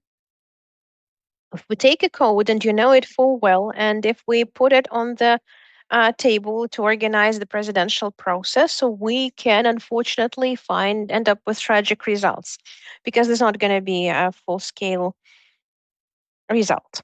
Let's imagine that the United States and the European Union are listening to all of our arguments, but still we need to prepare for that 2, 3, 4 years in advance to make sure the law is prepared in advance without the political component. Who could be which institution could be the foundation for this platform, for this discussion? And do you see any public or non-public ways and plans to write such a draft law, despite the fact that nobody has given a head start? Can I ask you a question? Sure. Do you believe that an inclusive, non-political way, this is how it's going to happen at the experts' platforms in the context of post-war elections? Well, if this were written a year ago, I would have believed this. I don't believe it now. I think that even the code, with all of its professionalism of writing and creation, there were some political points there too. Well, I remember how it was being written, and then 4,000 amendments, if you'd forgotten. It's no less than some other documents, and then we weren't there anymore. Experts, politicians. Well, this is not about experts, and this is about politicians, right? Well, respectively, the time is lost for absolutely apolitical. Yeah, but is there still a chance for an inclusive process? Well, in any case, it will not be a closed process because nobody has such expertise. Except for, well, I don't want to speak broadly about civil society, but we need to, well, when we're talking about elections, we need to understand it's like football, politics, everybody knows a lot.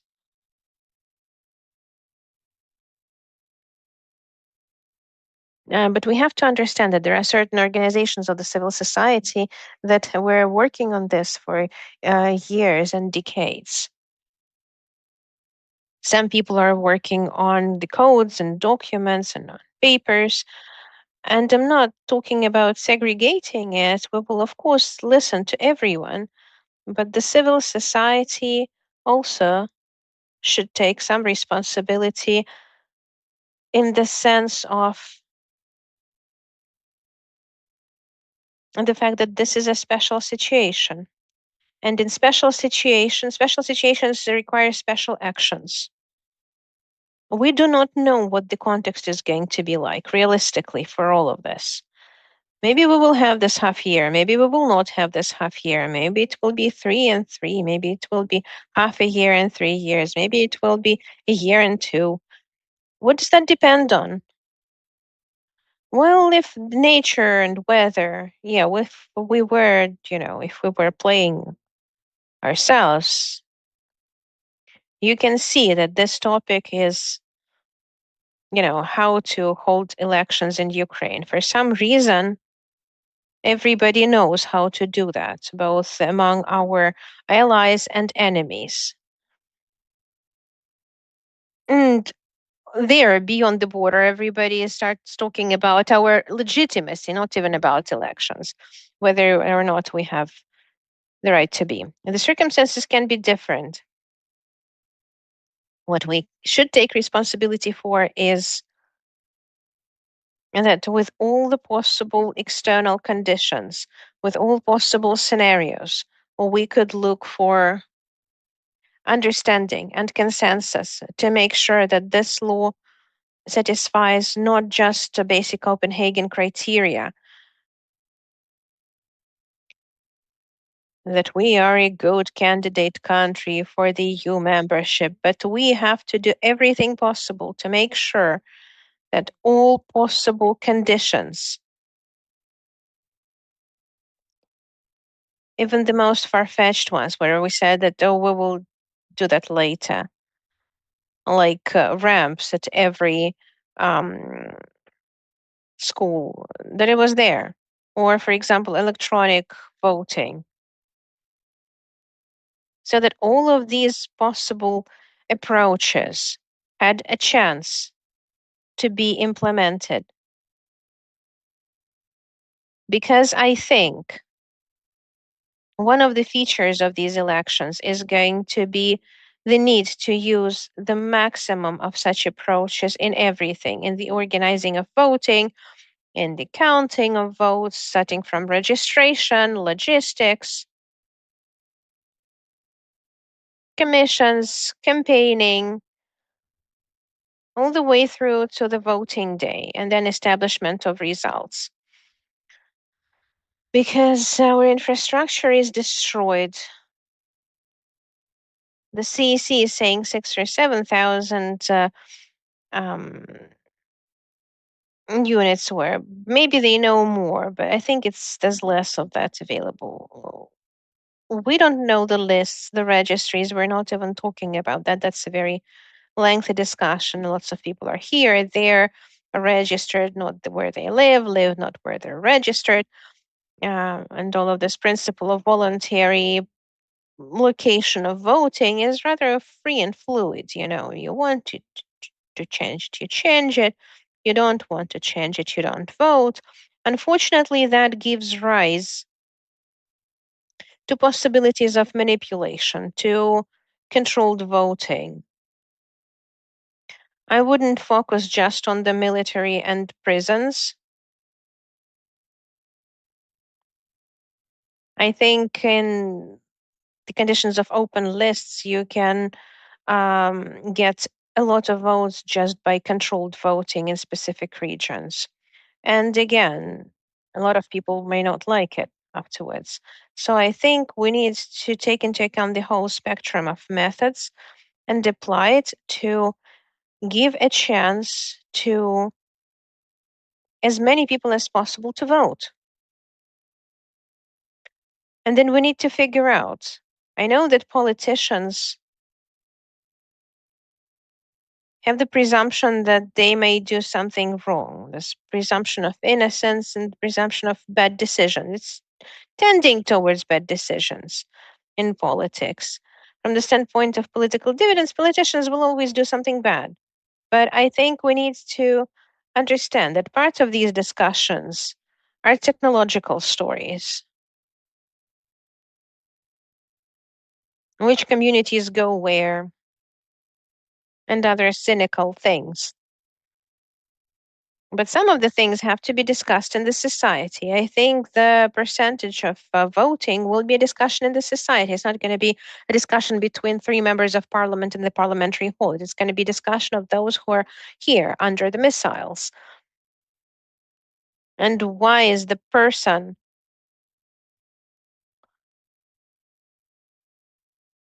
doing what they're doing? I don't have an opinion here, and this needs to be discussed further, but this applies to all levels, starting from villages all the way through to the president. So, speaking about the process, why we can't be saying too much, why we're not doing that, for example, I think one of the answers is clear: lack of trust to politicians. This is a traditional Ukrainian story. It has aggravated, and clearly sitting down with goodwill and starting to discuss some changes is going to be very hard. It will all start with politics once again. It doesn't start with technical things.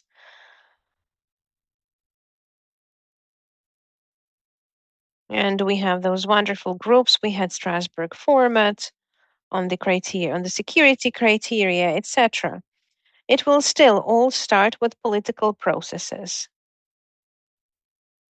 Let's adjust the system. I wouldn't say replace, but yeah, somebody will remember that this 25% quota, let's do something about that.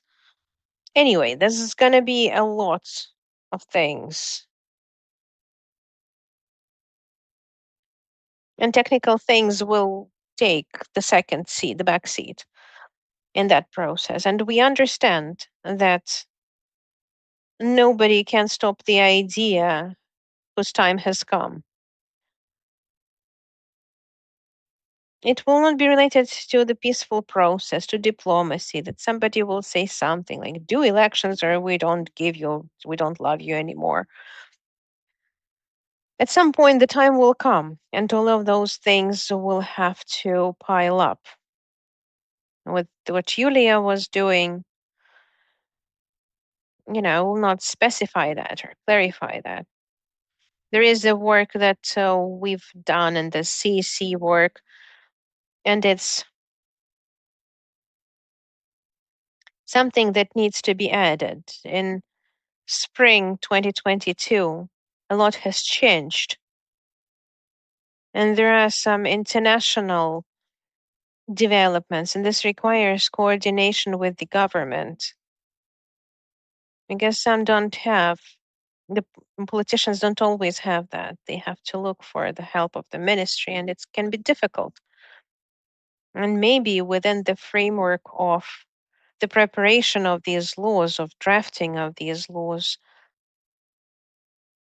definitely laws, because there are changes to budget. Maybe we need to talk not so much about stages. Maybe we need a small technical law that will give powers to somebody or the CEC, or will add something to the government.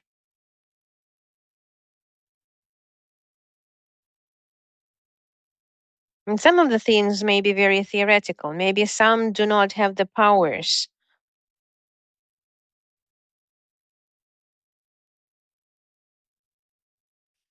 And we can go and have some beer with members of parliament, but that doesn't solve the situation. Who should sign the document? Should it be the chief of the CEC?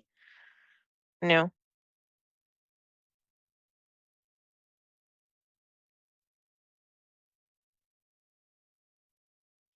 And this is a great scope of small issues that allow the people to be, voted, to be elected. And it looks like we're going to take it a bit long. A few first questions. As to the legal regime of the martial law, can we? Well, I don't see the possibility. We need to change the law. I'm not sure what kind of things we're going to need. If it's national, it's two laws, electoral law, a local law. Constitution needs to be changed. So 226 is an option. Second question is the budget. I know we don't have the budget this year. I know, everybody knows. Question is, for the preparation of the first post-war elections, a lot of our partners were involved. The USAID, who supported the cybersecurity of the Central Electoral Commission, procurement of equipment, and so on. Vitaly can tell more about that. The question is, if the elections were this year, will we find the money to cover those potential threats? I don't think we ever had situation where there were elections announced and there wouldn't be budget. Yeah, but there were no full-scale invasion. The budget is always secondary.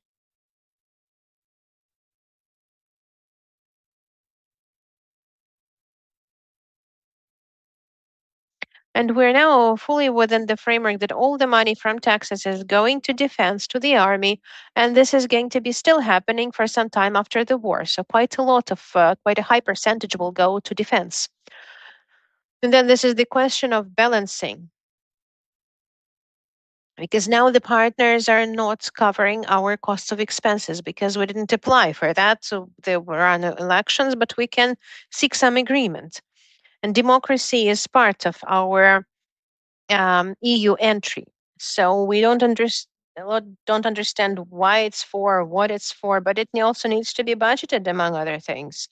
And the problem is going to be with budgeting, particularly taking into account the stage-by-stage approach. And in order to budget the elections, we need to understand how they're going to happen. And we can only understand how they're going to happen after the adoption of special law, and so on and so forth. First Deputy Chief of Parliament. Well, who would be better positioned and to know and tell us at least the basic settings? Well, the basic setting is that everybody is ready to discuss elections. Maybe somebody would sit down to start writing something. In theory or in practice, well, everybody's doing political conversations and nobody is telling how to give people the chance to vote where there are air bombs flying around. And you met with in Lviv and the dialects Manet.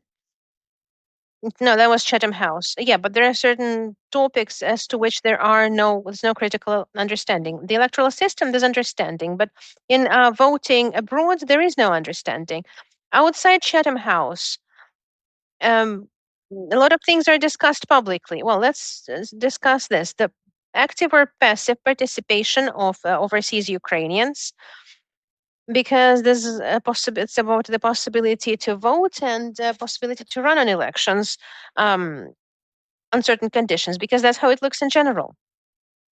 Clearly, human capacity to generalize would be a disadvantage here, because prohibiting everything to everyone, you would say, well, no, you don't vote on these elections, but there is a discussion that, okay, men of conscription age, let's say, who found themselves abroad for unclear reasons, maybe we can limit their passive right for this one time. There is also a discussion about the security criteria.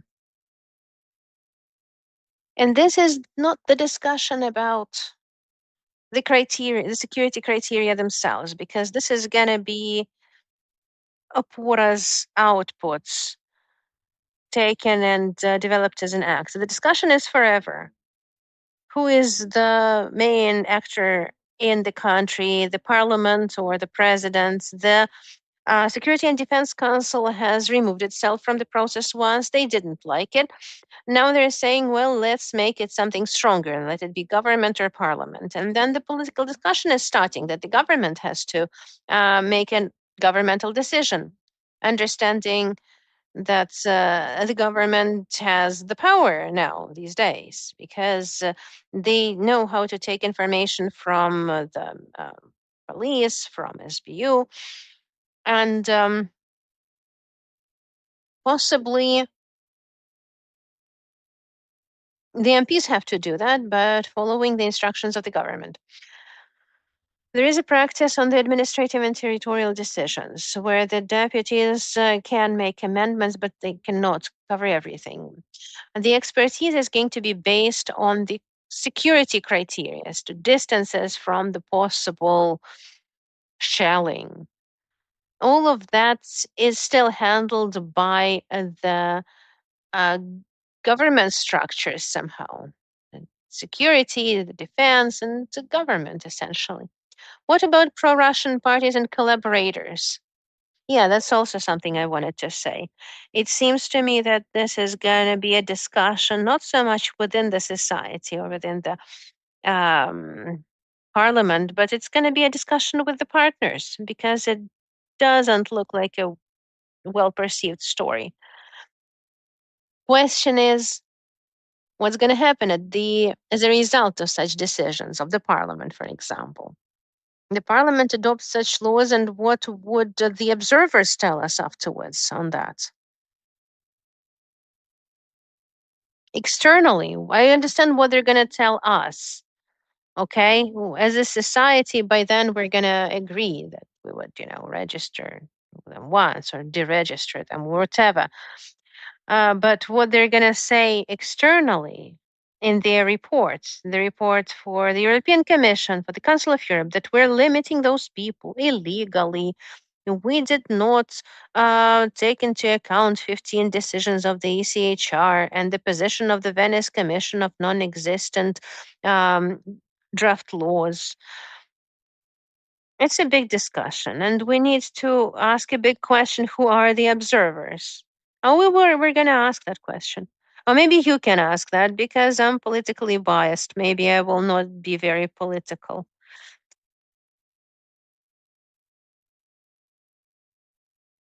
Because if it's going to be an organization where the aggressor country is participating, then it might be a bit difficult for us to accept those. And of course, this is the question of the military for us. You elaborated quite right. The question of the military, it seems to me if it's not about the war per se, if it's not about the hot phase and shellings every day, under such conditions, clearly it is impossible to organize the voting or the passive right, because no commander is going to send you on any leave. Yes, but if we're talking about presidential elections and two persons would want to, run while being an active military, there should be some kind of guarantee procedure, shouldn't it? Yeah, but if we're talking about some calmer period, we have the experience of 2 national elections and 2 local elections during the anti-terrorist operation. Clearly, we need to set more safeguards there.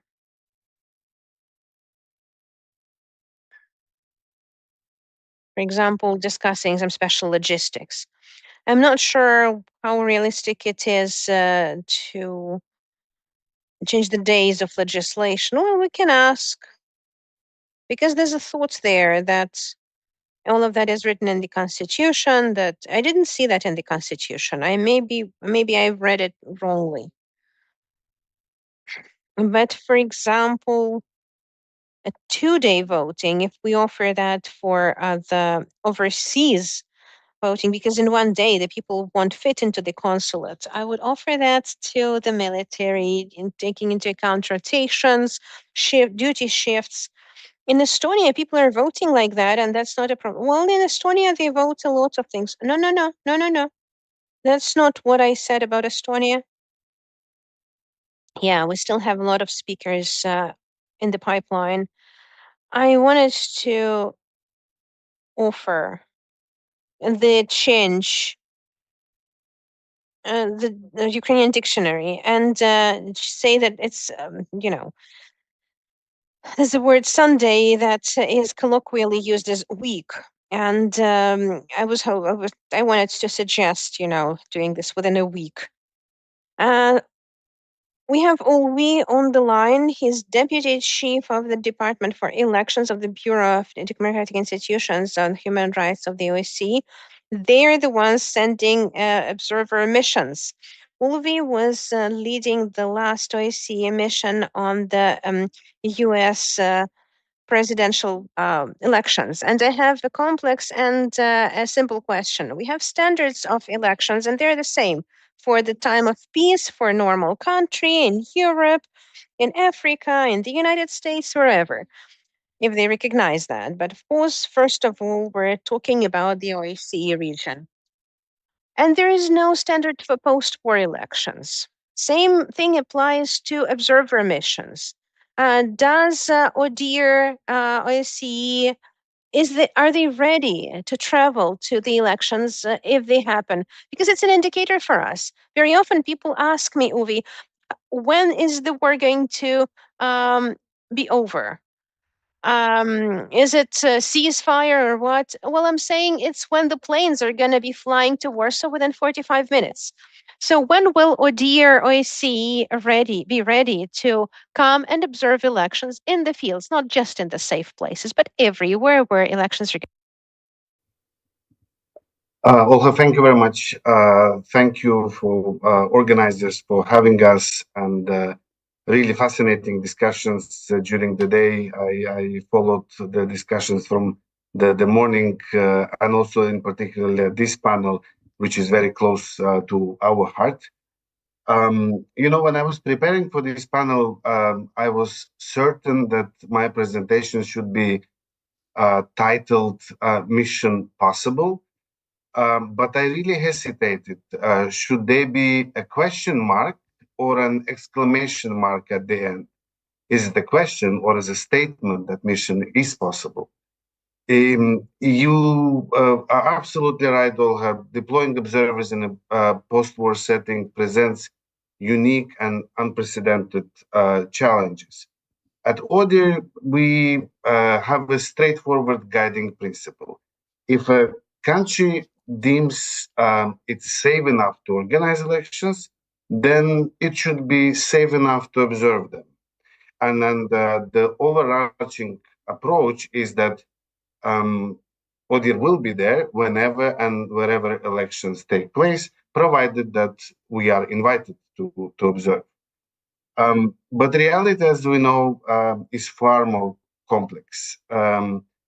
You're right, there are no international standards pertaining to post-war elections per se, or to observation of post-war elections as such, but our observation activities that are based on a set of minimum conditions that ensure credible and effective and professional observation.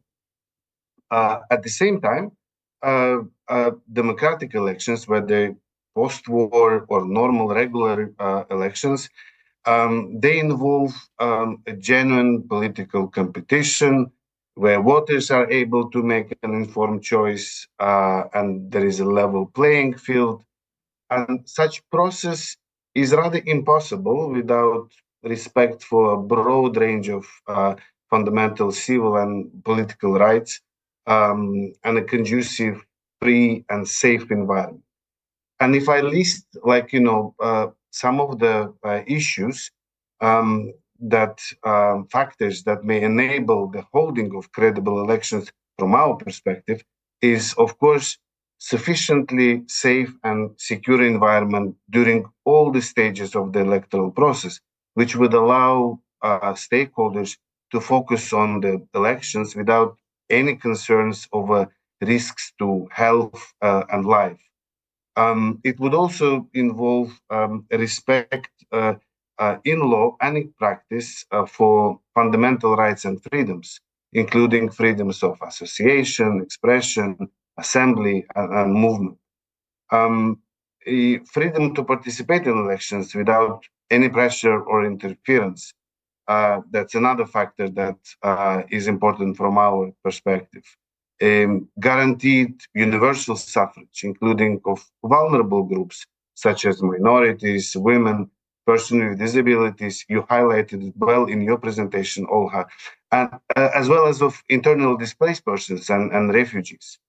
And when it comes to these factors, there is no universally applicable or exhaustive list of conditions that need to be in place to facilitate the holding of post-war elections, and neither are there indicators for how to measure the extent of their fulfillment. Yet, the absence of favorable conditions in one of these areas could considerably detract from the credibility of elections. And obviously, it's not a rocket science that there is an incredible talent pool in Ukraine. And these are the things that are known and discussed and debated in Ukrainian society almost on a daily basis. For us, for our observation to be meaningful, there are certain expectations from the host government, which invites us to observe. There is a list which is publicly available, but I will just highlight perhaps 3 of them. And it's ability to deploy a sufficient number of observers to ensure broad, balanced geographic coverage before, during, and after election day. It's guaranteeing access to authorities at all levels, from central to local, as well as to political parties, civil society, and media, and allowing observers to travel freely across the country without restrictions. And one of the key ones, obviously, is ensuring a secure environment in which to operate. Now, with this in mind, let me just highlight some of the major challenges that we see for a potential observation mission to Ukraine. Well, first of all, and it's not something that will come as a surprise, is observer security. In a fragile post-war environment, risks are high and safety concerns will be prioritized. Deploying observers under these conditions requires careful planning and robust security measures. But even with all precautions in place, there are still key questions.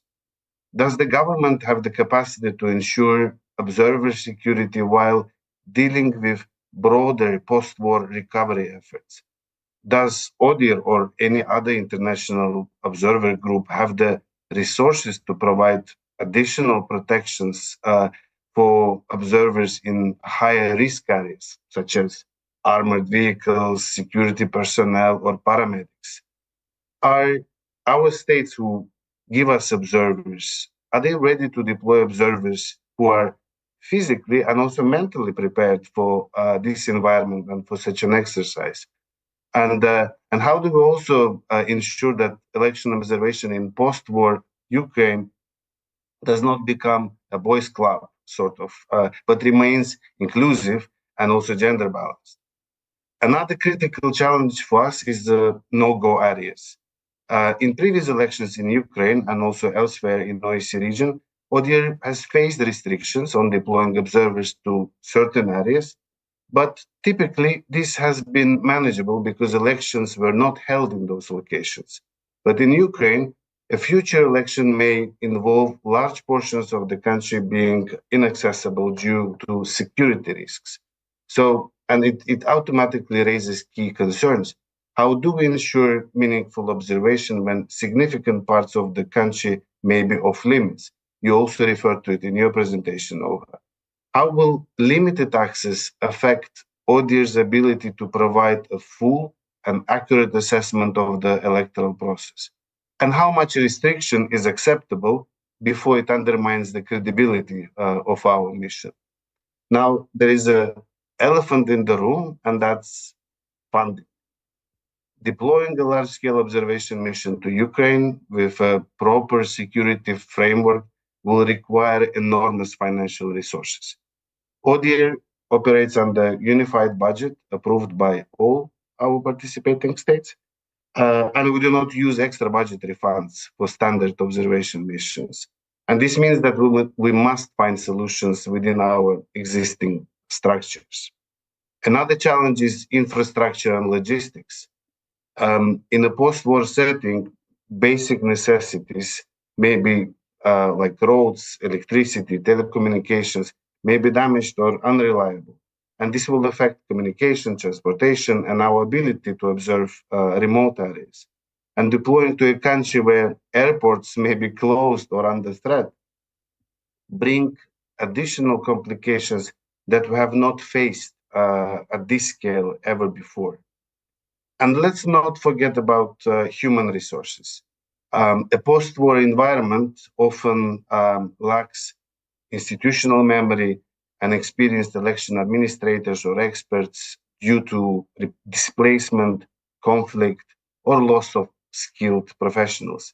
And in this context, international observers must be especially careful not to disrupt local efforts. The last thing we want is to compete for the same limited pool of local experts, drivers, or support staff, making it harder for domestic observer groups to do their important work. And I think one of the important issues for us also is the challenge of understanding the local context. Ukraine's post-war environment will be shaped by complex political, social, and historical dynamics. And I think the morning session brought just, some of the issues that are out there. And observers must be well prepared to navigate these complexities. And yet many of our states lack the resources to provide proper training for the observers in this respect. And this places a heavy burden on ODIHR to ensure observers are not only experienced, technically speaking, but also equipped with necessary knowledge and skills. Mm-hmm. To echo you, Olga, time is super crucial. Mm-hmm. To deploy in a post-war context, ODIHR will need an adequate lead time. This is essential for conducting a thorough security assessment, ensuring proper logistical arrangements, and for preparation of observers. And early planning is key. Ульві, можу я уточнити буквально? Ви говорите про те, що час і ресурси Something you say about resources and time. It is crucial for Ukraine, but If we compare, Ukraine has to prepare for elections and election observation mission has to prepare for elections. How much time would you need starting from today, for instance? How much time would you need if you know today that election will take place? How much time will you need to recruit people, to train people, imagining that tomorrow there is a ceasefire and security? Thank you, Olga. I think, as you said, presenting me, opening the discussion, you said when we will be able to deploy a proper election observation mission, not only to safe areas. If you ask me whether it's election observation to say Kiev, to be placed in the capital, maybe we can stick potentially to our usual cycle, but with the post-war elections, with all the complexities and challenges internally, we've been discussing it, looking at different stages of deployment and the recruitment and the necessary security training and the rest of it, attracting the required financial and logistical resources.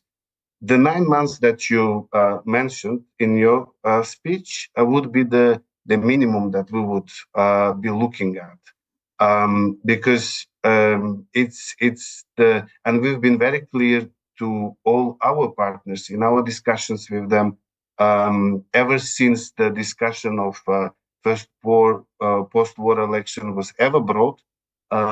We mentioned 9 months as a minimum for us to be able to deploy in a manner that would guarantee credible observation. But that is with all the preconditions in place that I mentioned earlier, both pertaining to the conduct of elections, but also the minimum requirements for effective and credible election observation. Дякую, Ульві. Тобто, шановна аудиторія, хто не встиг, бо я не впевнена, чи у всіх є переклад, тим не менше, не забудьте.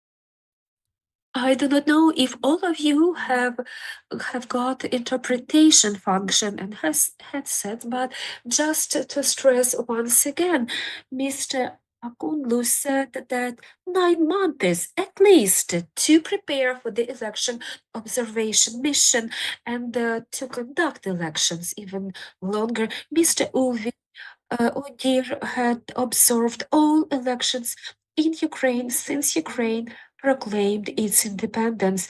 And currently, Ukraine is in war with the Russian Federation. In particular, it was the Russian Federation that launched this brutal aggression. Russia is a part of OSCE and it determines the budget of election observation mission. Concerning the influence of Russia over your potential independence, regarding invitation of observers to Ukraine, I believe that the citizens of the Russian Federation and the citizens of Belarus should not be allowed in Ukraine to observe elections. This provision is in place since 2015. You will have to consider this fact.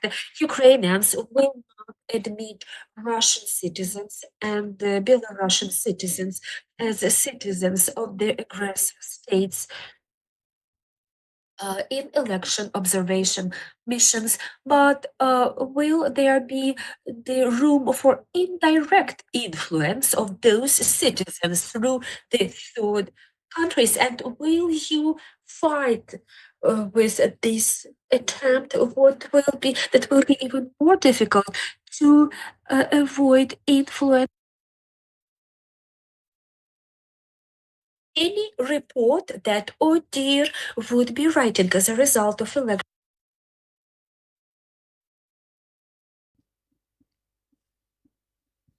No, I will, Olga, and thank you very much. It is a very important point, and I took note also what the deputy chair of the Verkhovna Rada mentioned about the composition of observer groups and the the countries which are present in the composition of certain international organizations.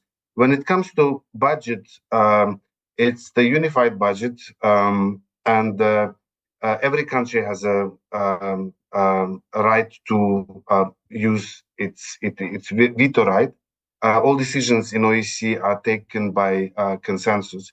In fact, we don't have an approved budget since, you won't believe me, maybe since 2021. That was the last year when the approved budget, the states have agreed on the budget for OEC. And since then, we have developed a pretty robust framework. We know how to operate in an environment when we don't have a secured funding yet. For example, in 2024 and in 2023, we deployed a record number of election observation missions throughout the OEC region.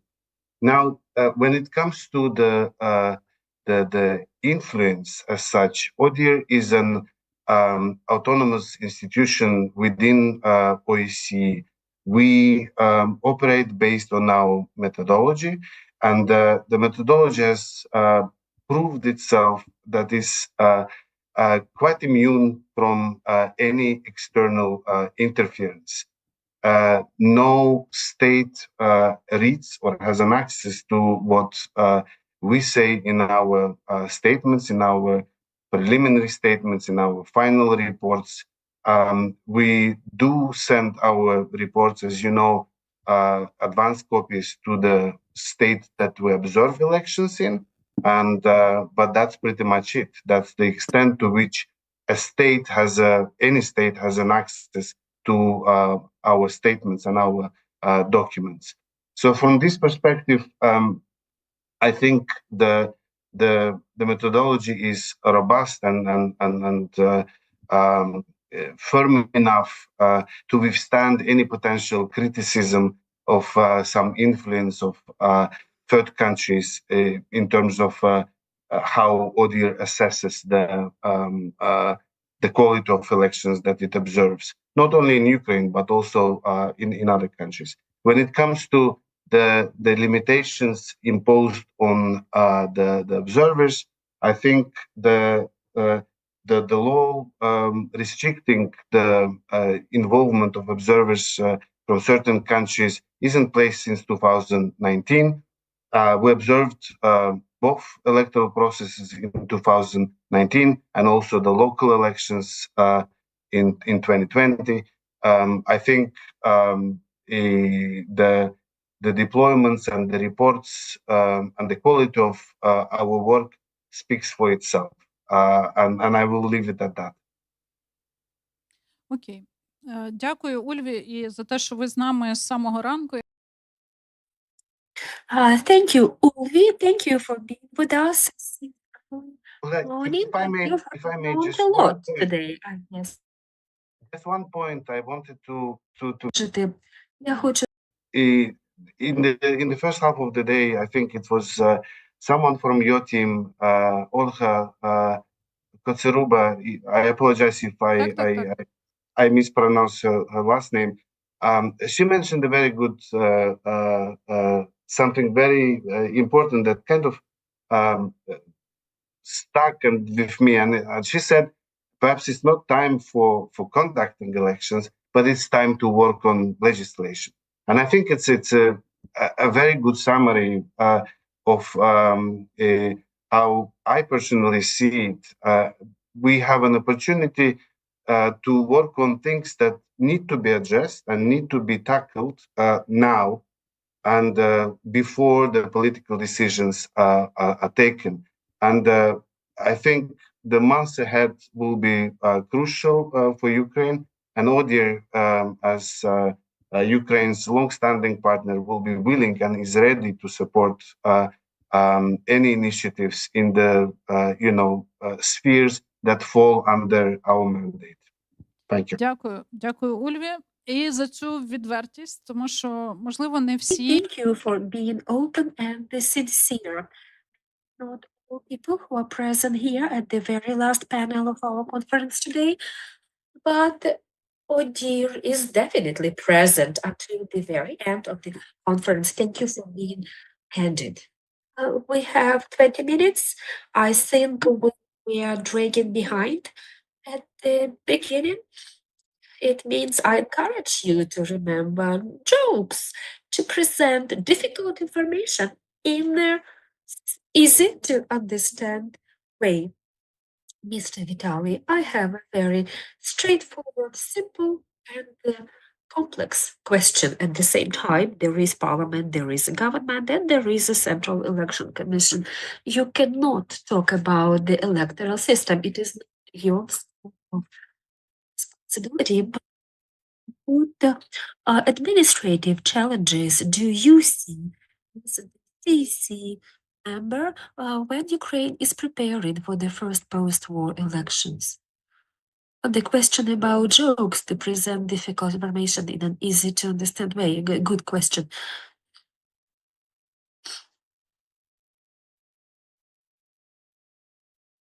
I may address the question about the challenges. What the CC consider as the challenges? A lot of challenges have been already identified within the framework of the activities of our working group, and you know about that. And I'm proud that as a result of activities of the working group, we are very inclusive. We have become very inclusive in this process, and we cannot become the champion in this process because we are not the entity that has to make ultimate decisions regarding the electoral system. But definitely, we contribute a lot to resolving the challenges of the forthcoming elections, and we have to ensure quality elections. And we call upon all stakeholders and authorities to join efforts and to contribute. I don't know if it makes sense to repeat the problem issues which you have highlighted. We still lack a lot of critical decisions on very critical points. We deal with organizational part of the elections, but there are many discussions and a lot of things that are challenging and roundtable discussions that we have held together. They highlight that there are many issues in that. On the other hand, I believe that in this work, when we have unity, we should have unity between the parliament, the government, and the Central Election Commission. If we have unity, we will be able to find solutions to crucial questions and problems that we are faced with. We have good chances of finding such solutions in a successful way and become perhaps the role model with our level of democracy for other countries, should they, God forbid, face similar challenges. Mr. Vitali, some journalists reading about what is happening, reading the website of the CC, like CC resume the operations of the register. Can you please comment on it? Yes, I'm trying to ask a question. I was indignant about it that you ask a question why you are not producing laws. If the CC opens the data relevant to elections of 2020 or 2019, immediately the media outlets start spreading the word around, supposedly the Rada started preparing for elections, fantasizing. It's like really abusive to spread such wrong information. In fact, the quality preparation for post-war elections, if you say the entire phrase, people are likely to hear only the last phrase. But the team that came to power last, they were strong experts in communications and definitely. Coming back to our conversation with Vitaly, multiple messages are spread by mass media outlets that ostensibly say that the CC is preparing for elections, but me as a taxpayer, I'm interested in finding out how much resources do you need to resume the operations of the state voter register, even if elections are not scheduled for tomorrow, but just to bring it to the level of 23rd of February 2022 to resume operations of the state voter register. I don't know. We don't know when the military aggression will cease, when we come back to normal life, when we will be in a position to update the register in a quiet way, routinely. But when we talk about updating the register, we understand that we should talk establishing the normal flow of data between different registers, synchronizing our activities. But when we have a full-fledged functioning register to be able to say is exactly where, I cannot say that because time is going by. It is not static. Voters change their place of residence. It's impossible to say when the state voter register will be resumed 100%. I believe that it won't be possible. It depends on the people also. We have 4 million voters abroad, tentatively. A lot of people are people with voting rights. What are the key pieces of information you need to have to organize out-of-country voting, and what the CAC can do without relying on the parliament? The CAC is limited in terms of our scope of powers and functions we can perform to register voters, to connect them to Ukraine. This is a rather global question, and across working group meetings and roundtable discussions, we were trying to find an answer to those questions. What we can do to establish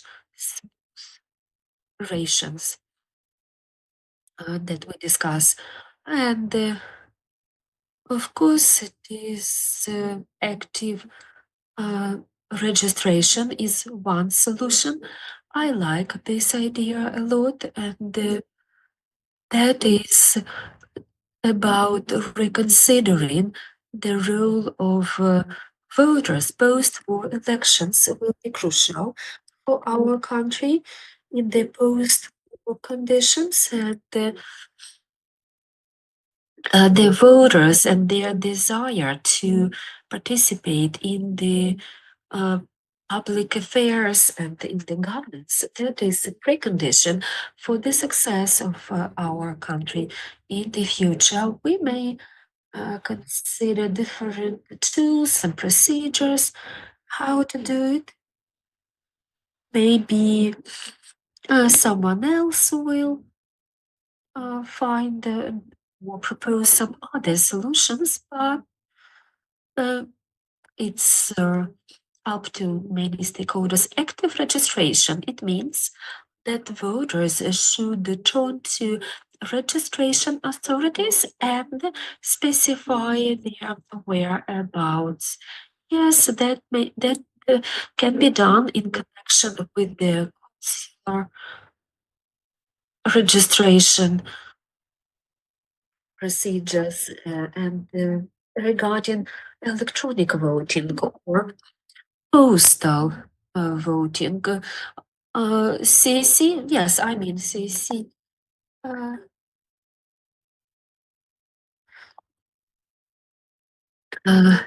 If we talk about post-war elections, I think that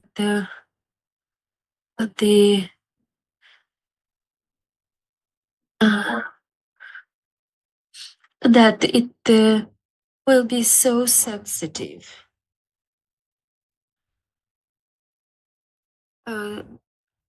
that it may border with the risk of undermining the public trust in the elections.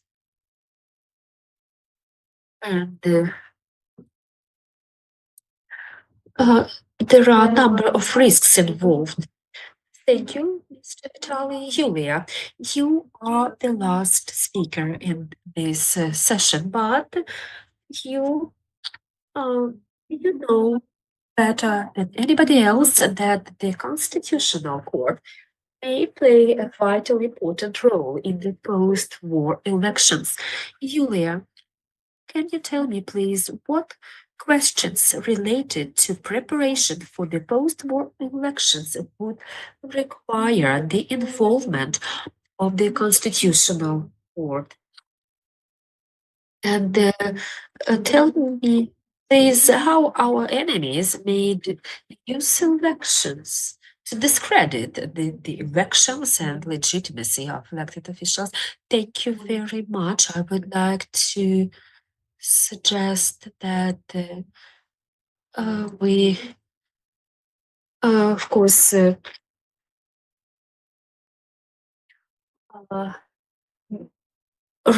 have to address the question about liability, responsibility, constitutional question, and whether it is clear-cut, everything is clear-cut. As an expert in the field of constitutional law, I may say this. The question about the day of voting, we have discussed it already earlier today. Constitution says that the elections to the parliament should be held on Sunday, last Sunday of October, and its legitimate purpose is to provide for electoral democracy and Ukrainian people as the source of power every 5 years should elect this constitutional provision does not address the question about the stages in the electoral process, day of voting. It doesn't say that it's one day only. We can campaign a longer period of time or shorter period of time, and we can prolong the day of voting depending on our needs. Constitutional law brings us to the question that similar provisions exist in the constitutions of Baltic states, and they have more than one day of voting. Do we have to involve the Constitutional Court if somebody loses the elections and would like to challenge Mr. Vitaly and I started discussing on this question? Civil law judges, it seems to me that it may be challenged at the stage when we entered. Miss Olga, you presented excellent presentations, excellent materials, but we don't have to forget about the war, about IDPs. No, we did not forget about them, but imagine if we have post-war elections, how many additional factors we would need to add and to factor in, and then it would be extremely difficult. Yes, I know. But perhaps that is why we need to have official interpretation and do away with all possible manipulations.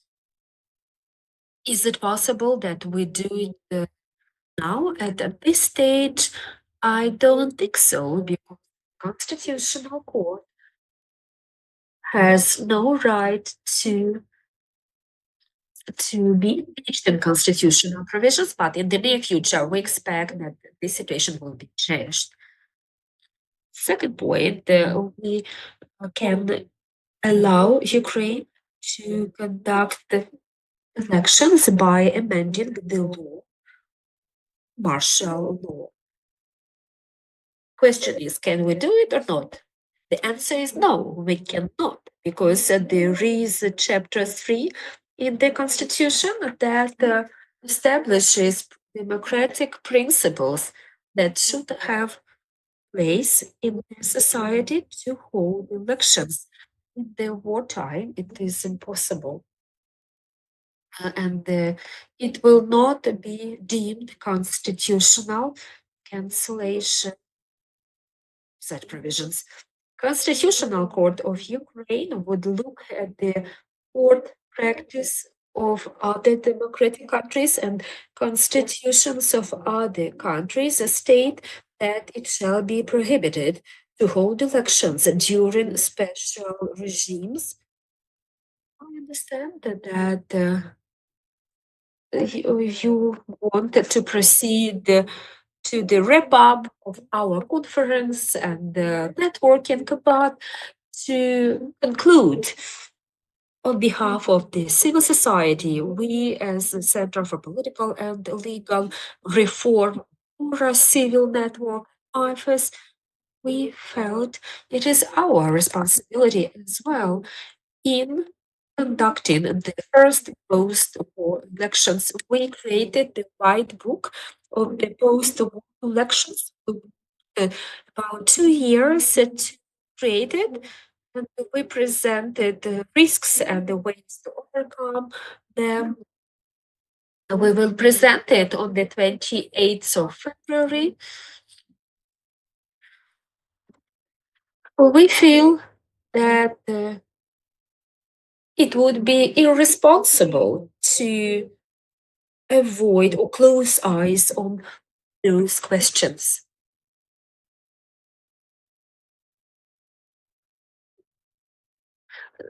We have to address the questions about the modality of holding post-war elections, such as minimal time for preparation, sequence of elections, or the order of elections. We do not depend on our partners to do that.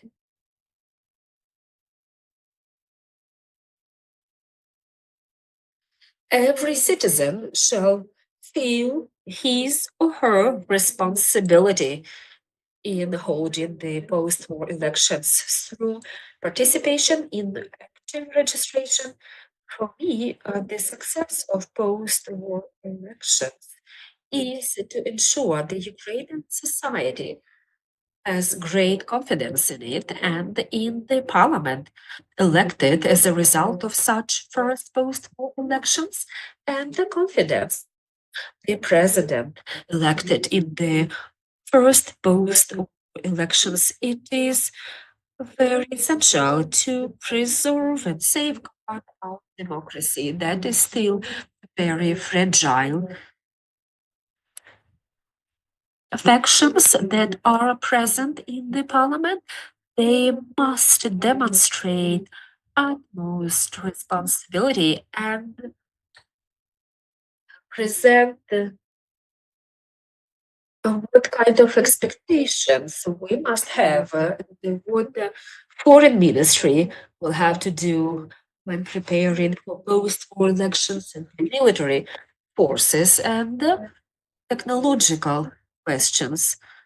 why we don't have to look into that. We have a number of questions that following ceasefire. Let's resolve all those questions. No, we won't have capacity to do that. We shall consider what we can do right now. Thank you. I see Mr. Alexander would like to respond to your comments. Yes, indeed. I have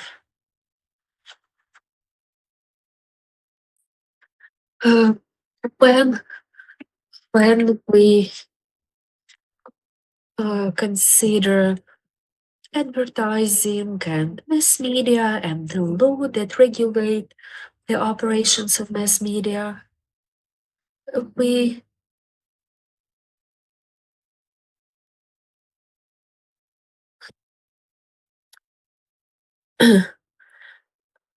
we would like to have some clarity about the procedure of placing advertising, posters, agenda quota for women, and there is a discussion about participation of the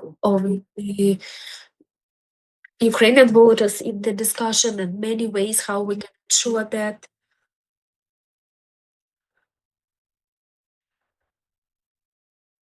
Okay, there is no USAID, no discussion. No, it's just black humor. No, we will continue our discussions, and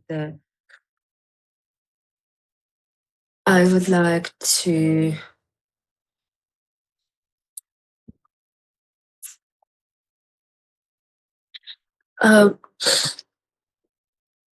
the Ministry of Digital Transformation and the CEC should consider necessary amendments and work together, look for funding when there are amendments to legislation. There is a need to look for finding.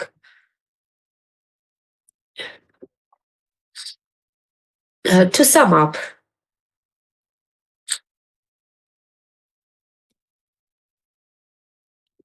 when the time is right, we will discuss it. But when is it? Nobody knows.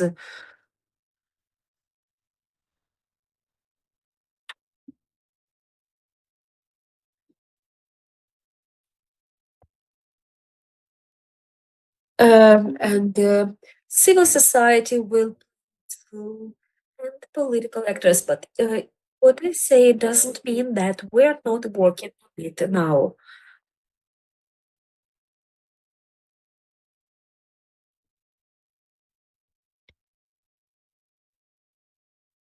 And feedback as we got from the colleague from OEC, we understood that they would be able to arrive by the time we hold the third or second elections, because we talk about 6 months, and OEC, ODIPO is talking about talking about 9 months to prepare for election observation mission. It means they will be late for our first post-war elections. That has been a joke. And in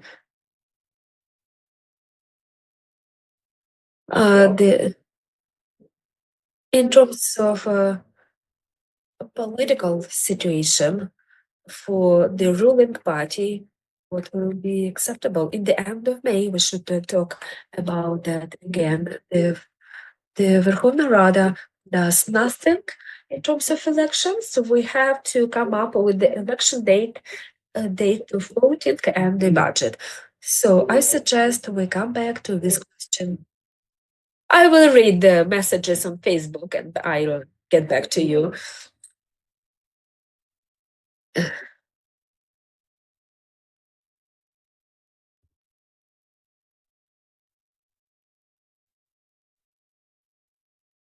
I believe we should work on it, and we are continuing to work And the observation is crucial. The procedure for other states to recognize the results of elections held in another country, it is based on the report upon election observation mission.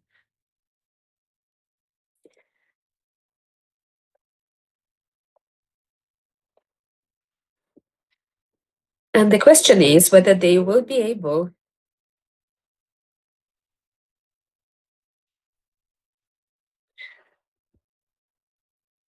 and of course, many things will be determined by security situation, but as long as we have Jean Monnet dialogues and other processes,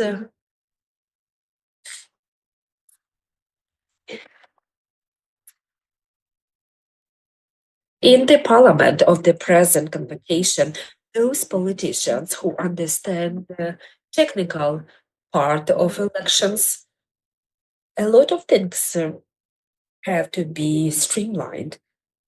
But there is a technical side of elections as well as political side.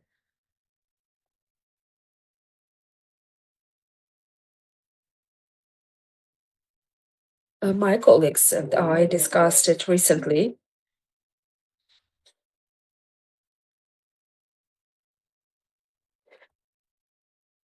Such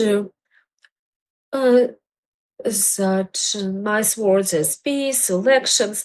I don't want us to lose the very meaning of those words, and that is after our country. We should put our country first. And we have to ask a question: do we need elections today or tomorrow? Is it something that we really need? Do we need to safeguard our sovereignty? Our enemy may manipulate us.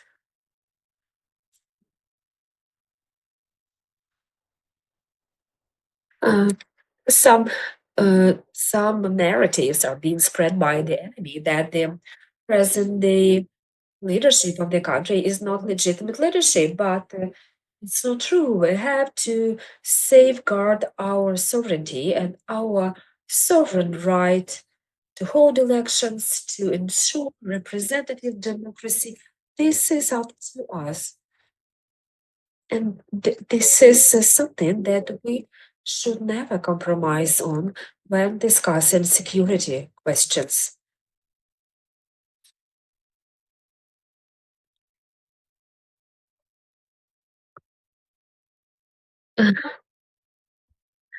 One of the lines of reasoning at Minsk during Minsk negotiations was let's discuss with ODIHR by when they will be able to organize election observation mission. Thank you for being open and frank. We are tired toward the end of the day. However, if there is information vacuum, there may be some false thoughts and concepts springing from that lack of clarity. We have to ensure we are sovereign state.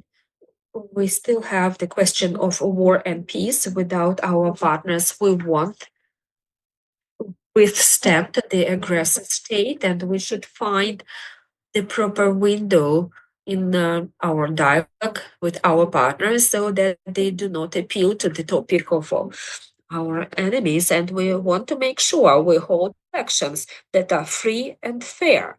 But we have to do that only in case we are able to hold elections that are free and fair.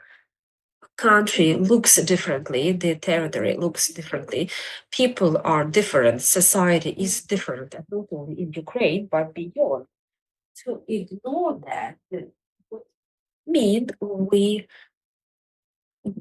understand nothing. There is some basic scenario how we can hold elections.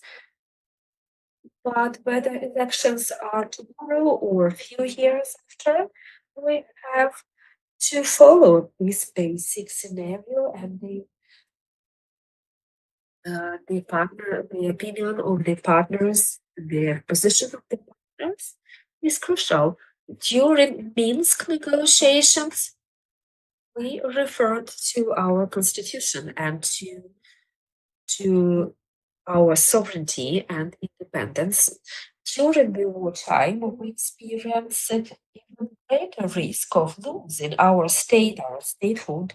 I believe that our friends and democratic governments will be able to hear us and help the Central Election Commission in particular regarding cybersecurity and the electoral infrastructure. Without this, we are unable to continue. Partially, that has been lost as a result of the decision to suspend the activities of USAID in Ukraine and globally. We will have the family photo part of the conference as a traditional wrap-up part of the event, but we want to spend a lot of time wrapping up our conference. All essential points have been raised. We suggest to proceed with informal networking. And now I would like to express our gratitude to OPORA and the ANTS. Thanks to your expertise and your neutrality and the expert support of Westminster Foundation for Democracy and Trust and confidence of our partners, we managed to bring together political leaders, diplomats, representatives of the public, opinion leaders. We bring together you all to discuss crucial challenges and look for optimal solutions. Thank you once again, Olga and Ganna. You have an opportunity to wrap up, to conclude, and finish this conference. Thank you. I am considering what are the formats we may use to address different stakeholders, considering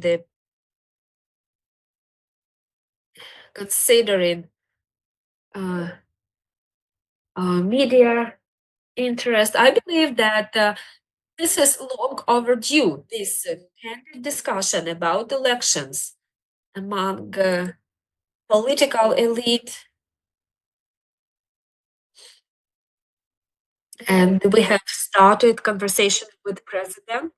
It lasted 3 hours, using the opportunity that Mr. Kornienko is present. I have to say it was a very, very important discussion. It was a meeting to discuss things in a meaningful way.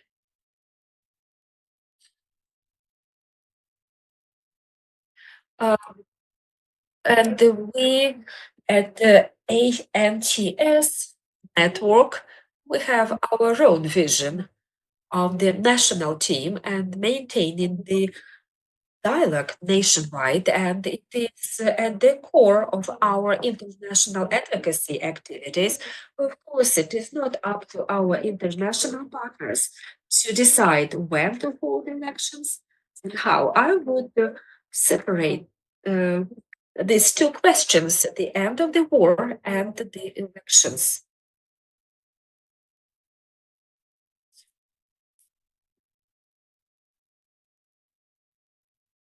We believe that the president of Ukraine, as we were promised, will ensure regular exchange of opinions, platforms and fora to bring civil society representatives to resolve important issues and to consider many aspects of holding elections, including international dimension. We appreciate the efforts of the government of the UK. We thank you, dear colleagues from Westminster Foundation for Democracy. Thank you for your support to democratic resilience of Ukraine.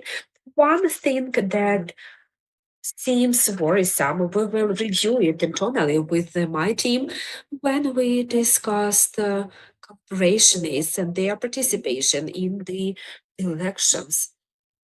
I remember back in 2014 when we had a reanimation package of reforms, and following that, when we had revolution of dignity, everybody was preparing for extraordinary elections, and there was one of the key ideas that circulated at that time, not to allow for the people who voted for discriminatory laws of the 16th of January 2014 to participate in the parliamentary elections, because we did not pay due attention to this message. We allowed that that to happen, that many people that are leaders of Ukraine, Medvedchuk and other, got elected to the parliament. It was like an explosion. They voted for the discriminatory laws of 16th of January, and still we got them elected. It seems to me that we have to follow the role model of Israel. Anything that does not bring us closer to our national security interests. We were criticized a lot why we banned social media such as classmates, одноклассники, Russian social media. Our national interests should be of paramount importance. We paid too high price for it. And instead of strategic victory,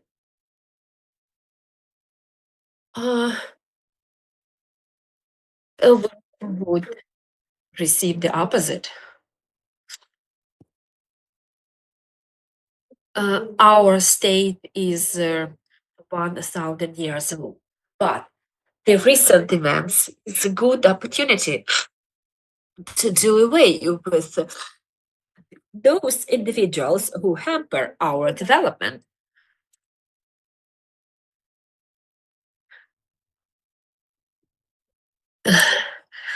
We have a lot of MPs traveling to the prayers breakfast to discuss the problems of Ukraine. We do need this dialogue. But not only that. In fact, election campaign has been started. Effectively, it has been started. But is it genuine? Is it meaningful? So we have to consider holding some closed events. Ukraine that demilitarized the Russian Navy in the Black Sea. We don't want, because of lack of dialogue, to be the naval. We want us to become the naval ship that would lead others behind us. We don't want to become Titanic.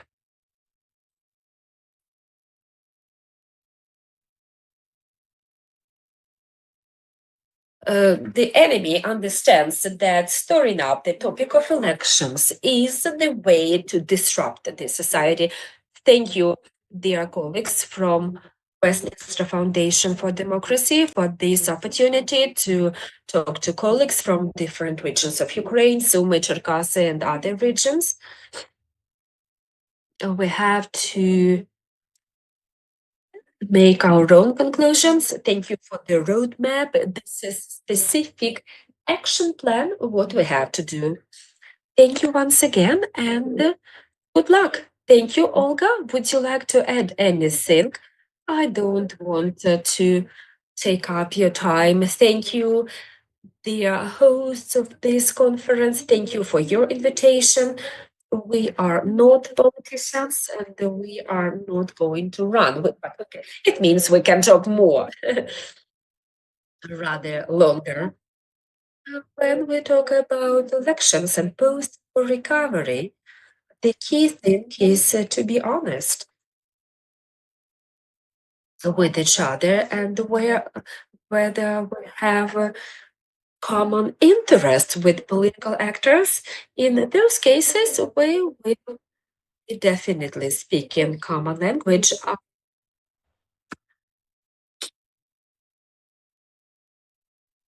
I encourage you not to pretend that there are no problems. A lot of things are our responsibility of civil society.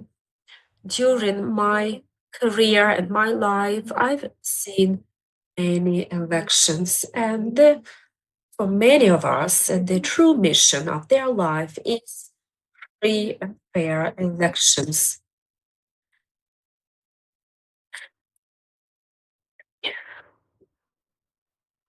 Ukraine must win this.